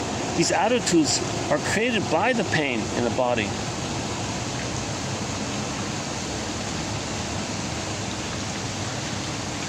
Yeah, again with the aliens. The wider the gap between deep feelings and awareness, the greater the unreality of the belief system. The more remote the feeling, the more far out the belief system, and the more tenacious its hold on us. She finally felt what those aliens actually were. They were her alienated feelings from the experience of trauma, which is an alien thing for a baby to experience.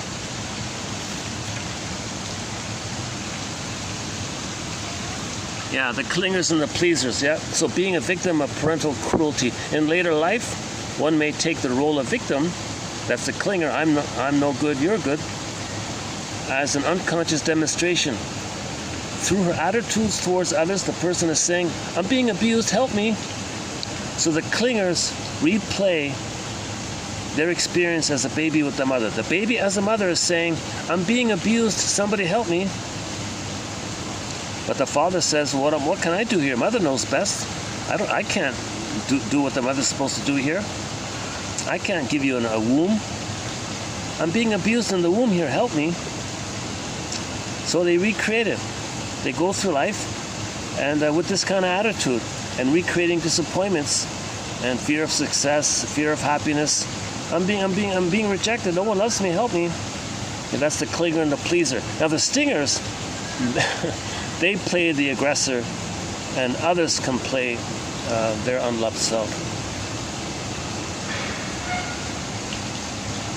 If the pain is so steep in the unconscious, it can be absorbed by the unreal systems of belief. In this case, the person doesn't suffer. Instead, she may adopt crazy ideas such as a belief in the occult, anything but reality.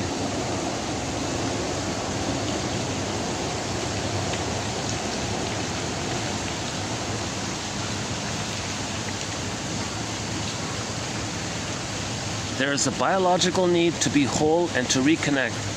A memory of wellness, of what we were, a memory of wellness of what we were once lies in each of us. If the body normalizes with the re-experience of early feelings, then we can assume that it deviated with the original experience of the pain.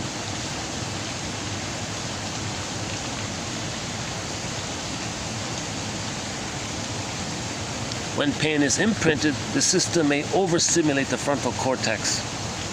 This is when we see obsessive compulsive behavior or phobias as the frontal area hurries to discharge the imprinted overload. Pain mobilizes the system, keeping it alert.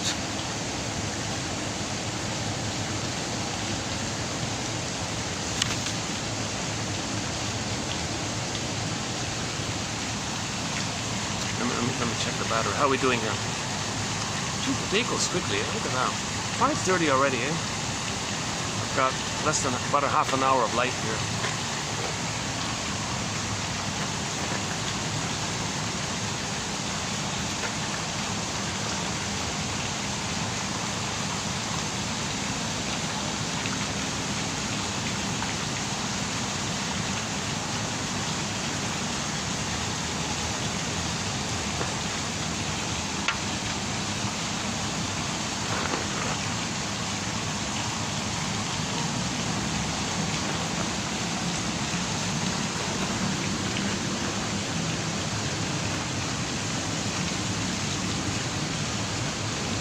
Yeah, we got a lot of good quotes here.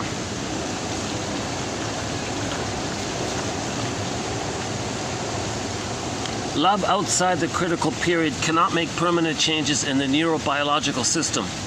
Then the person becomes addicted to substitute fulfillment. You see, when you repeat the trauma bond, okay, the memory of your trauma bond with your mother, you're getting some kind of blissful oneness with her. That's addictive, right? And the pain part of it is numbed over with the endorphins. Okay? So you get the serotonin from the oneness, and the pain part is numbed over with the endorphins, and it keeps you attached, and you do it over and over again. The client must eventually feel the lack of love she underwent in childhood. It is the pain of feeling no love that lifts repression.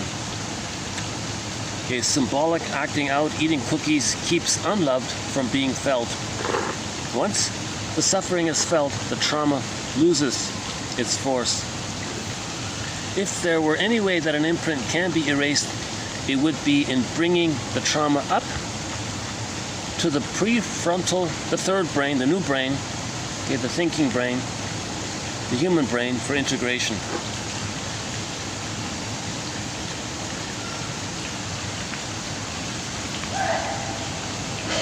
Feelings are us.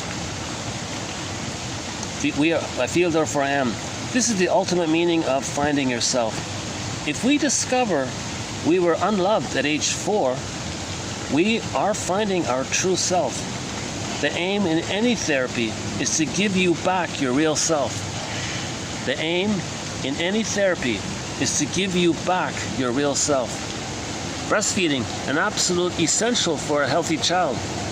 If we don't get it when we need it, we can spend a lifetime looking for symbols of mother's breasts in a vain attempt at unconscious fulfillment.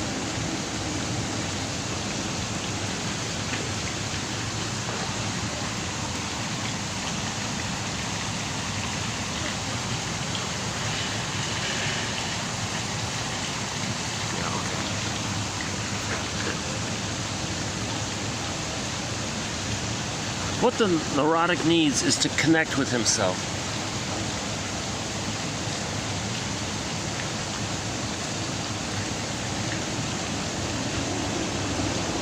Why does a past need or feeling generalize to the present? Because it was not fully felt specifically.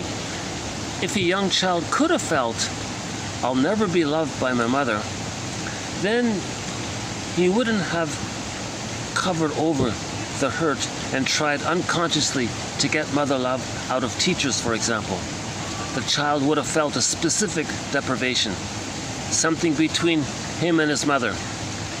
Because the child cannot face and feel that he is unloved or disliked, he does what he can to fulfill the need vicariously.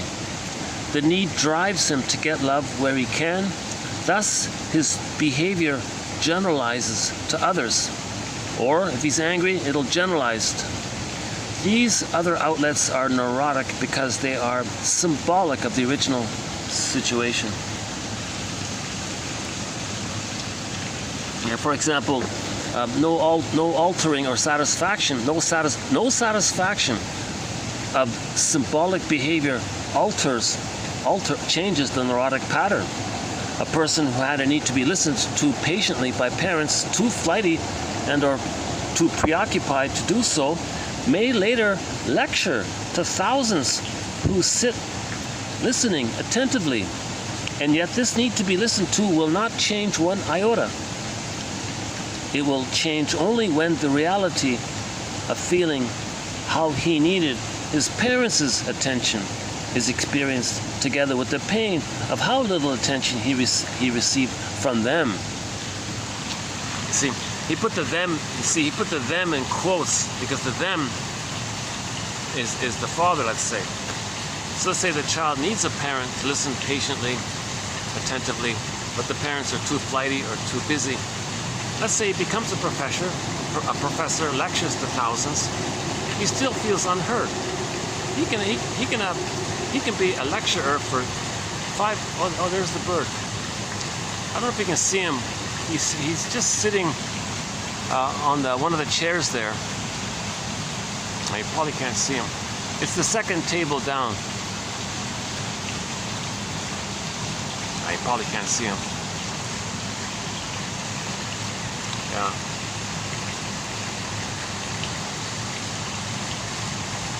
See, that bird kind of looks like the yin and the yang symbol, right? That bird has like the day and night, the two colors, the black and the white, right?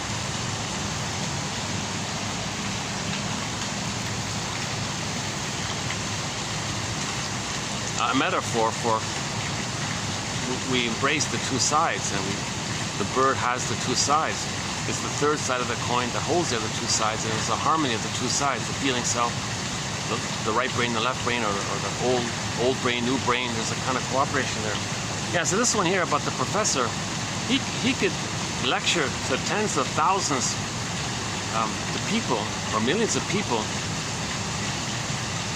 It's all symbolic. If there's an imprint originally on that his mother never heard him or father never listened to him, those 6 decades of all those people listening to him doesn't make him feel that he was ever heard. He still feels unheard, although thousands of people sit in the chairs listening attentively. He still feels unheard.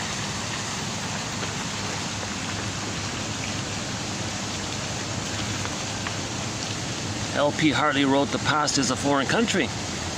We must take that exhilarating trip there to make it our own so that we are no longer strangers to ourselves." That's the issue. Strangers to ourselves. So in that film, that uncertain feeling, the woman was a stranger to herself. Okay?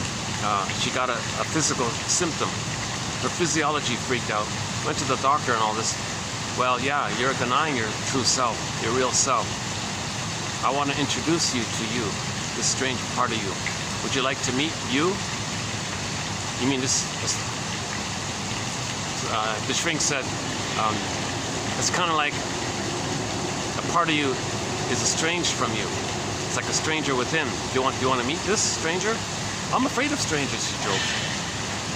So our denied self, our repressed self, second self, secret self, shadow self. Sometimes it's stranger self or something. Not in the way other people use it, but that's why I don't use it too much. But in that film, he used it. It's called That Uncertain Feeling. And then the next scene was she met the brooding, tortured artist guy.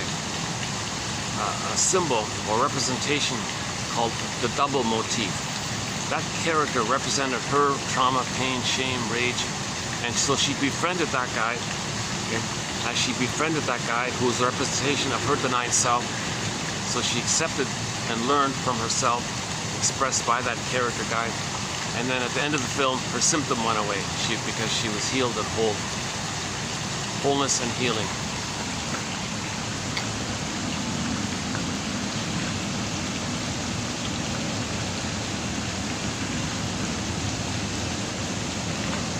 Neurosis is the symbolization of pain. To defend against pain is, by definition, to act symbolically. Neurosis is like a guest who remains forever, long outliving his welcome. The only way we can get it to leave is to feel what is below its protective shield.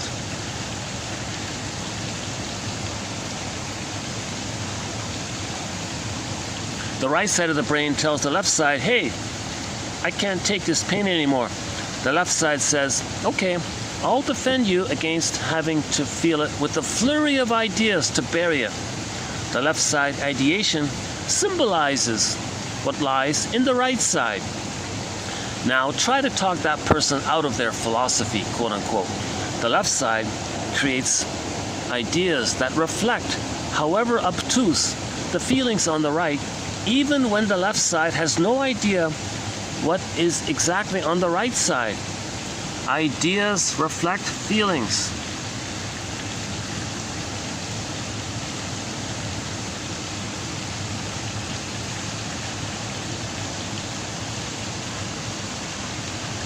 Okay, that's a good one too, also. Yeah, dispersed. The pain is dispersed into ideas, giving it force and tenacity. We would be not only arguing about ideas, but something much deeper.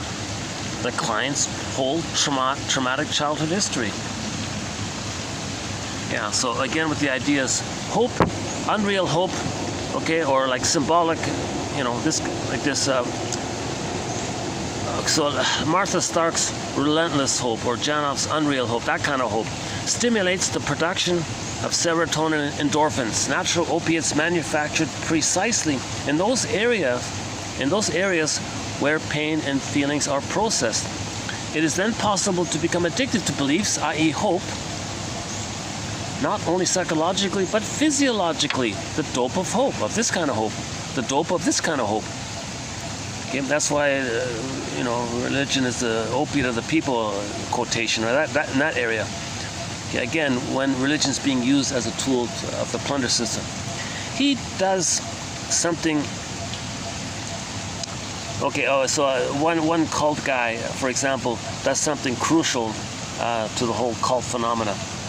So one guy created the belief about a coming catastrophe, right? Oh yeah, some bad thing's gonna happen. Ooh. Okay, well, let's be careful about this.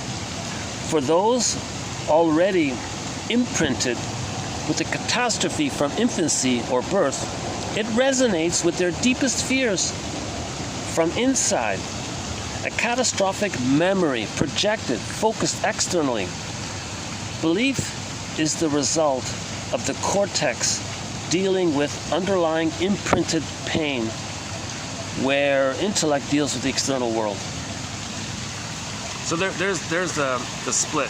You can still go on with the daily life, but your belief is from the emotionality. So the emotionality there was a catastrophe. Trauma was a catastrophe. So people who go on the blowhorn, oh, there's going to be a catastrophe. Well, most likely they're saying it as code that they had trauma, that they were traumatized. And I got to be careful because they may scare others with this. So others have to realize that when people say that, ask themselves, are they saying in code that they experienced a catastrophe with the mother?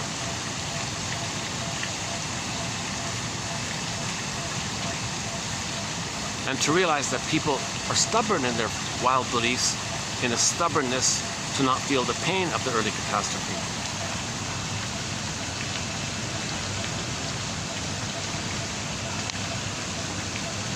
If a person has a genuine, like a belief, then if you feel your childhood pain, then that honest belief is still going to be there.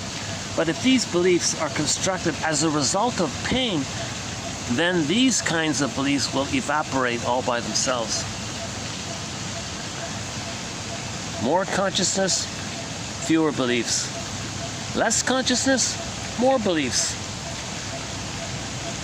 The client gets better as he grieves.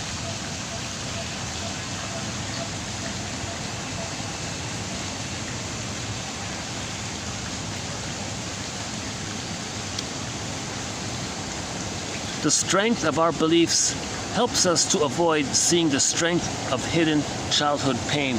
Yet paradoxically, the feelings lie in those beliefs.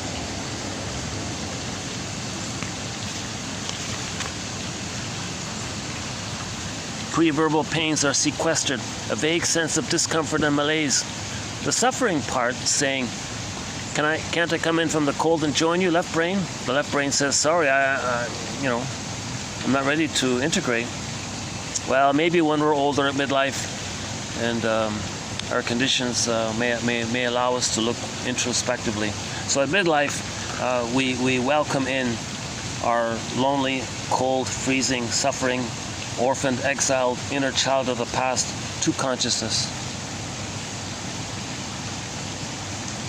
The brain is so good at disguising its pain that most of us don't even know we have it.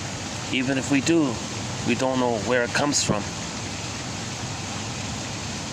We may seem to be making a good adjustment, yet the pain is underneath. It's going to give us a symptom at midlife, maybe.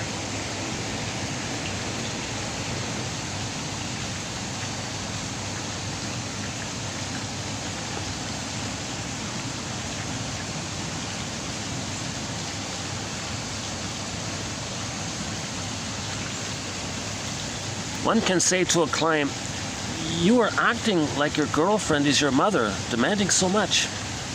Oh yeah, I guess so.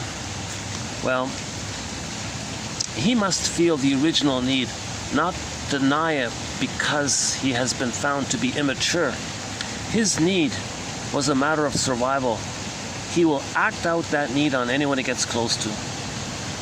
So the understanding that he's immature is probably not going to be enough. Maybe, but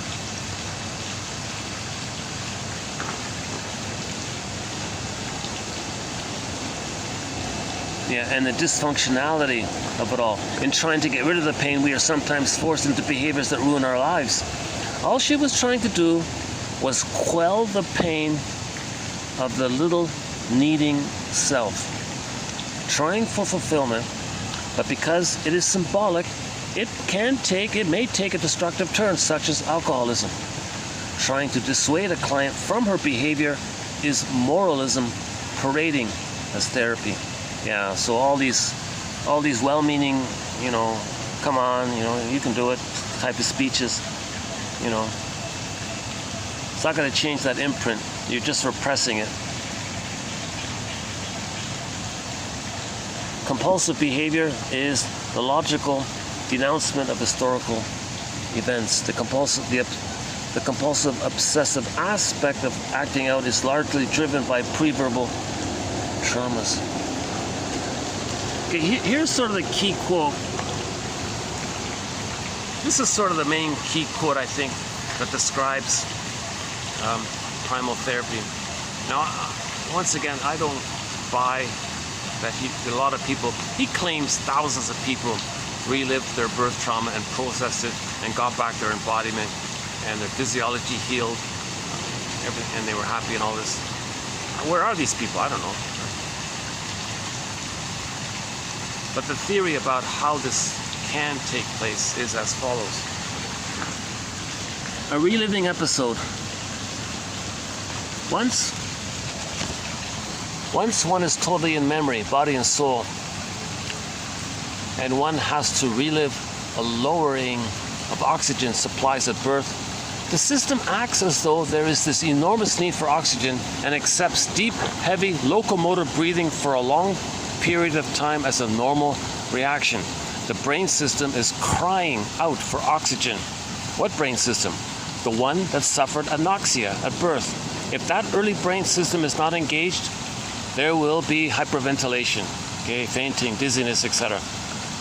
The memory, if the person does descend to that early brain system, everything is still intact. That frozen baby screaming, that flash frozen baby screaming, it's still there. The memory is present, the frozen ghost, the memory is present, and the person steps into it, feels into it. She is reliving the event with the brain system involved at that time. And therein lies resolution. Blood pressure can go from over 110 to 120/80 at the end of the session. The memory has left its storehouse and has finally connected to the new brain, the frontal brain, the third brain. We react now as we should have back then. There is obviously plenty of oxygen in the therapy room.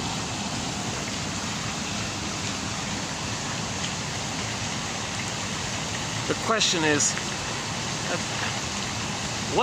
how much safety can a person feel with somebody to allow that kind of thing to happen? First, someone's got to have a lot of self-knowledge, and they know what's going on the whole time. You can't do this without this knowledge. Like, if you don't read this stuff, it's not going to happen. I doubt it's going to happen. It's called bypassing. You got to be conscious the whole time. John keeps saying all three brains must be involved. Your consciousness of what's going on is there while it's happening. And your consciousness allows you to know that there's oxygen in the room, to allow you to feel that pain. Once upon a time, there was no oxygen in the canal. But you know you're in the present and there is oxygen in the room. The system links to that. The present and the past are kind of helping each other. The two brains are, the hemispheres are in communication with each other. That allows the click in to that frozen ghost baby time. And then you allow the deep breathing, because he was waiting for decades to breathe properly. Now he's going to finally do the breathing. He says it's 30 minutes of deep, long locomotive breathing. He's like, what a relief. Not pain, it's just a relief. Like, whoa, it's long, deep breathing. It feels good to get in all that oxygen, right? It feels wonderful, I would think. Now, if the person doesn't click into that place, and he missed it kind of thing, and he's trying to do it, he's pushing himself to do it, or the facilitator pushes him, or something goes wrong, then he might be hyperventilating, and he's freaking out, he's in pain, and you're trying to breathe, but you're not at that place where you're looking for the breathing. So it gets mucked up. So you got to be careful like this. I think a lot of people maybe have this abreaction, and it's a painful kind of result kind of thing. And these mock therapies or pseudo-primal therapies created this in people, for some people. And then John said they flew to him for the real thing kind of thing.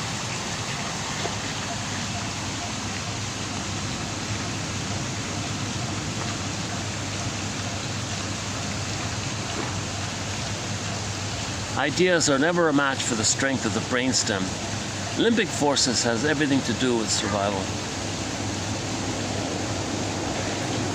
Yeah, here's one about the video games. Addicted to video games. Well, he wanted to feel like a winner. Daddy, I'm not a failure. Say I'm good. Come on, Daddy. Just say once I'm good. Like me, Daddy, once. And finally, when he felt that, he stopped acting it out. So I get the impression here that this son's father had the Elias complex. The Elias complex means that father, when he was a son, the mother used him. That means he felt rejected. Identifies with the rejecting mother. He grows up as a kid and communicates that he was rejected by rejecting his son. That son has a father with the Elias complex.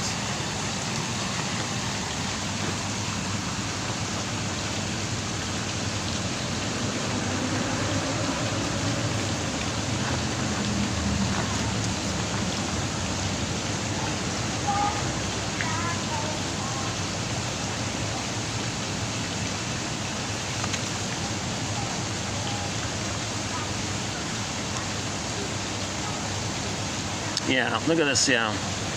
See, the client no longer sees reality, but a projection of his need. Okay, here's an important point here. Pain makes just about everything shut down or constrict, including our perceptual apparatus. If the mother uses her son to satisfy old painful needs, she'll be unlikely to see beyond that need and perceive the hurt she may be perpetuating in her son. She's soul blind. Okay, so some mothers are soul blind.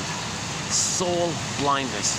What made her so blind? What shut down her apparatus? Why couldn't she see the child's has needs and feelings and is a person and all this? What shut down her perceptual apparatus and made her soul blind? Her need. So this woman had a boy, let's say, and parentified the boy. She had the kid and said, at last, finally, someone will be there for me. Listen to me, respect me, do what I say, be there for me, never let me feel alone, attend to me, just have a presence for me. So she's going to parentify the baby and make the baby and brainwash the baby, menticize the baby, condition the baby, okay, to take care of her, respond to her.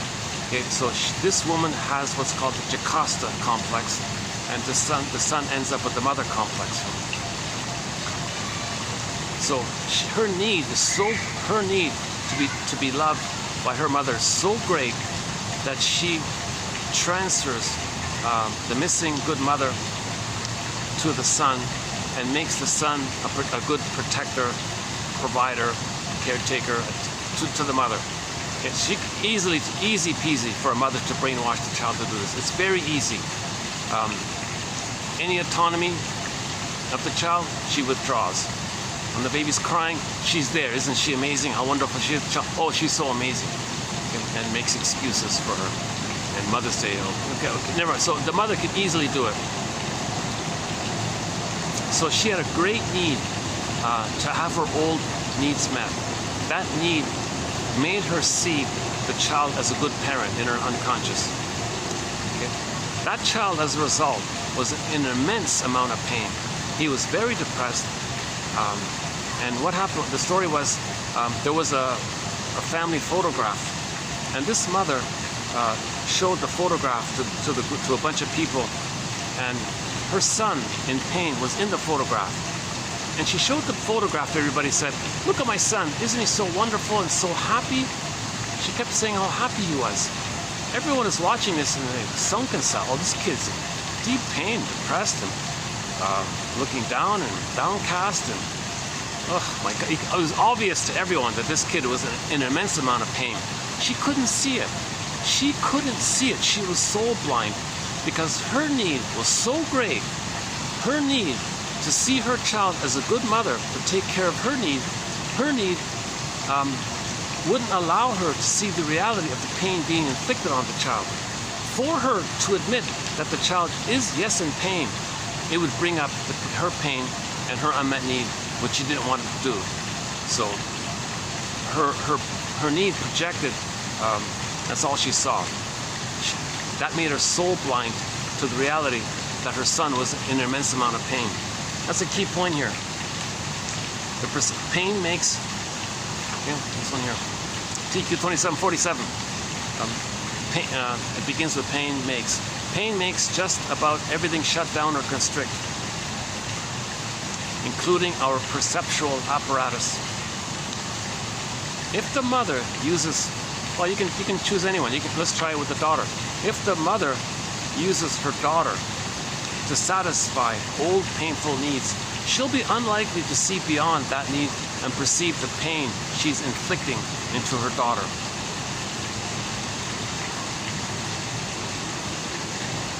She only sees a projection of her need. She no longer sees reality. Okay, now next one here. So long as the feelings are inaccessible, we remain prisoners of belief, more accurately, prisoners of pain. Again, a tip-off, a tribute to Alice Miller's book called Prisoners of Childhood.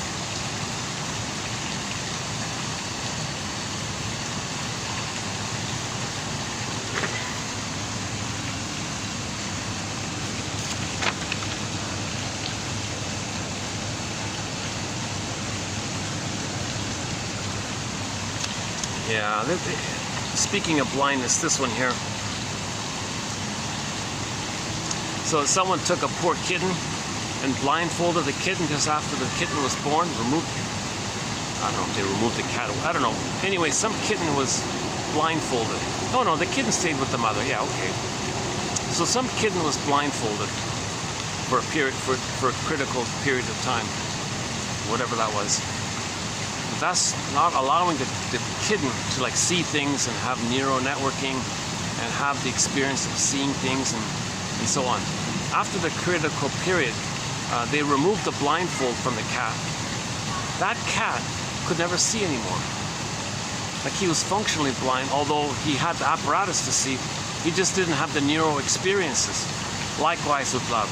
if the baby doesn't get a love interaction past it, then after the critical period, he'll never know love or understand love, just like the cat.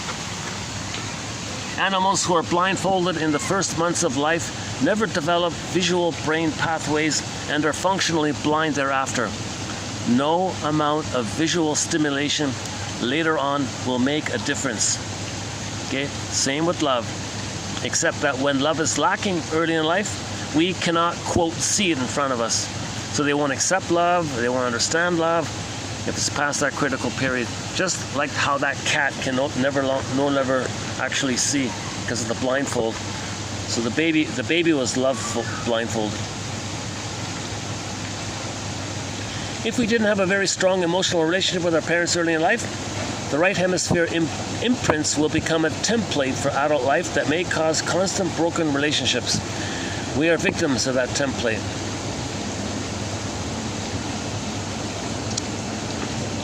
Yeah, so why did Janoff become a shrink? No, not a shrink, a psychologist. My mother had a history of psychological analysis. Dr. Janoff told the Chicago Tribune in 1983, he was drawn to the field, he said, quote, to try to cure my mother, you see, so she'd take care of me.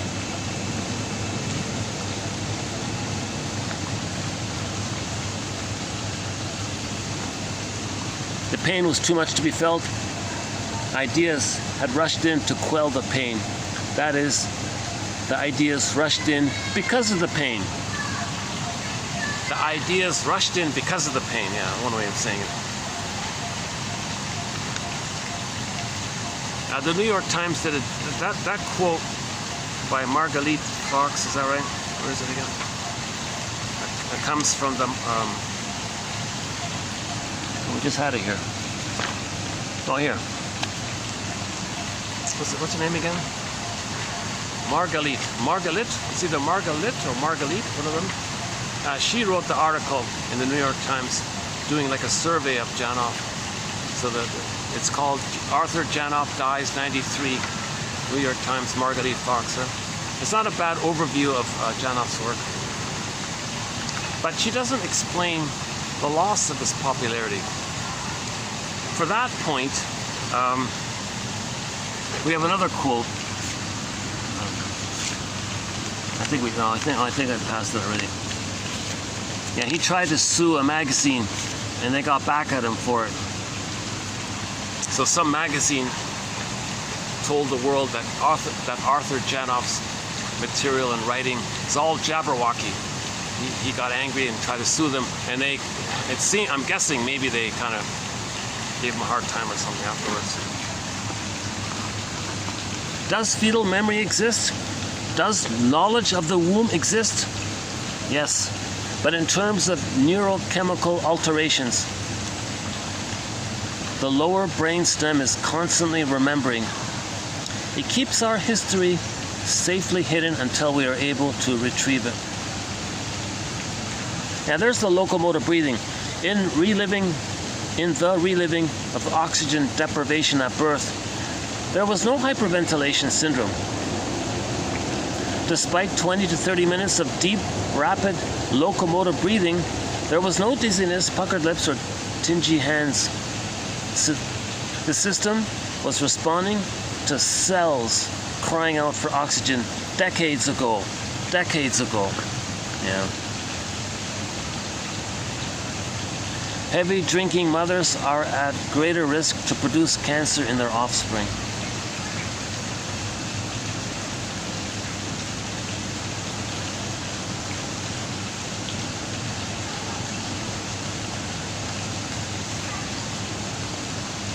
Yeah.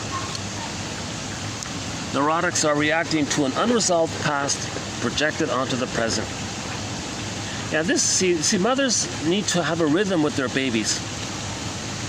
There is little reason for the tremendous pain during childbirth, though there may be some simple pain resulting from the pressure of the baby making their way out of the womb. It would appear that most of the pain can be accounted for by neuroses. More specifically, that the musculature of the neurotic woman is continuously tense and tightened and lacks flexibility. The tension, okay, the tendency to clamp down instead of open up, is the main cause of pain in childbirth. I believe that birth is a physiologically normal and relatively painful process. But when a society conditioned woman is out of touch with her realities, and the rhythm of her own body, etc. Yeah. So women have to get back that rhythm in their own body. That's the best thing they can do for their babies.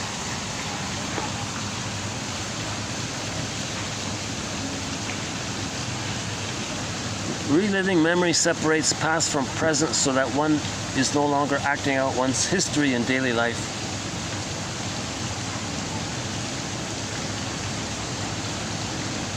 Memory for pain can be recorded at a biological level.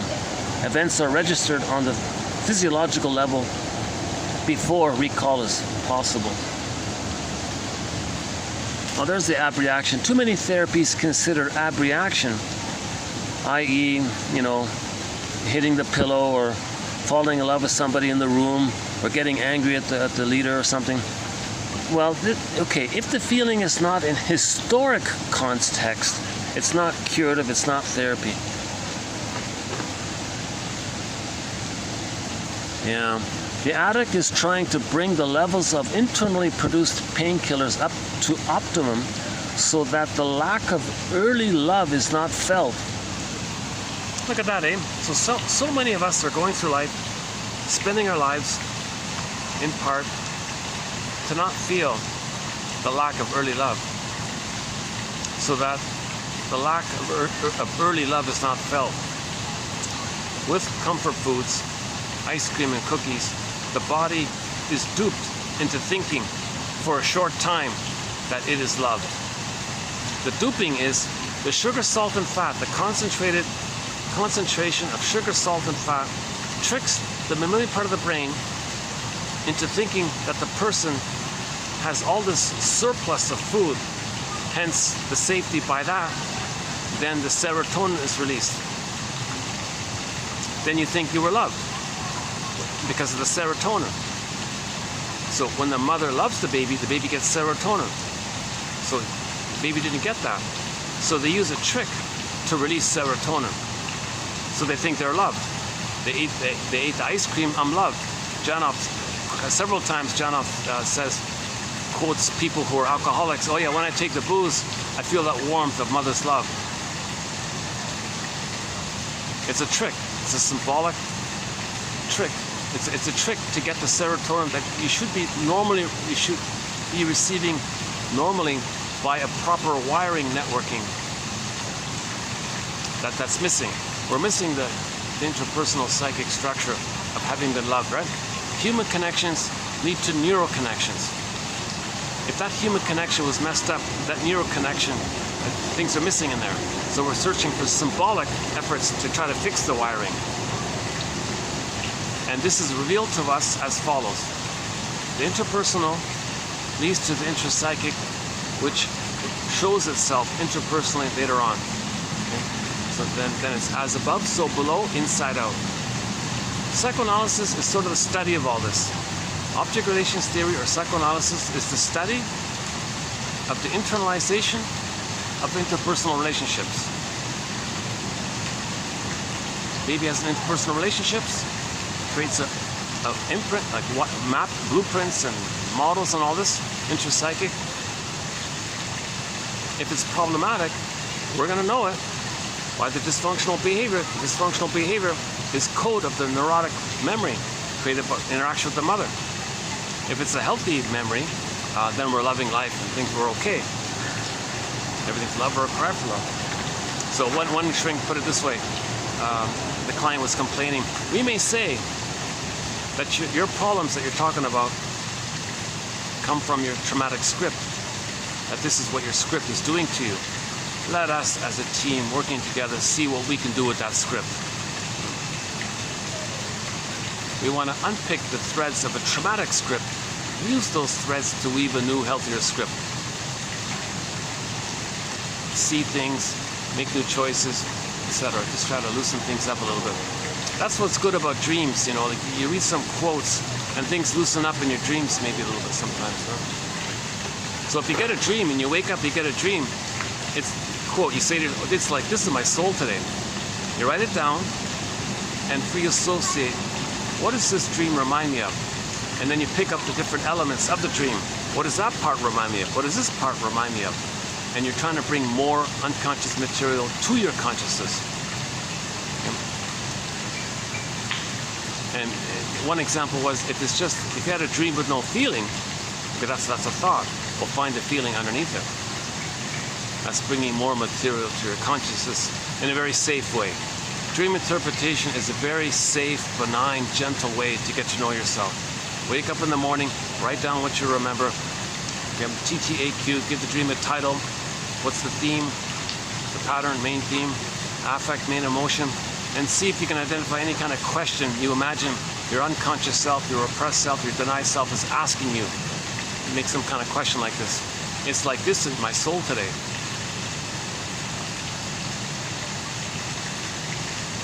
And then free associate. What do these things remind me? What does this remind me of? And see if you can extend on it. And then free associate from it. Oh, there's some. Oh, I didn't even notice there's some. Bunch of kids hear me. Okay.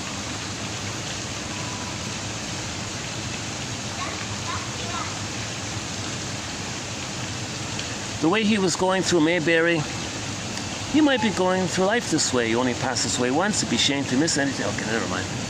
Yeah, the pattern here was the way you do one thing might be a pattern of the way you do everything, right? So he was speeding through the small town, and the sheriff said, "Gee, are you speeding through life?" Okay, hang on. What else?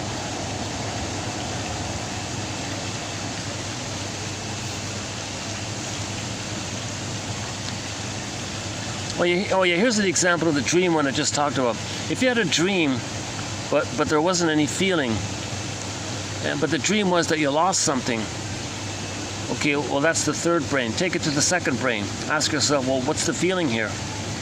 Okay, and just pause. Well, I feel lost. Okay, now you're getting somewhere. And stay with that. Ride the vehicle of that feeling. I feel lost. I'm a lost little boy. I lost my mommy. Mommy, come back, mommy. Okay, now the dream symbol, ideation, has been transformed into the feeling it is. Okay, so that's sort of like the manifest, so-called manifest. You got the image that you lost something, but latent was the feeling that you're scared that mommy is not around and you're lost. The story in the dream is the symbolic analog of the real feeling. Symbols rush in before we have to recognize the feeling. Yeah. So if the feeling is too strong, you're going to get a symbol or a belief. It is also the case in the, quote, true believer who has adopted belief systems so as not to feel their love deprivations. The formula is, I'll believe in anything as long as it does not lead me back to myself.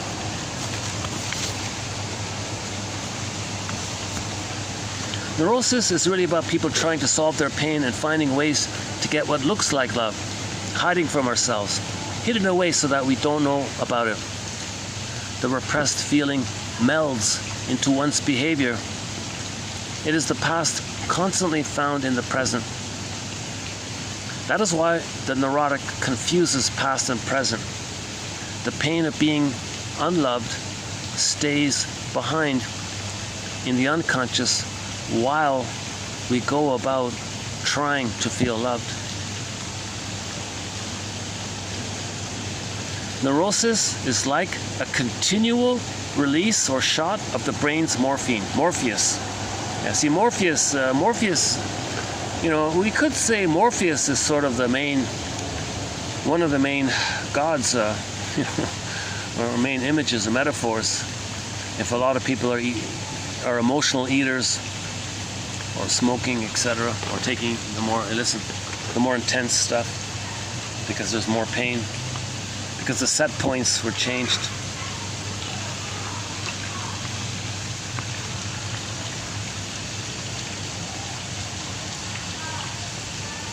Yeah, so for example, the poor circulation, that's a physiological thing. Whether caused by maternal smoking or anesthetics administered during pregnancy, the limited flow of oxygen means the baby has to adapt. He's going to redistribute oxygen to where it is most needed, the lungs and the heart. So the extremities, right? So he'll have cold feet, cold hands. And another example, the guy had a very pale expression because the blood and the oxygen had to go to the vital organs. So the extremities, there wasn't enough oxygen and blood, so cold hands, cold feet, and a very pale face. He still had a shade of beige tone of skin, but he looked very pale because the oxygen had to be diverted. You cannot say no to a physiology. Yeah. So let's say you have a physiology. Oh, don't be anxious. Really? You think it's going to work? You just say something like that. Cigarettes act as tranquilizers.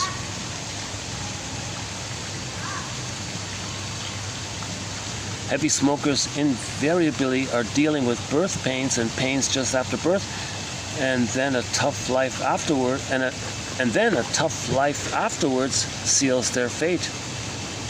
So a little sympathy here. If somebody's jumping for the cigarette, well, they're trying to numb the pain, and they don't even know that they're doing it. Likewise with the alcohol, they call it a rush of warmth. Yeah.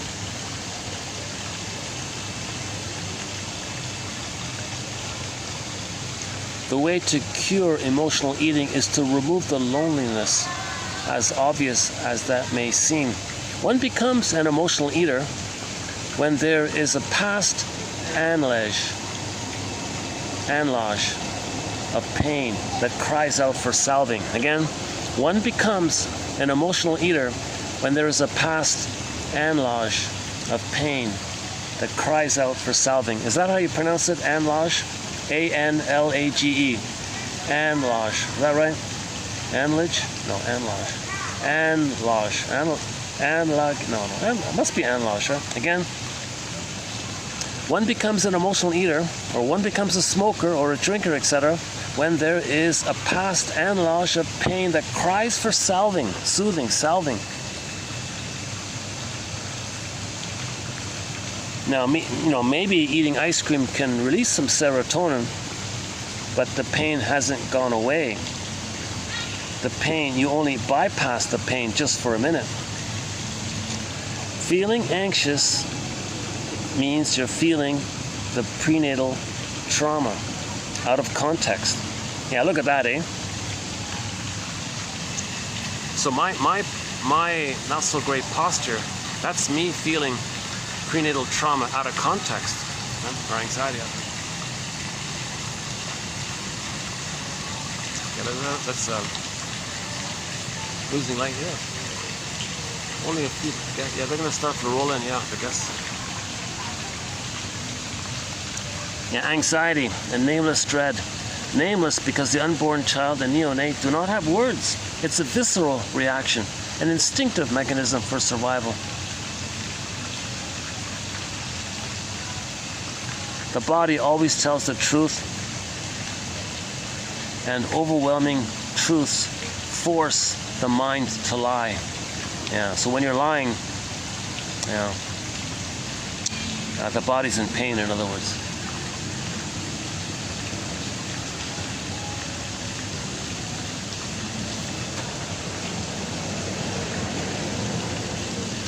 If oceanography were confined to studying the tips of icebergs, there would be a lot more shipwrecks around. If we continue to regard psychology as the science of symptoms and behavior, there are going to be a lot more human wrecks around. Yeah. So don't just think that the symptom is the cause. The symptom is the symptom, not the cause. Here's another one about the ab reaction. Yeah, okay. Connection to memory is what's important. That is what is curative. Not screaming and flailing by itself going through the motions of feeling, pretending to be experiencing something from the past. Abreaction looks so dramatic, a release of the energy of feeling without connection, a ring of phoniness about the experience because there is a lack of proper contact. It seems like crying for its own sake or screaming for no apparent reason. It is amazing how many mock therapists elicit abreaction and believe it to be feeling. The hallmark of mock therapy or pseudotherapy is the absolute lack of early context for whatever is going on in the therapeutic situation. Yeah, so that's the scan, right? Just hit the pillow. Well, Althea Horner makes clear that anger is just an expression of attachment failure, unmet needs, right?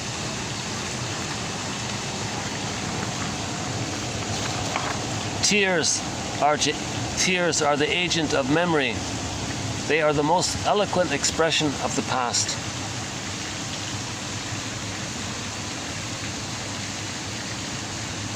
Yeah, back to the Don Juan. The Don Juan is a young child looking for a mother's love.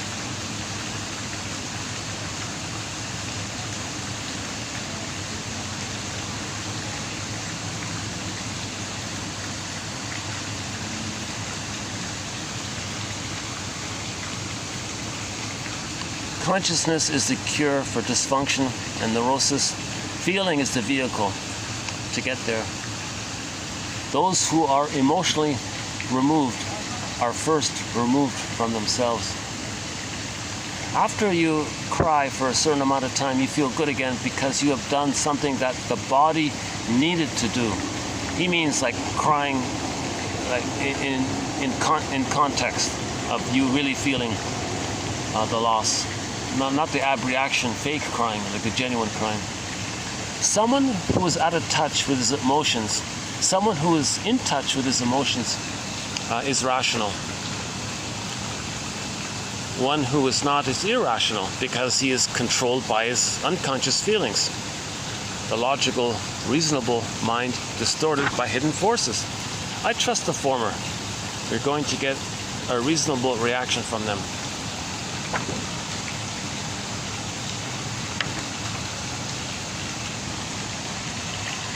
Oh, and today's ones.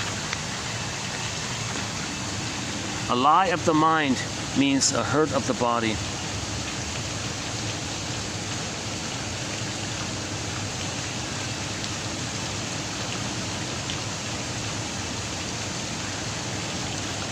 As the neurotic's life is cut off from its historic base, he is left to flounder without perspective. Yeah, so the neurotic is floundering, no perspective, eating cookies all the time, looking for mother's love. They're floundering. Yeah. Okay, we're losing light here. Let's see, what time is it? 6:20. Oh, look at that. This is 5 hours, eh? I lost. Yeah, this video went quickly. Yeah, I'm feeling a little bit more refreshed today, so the time went quicker. Yeah, I noticed that. I once did a video. I thought it was like 5 hours. It turned out to be only 1 hour. Can you believe it? Let's just wrap up next door, and where there's some light here. Give me half a minute to pack up here. Hold a second.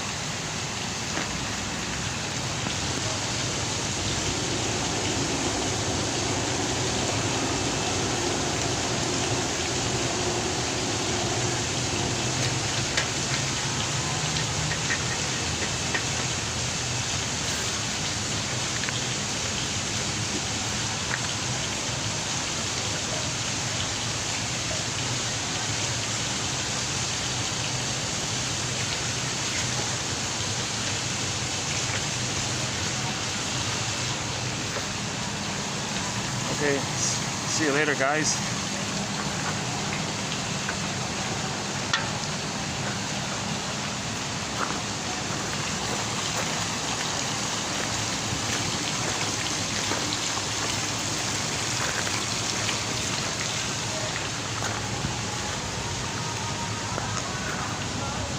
Oh, there are the menus. Oh, I haven't seen the menus yet. I'm afraid to look at the menus.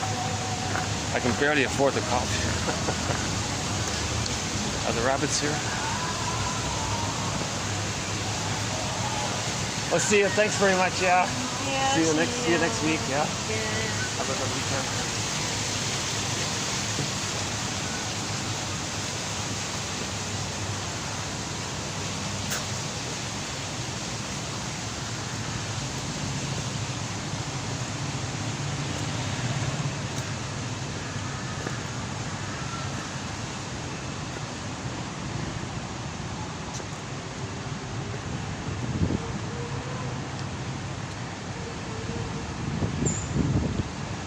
Place here.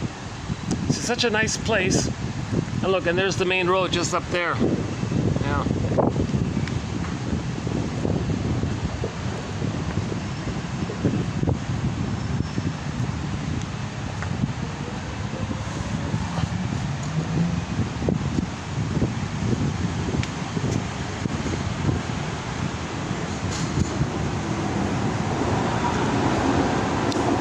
I have on the Sky. I have a fantasy on the SkyTrain.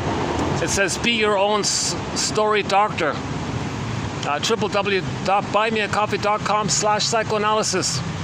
So for a minor admin fee, for a small admin fee, one for convenience, one can have this encyclopedia of insights.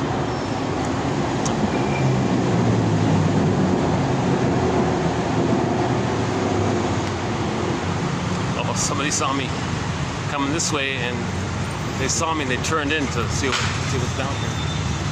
I just gave them a potential new customer, maybe.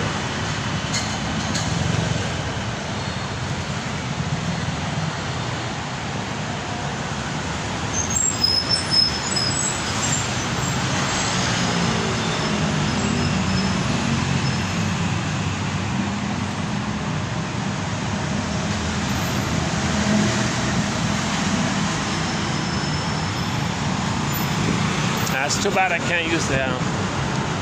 That's a private condo. I can't use that. But they got a lot of space, and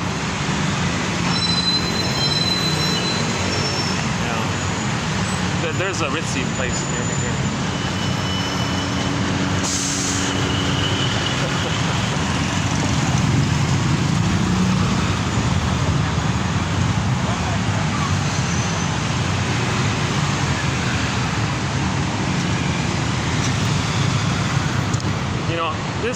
These guys have a very tiny lobby. Let's just take a quick peek at it.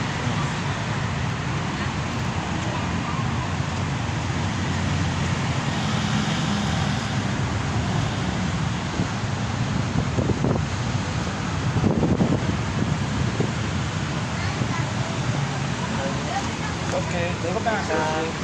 Good evening. Thank you.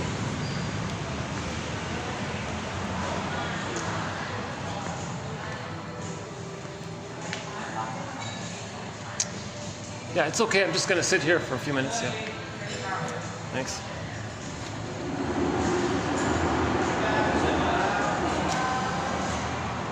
Yeah, I'm not used to this. Like you open the door and there's two, greeters kind of thing. But they stand so close to each other. There's a little space and they want you to walk in the middle. I try to walk around behind them. They wouldn't move. So, jeez.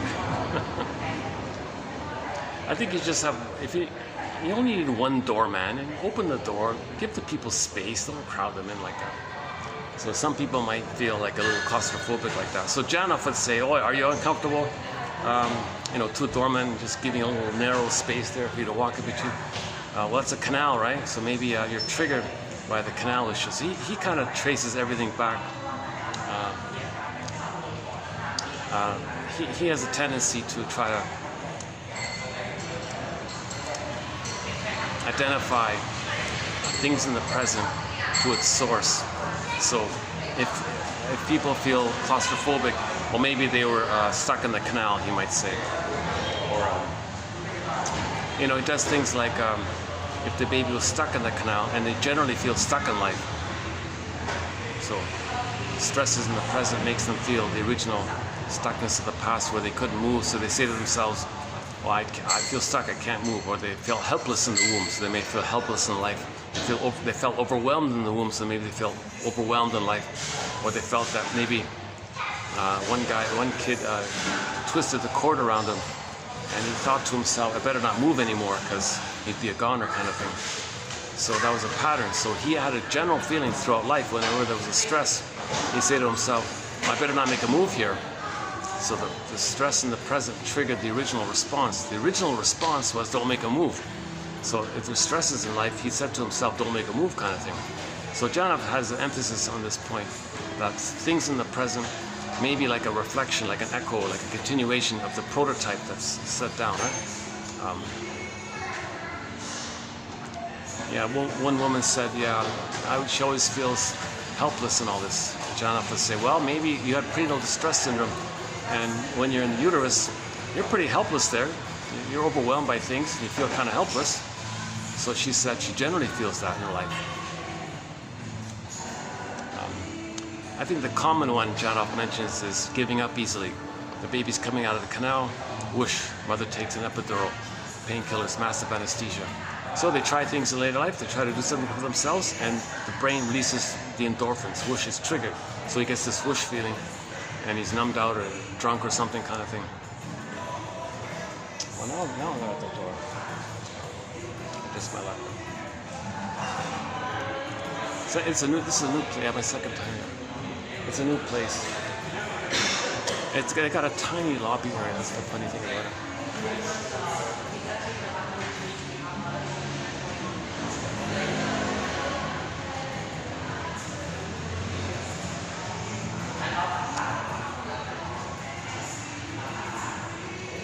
Yeah, nice little. Yeah, look at this. Yeah, look at this thing. Okay, so you peek a bit, yeah.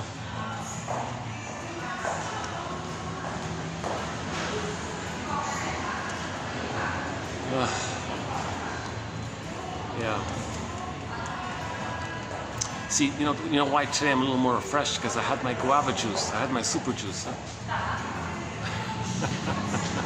It's amazing. I feel so much better with a little, like a half a two of them, right?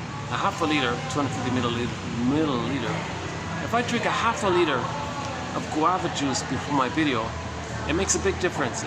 There's a noticeable difference in me. I feel calmer, more present. But on those days when the shop is sold out, and I only have coffee kind of thing. Why am I telling you this trivial little thing now?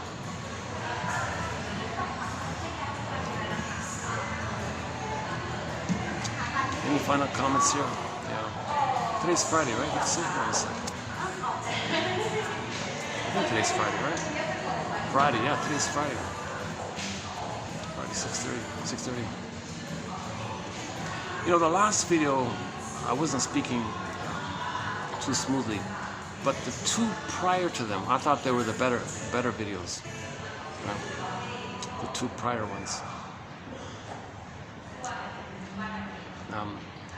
I'm definitely closing all videos before the 6 hour mark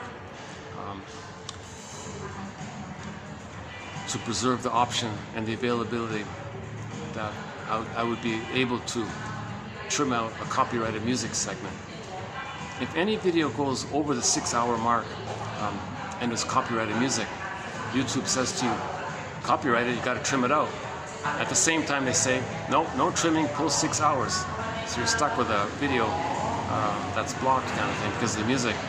So they said, well, you have to download the whole video, edit it yourself, and then re-pull. I don't have the tech for all that. So I had one video like that. So there's one lengthy video that's kind of blocked like that. Let's listen to it.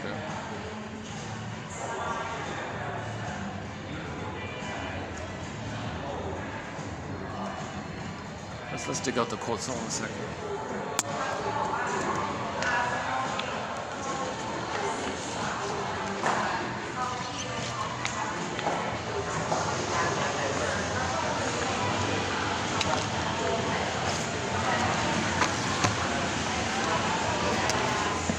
Let's see if there's any quotes we missed here. Let's see.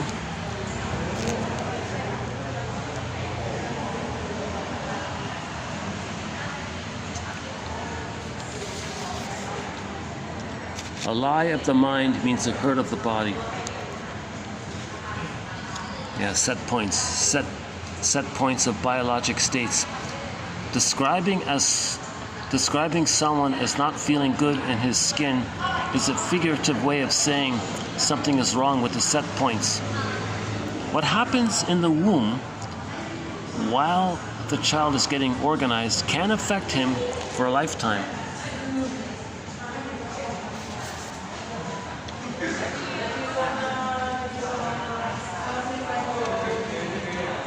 Someone who has felt her childhood needs can sense what her own child needs. Yeah. If you can get in touch with your unmet needs, you'll have soul vision for your children, right? If you have no recognition of your inner reality, you won't recognize the reality of others. If you're soul blind to yourself, you'll be soul blind to others.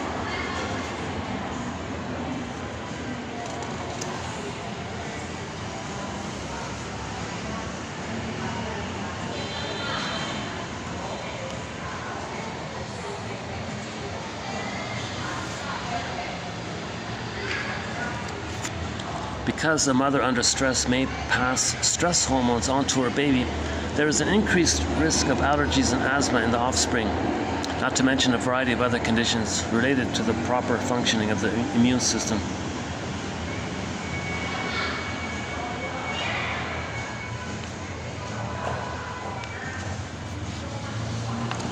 So we've got three brains or three minds, right? The survival one, that's the visceral one. Okay, that's the nervous system one that leads to anxiety. That's the only cares about survival, like the salamander. So survival and reproduction. Okay, billions of years we developed the mammal brain, the feeling brain. Okay, the chimpanzee brain, and joy and sadness and affection, oxytocin. You see, the reptiles don't have oxytocin, right?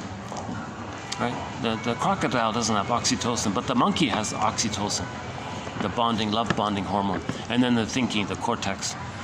Now the feeling one, the second one, is packed with endorphin receptors which act to gate pain.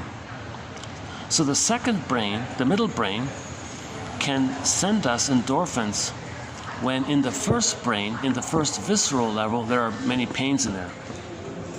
Pains in a structure known as the locus ceruleus.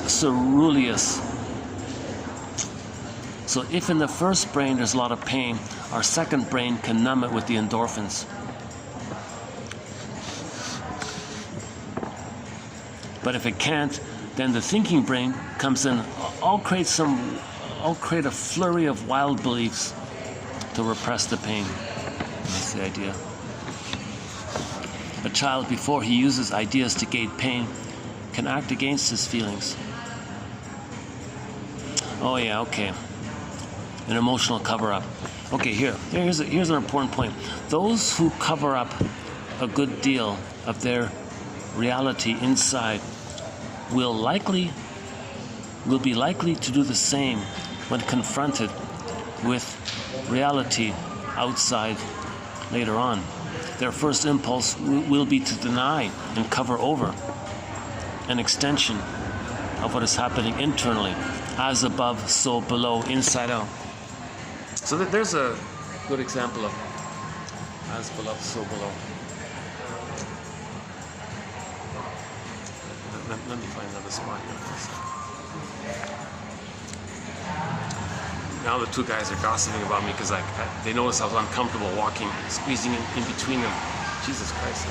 Some people have no kind of sense of that some people might be uncomfortable with that kind of... Oh, I stand corrected. They went outside. Oh, good, okay.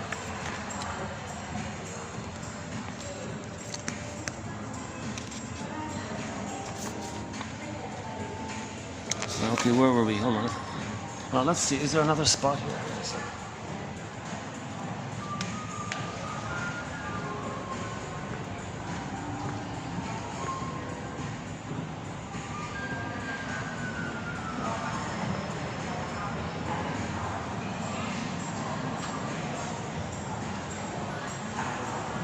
Yeah, let's move it over. Let's move it over.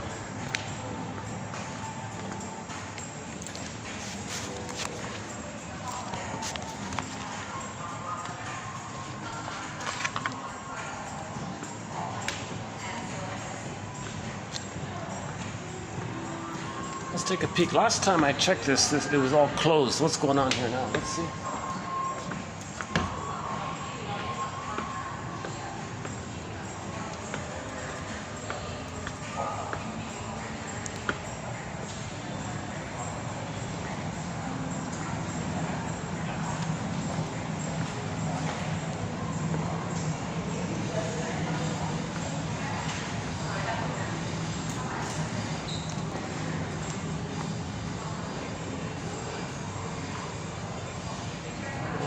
Are they open?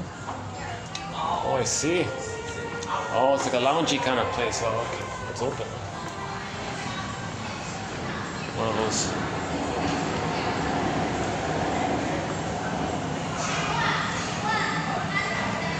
I see. It's funny, right? I showed a little vulnerability there, showing my discomfort at the two guys, kind of like wanting to.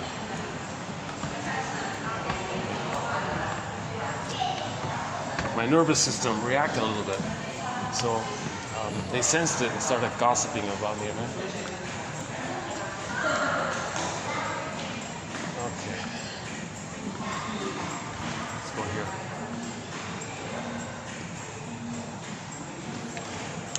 Let's get out of their vision. Okay.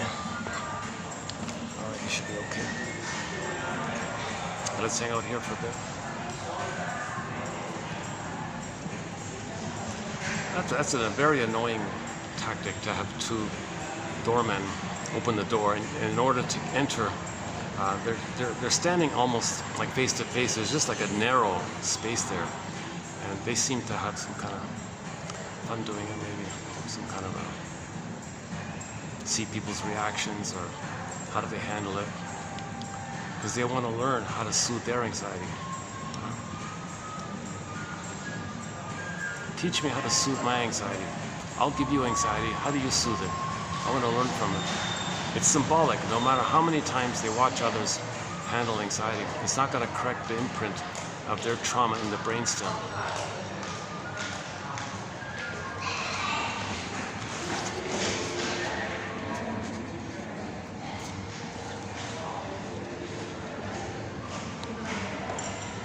Discharging the energy of feelings. That is not expressing your feelings. Yeah, he puts it this way. You can either genuinely, really express the feelings if you can get there in that locked in place. If you miss it, if you can't get there, then you have pain by that. Now the pain by that steams up above it. Now, if you tap into the steam part and express the steam part, that's not expressing your feelings. You're only discharging the steam part. The goal is to drop down to the genuine feeling part and live from there. Right? That's the theory. Discharging the energy of feelings. That is not expressing your feelings. It sounds a little unclear, right? The energy of your feelings is not necessarily expressing your feelings. He means the energy around the pain of you not feeling. He means it that way, something like that. And here's the challenging theory. We can go back 50 years and undo traumas which occurred then, traumas which shaped our lives and helped us form our later ideas. Yeah, that's the big promise, and everyone hopped on airplanes flying to California because of a sentence like that, because it's an immensely appealing kind of promise. So, he may have been part of this whole. I still don't fully know what to make of it. Part of it seems like the money-making thing, but his books are helpful at the same time, So I would stick with his books personally.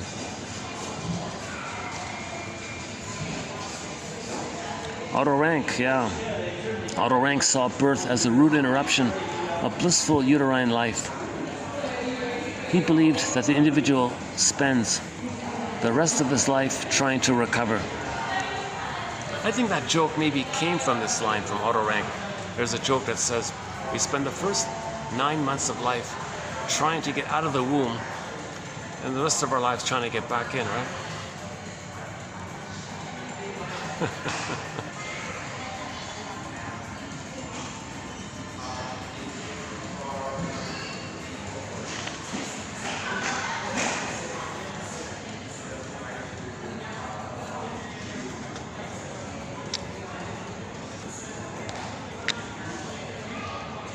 His imprinted trauma needs a current focus to make his body feel in harmony, matching the outside to the inside, from the past to the present, is the linchpin of neurosis. Okay, so if something symbolizes your pain, then the symbol expresses your pain, reveals your pain, but hides the pain. Okay, so there's that kind of like the linchpin of neurosis. So I think the best thing to do is to read Karen Horney's book called Our Inner Conflicts, Chapter 5, on externalization. We want to see outside a demonstration to make us unaware of what we're seeing is what we're feeling within.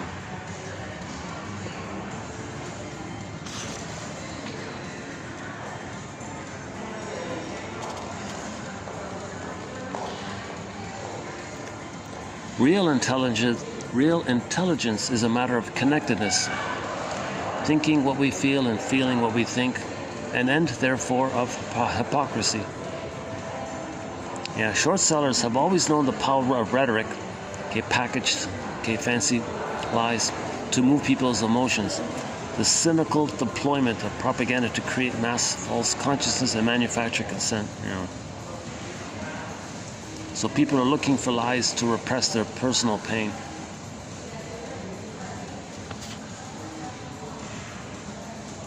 The mind of ideas and philosophies doesn't know it's being used, doesn't know it serves as a barricade against the danger of feeling. It keeps itself going, reinforced as an airtight lock against pain. It is why no one can convince the person out of their ideas. They serve a key purpose, and people can get very angry when those ideas are challenged. Yeah, so think about your parents. If they're very stubborn, well, they're guarding against their personal pain. The stubborn beliefs, stubborn attitudes, the greater the pain, basically. If a carrying mother drinks 4 to 5 cups of coffee a day over several days during the critical period of synaptogenesis in the unborn child, the possibility is there for an imprint which will change the set point. Yeah, there's the set points again. The possibility is there for an imprint which will change the set points of a baby for a lifetime. So this is the issue here. The set points. It's kind of abnormal or something. If the baby's born with PTSD, the set point, the cortisol is wrapped up too high. Not enough set point in the cortisol area, in the serotonin area.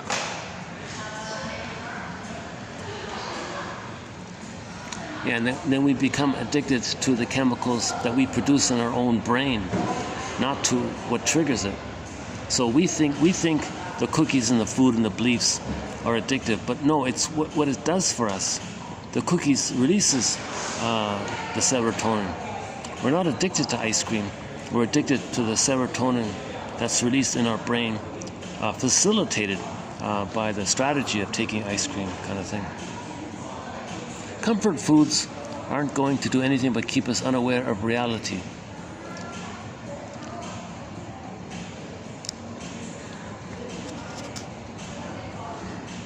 Okay, so yeah, back to the set point. So, set points. With early trauma and lack of love in the brain, the brain system is constantly in deficit mode of its serotonin and its supplies. It is no wonder that later comfort foods may be sought to boost those supplies artificially. He who has not felt his history is doomed to relive it. Okay, repetition compulsion, all right.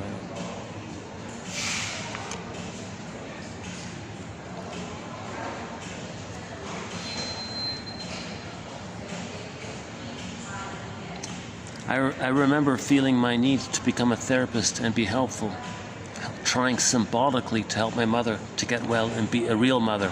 Yeah, so this is Janoff here again. I remember feeling my need to become a therapist and be helpful, trying symbolically to help my mother to get well and be a real mother. Yeah, so this is very common with clingers and pleasers. They're still trying to save the mother, so they want to save the world, thinking they're saving the mother. So if they symbolically save everybody, he thinks he's still trying to save the mother. Now, when he becomes aware of that, you got to pause. Are you going to continue in a healthy way in terms of sharing, or are you still pathologically trying to save your mother, kind of thing?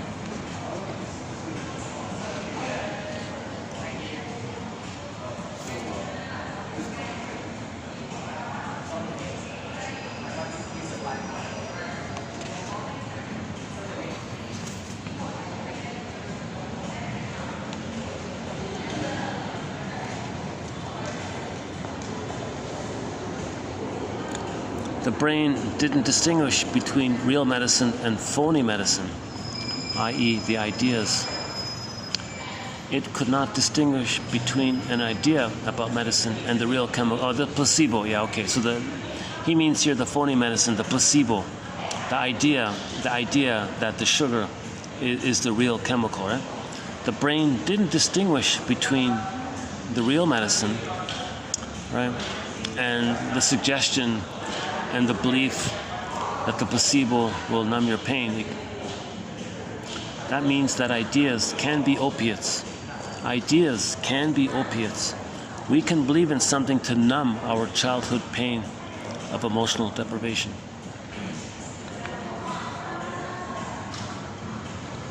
Oh yeah, okay. Did we do this one here? Yeah, okay. Here's a good one. Okay. The essence of neurosis seems to be to concoct rationales for one's behavior, which is driven by unrecognized forces. That is why one cannot penetrate elaborate rationales and explanations for another's behavior. Quote, "Why should I give up drinking when it makes me feel so warm and cozy?" said an acquaintance. He had no recognition of the constant tension he suffered. Where repressed pain exists, a scaffold of ideas is built around it. The brain is able to adopt a "don't bother me with facts" attitude. You cannot be open-minded when you have heavy pain. When imprinted pain is so massive that the internal producers of blocking agents cannot secrete enough supplies to quell the pain, the person needs something external to tranquilize it. Comfort foods are sometimes summoned to do the trick, or a good belief system will help. It adds to our internal drug supply. The brain is a wonderful pharmacy dispensing the necessary drugs on demand. Who is doing the demanding? Our biologic system. Our pain orders and reorders whenever necessary until we are out of stock. When there are too many orders going on for too long, supplies get exhausted. Then we literally have to run to the neighborhood pharmacy for help. Here we see why people with horrendous childhoods are candidates for addictions. Their natural painkillers are not up to the task. What happens also is that there's a flight into ideas. So wild ideas can trigger the internal opiates, he says here, or run to the vending machine, whatever. Yeah, Jesus. Yeah, for me it's I still eat cookies and ice cream, sometimes.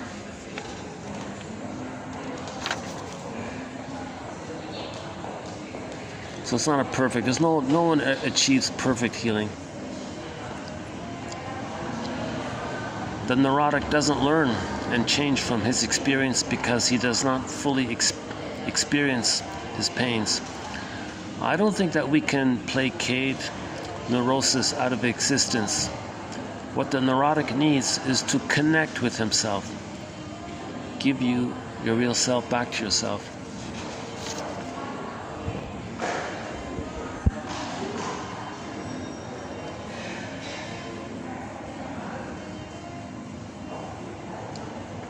A traumatic birth leaves us vulnerable to even the slightest stress later on. Yeah, look at that, eh? Yeah, look at that, right? So me walking between those two doormen, like just literally like not even an inch on either side of me. Like almost just, geez, not even a half an inch. Those two guys were really kind of doing the sandwich thing there. A traumatic birth leaves us vulnerable to even the slightest stress. That's a minor thing, right? But my nervous system kind of, reacted. I tried to walk behind the guy. He wouldn't budge, right? He didn't get the message. A traumatic birth leaves us vulnerable to even the slightest stress later on. A proper birth is something, though, that is partly within the parents' control. And if there is any one thing you can try to give your child, it is that.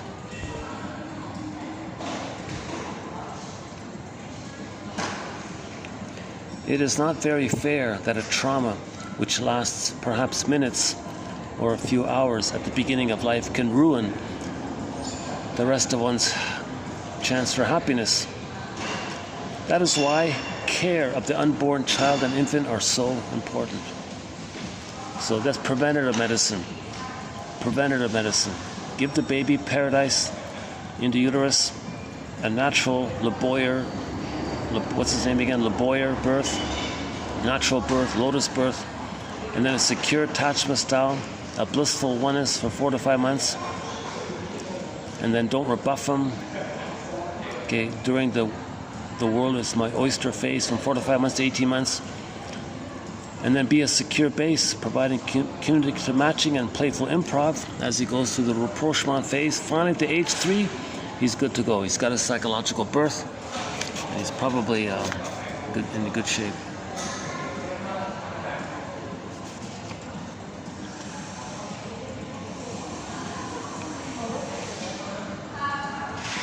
Here's an example of the woman. Here's an example of the mother who transfers her need to be seen by her mother onto the child. One of the key reasons neurotics have children is to produce someone who will be loving, someone the parent can have all to herself. The son looked out the window or something. Look at me when I'm talking to you. Like, whoa. The emotional overreaction is an old feeling toward this parent's own parents, which has been suppressed and now erupts inappropriately. If the child's under immense stress of trying to please the mother, take care of the mother, he's trying and trying. Sometimes the child needs a break. He looked out the window once and she screamed at him, look at me when I'm talking to you. That's her reaction to her mother back in the nursery.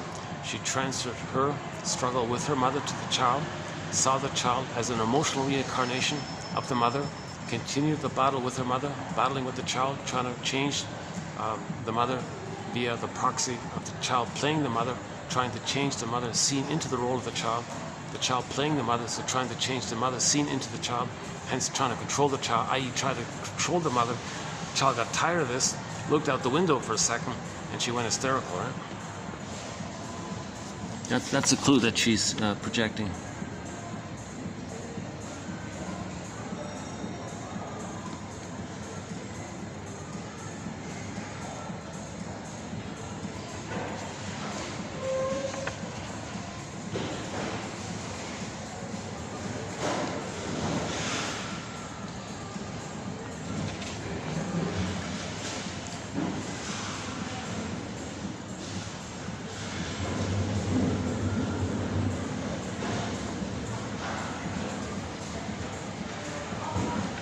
A pain that endures, which is why adults need painkillers to stifle the cries of being unloved early in life.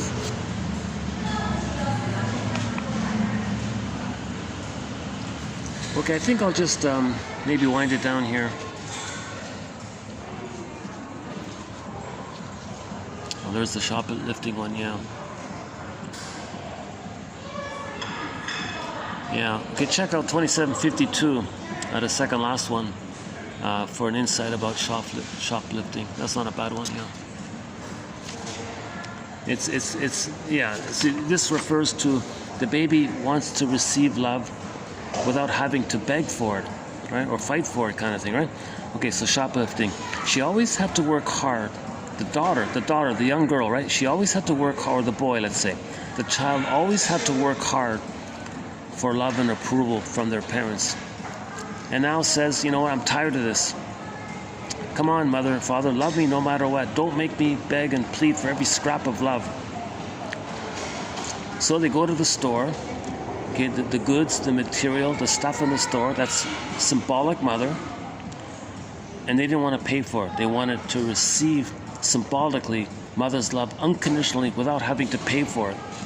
So that's the theory about, one theory about shoplifting, right? It's the communication that they want to get mother's love freely, like normally, unconditionally. And in that show, there's a good example of this in the Nashville show. The famous singer was wealthy and all this, and she had a very depressed mother, so we can see the connection there. She went to the supermarket and all this, and would always shoplift, like girly like lipstick and things. And, so it wasn't about the money. She wanted like mother's kiss. She wanted mother's affection. She'd buy like all these feminine, like skin creams and things or something. She missed that kind of tenderness of mother's touch. Never got it freely. So it's as if she's trying to symbolically get it. So symbolically trying to get that, right? That's neurosis. That's neurotic. And the woman didn't care about. The woman didn't care about the penalty because her need was too great, right? Knowing about risk, it's not a match for the old needs. See, the old needs blinds you to reality, kind of thing. So that woman didn't care because she wanted the experience of mother's affection, tenderness.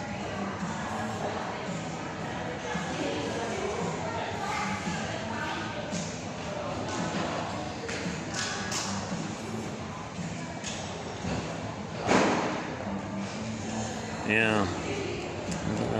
These ones, yeah, some more good quotes here.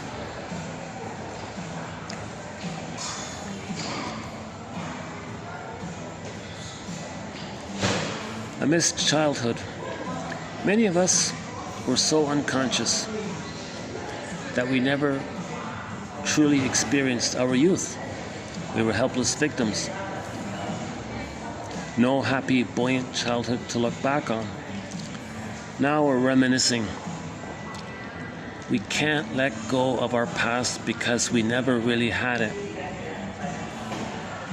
You see, that's called pathological nostalgia. The pain of not getting a happy childhood. So you're always looking in the past. Can you think it in a different way? What if this could have been that? Change the fantasy. You're reminiscing, dwelling, trying to change the past. What if this? Why did that happen? You're trying to. That's the issue, right?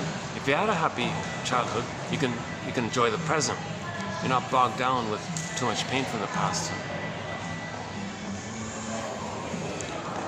What I cried about was the father I never had. Finally, I was crying for me. Finally, I could cry for him for the first time for the tragedy that was his life. He was a scared little boy, bewildered, but what life had come to for him. Yeah, now you're getting somewhere, right? Now you're getting somewhere. Once you know yourself and all this, now you can see that the father wasn't loved and disappointed. Back to Bruce Springsteen. Okay, 10 minutes left here. There might be some copyrighted music, as I mentioned before.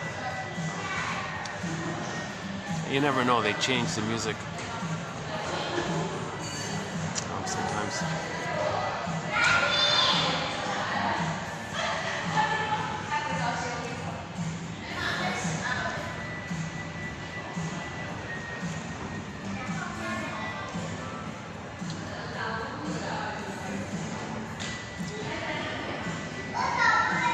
Wholeness means getting ourselves back, no longer being driven by imprints in the lower brain that control our lives.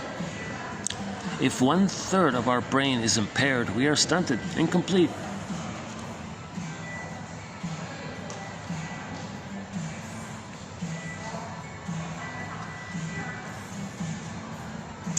3 brains. Don't ignore any of them.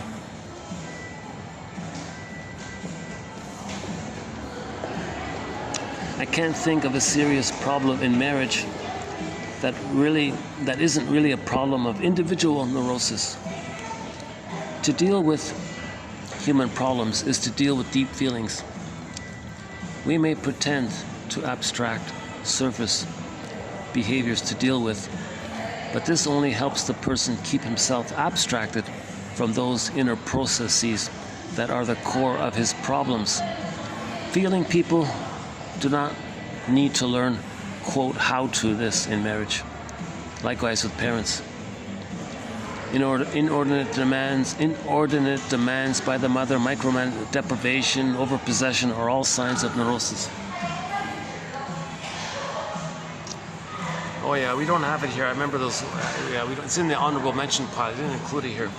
It's like the reason there's so many popular books in the self-help section on how to be a parent, how to do this, looking for techniques, teach, because we're so out of touch with our feelings. If the mother has her feelings, she knows what to do from her feelings. This a sign that mothers are out of touch with their body, their feelings, is this: give me the technique. Should I do this? Should I do this? They don't know. They're lost in this maze of advice, and people make money by this. So similarly, in marriage, right? How do I fix my marriage? It's a similar idea, right? No mother needs to be taught how to, love their baby. That's something. Hold on a second. That's okay. Yeah, I'm just leaving in 5 minutes. Yeah. It's okay. Yeah. Oh, okay. It's okay. Yeah. Okay. It's getting crowded here. I don't want to take up. Like this where I'm sitting here could sit 1, 2, 3, 4 people, 5 people. Let's see how we're doing here. 7 o'clock, 5:00. Our theme song to 1001, Windmills of the Mind, is Katja Epstein's German cover of the song Windmills of the Mind. A good English rendition, which I'd love to play, but copyright I couldn't, is Barbara Lewis's one. Barbara Lewis does a great one. A distant third is Jose Feliciano. That's a difficult song to sing. I've listened to various people sing that song. I sense it. It must be a very difficult song to sing. Only 2 people did it. Katja Epstein in German and Barbara Lewis in English. Everyone else, distant third. And most of it, oh my God, I can't hear it. Even Kermit the Frog does it better than most people. Yeah, Kermit the Frog sings a cover of Windmills of the Mind, the Muppet one.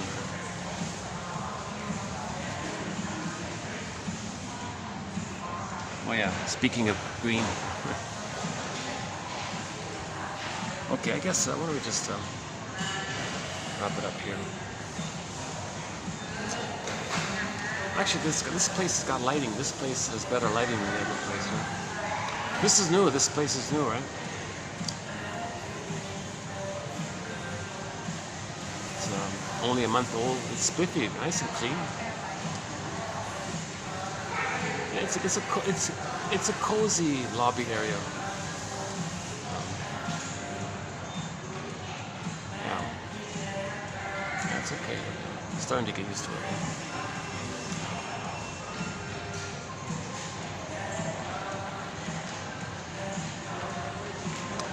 Here, 5:53. Well, any final last ones here? Researchers have described prenatal distress syndrome. It is a battle to stay alive for the unborn child who is choking and suffocating against the smoke a mother inhales. And it is not possible for the baby to remain, quote, sane and in comfort when the mother is taking in alcohol, which changes the set points in the brain. Yeah. So the role of the mother is to make sure the baby has his paradise. Garden of Eden, Shangri-La, Shambhala, Avalon, Nirvana, blissful oneness. Babies deserve to have a blissful oneness in the uterus, and then plus for another extended 4 to 5 months That paradise is meant to continue. Yeah. When very early touch is central to developing a healthy brain. Yeah, look at that here. So a healthy brain, you need tender touch. Mother's tender touch gives the baby a healthy brain, right? Lack of love changes the chemicals in the brain and can eventually change the structure of that brain, so-called epigenetics, right? Like the little sapling that has been warped in its childhood, the warped brain deviates thereafter. Yeah, look at that, eh? That's so-called curse, right? Yikes, that's a tough one there. So what do we want? We want consciousness. We need consciousness. What Gerald Elderman and Giulio Tononi point out in their book, A Universe of Consciousness, is that integration means that suddenly many different parts of the brain are privy to information that was previously confined to some specialized subsystem. The problem is to figure out how to join these disparate systems. Mind you, those systems would be naturally integrated were the force of the feelings not so overwhelming. The brain says, I must concoct bizarre ideas to take the place of the real ones that can only spell agony. Yeah. So the truth spells pain, right? The truth spells pain, agony. So the cortex says, give me some bizarre ones to mask it. Yeah. Consciousness is no more than, it's kind of like psychological red herrings. A straw man. So beliefs, think of it like psychological straw mans. The real issue is the feeling, the truth. So you create a straw man and focus on the straw man. It's easier to deal with, and it keeps you away from the truth, right? Consciousness is no more than maximized interaction among neuronal groups and different levels of the brain. When someone has an integrated feeling, it means that feeling has become a part of them. Where was it before? It became part of him. It was apart from him, deep in the recesses of the brain in the unconscious. Connection to feelings. Well, then there will be less of a left brain bias.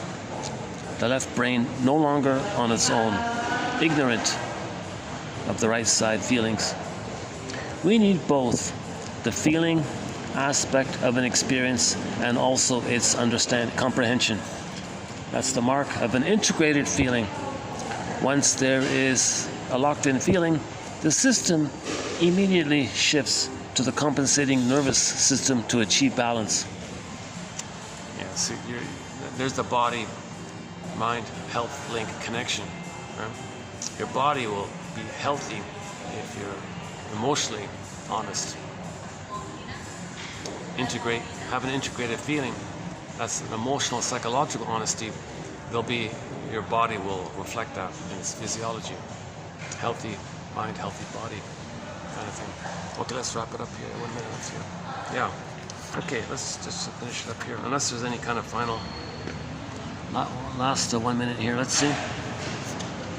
Oh, the poor monkeys. Oh, yeah.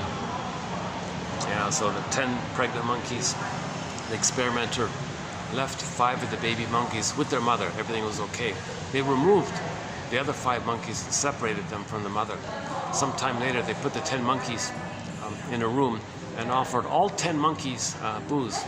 They loved the monkeys, but the love-starved monkeys became addicted. They couldn't stop, right? So we have a monkey brain. We have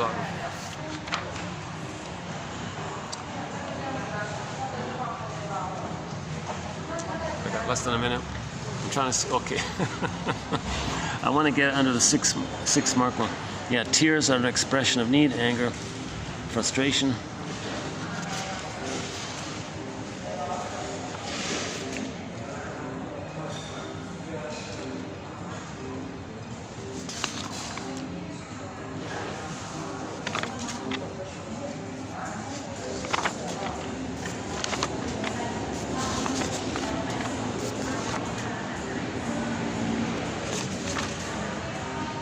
The more we connect with our unconscious, the more conscious we become. How's that? There's a good concluding sentence here.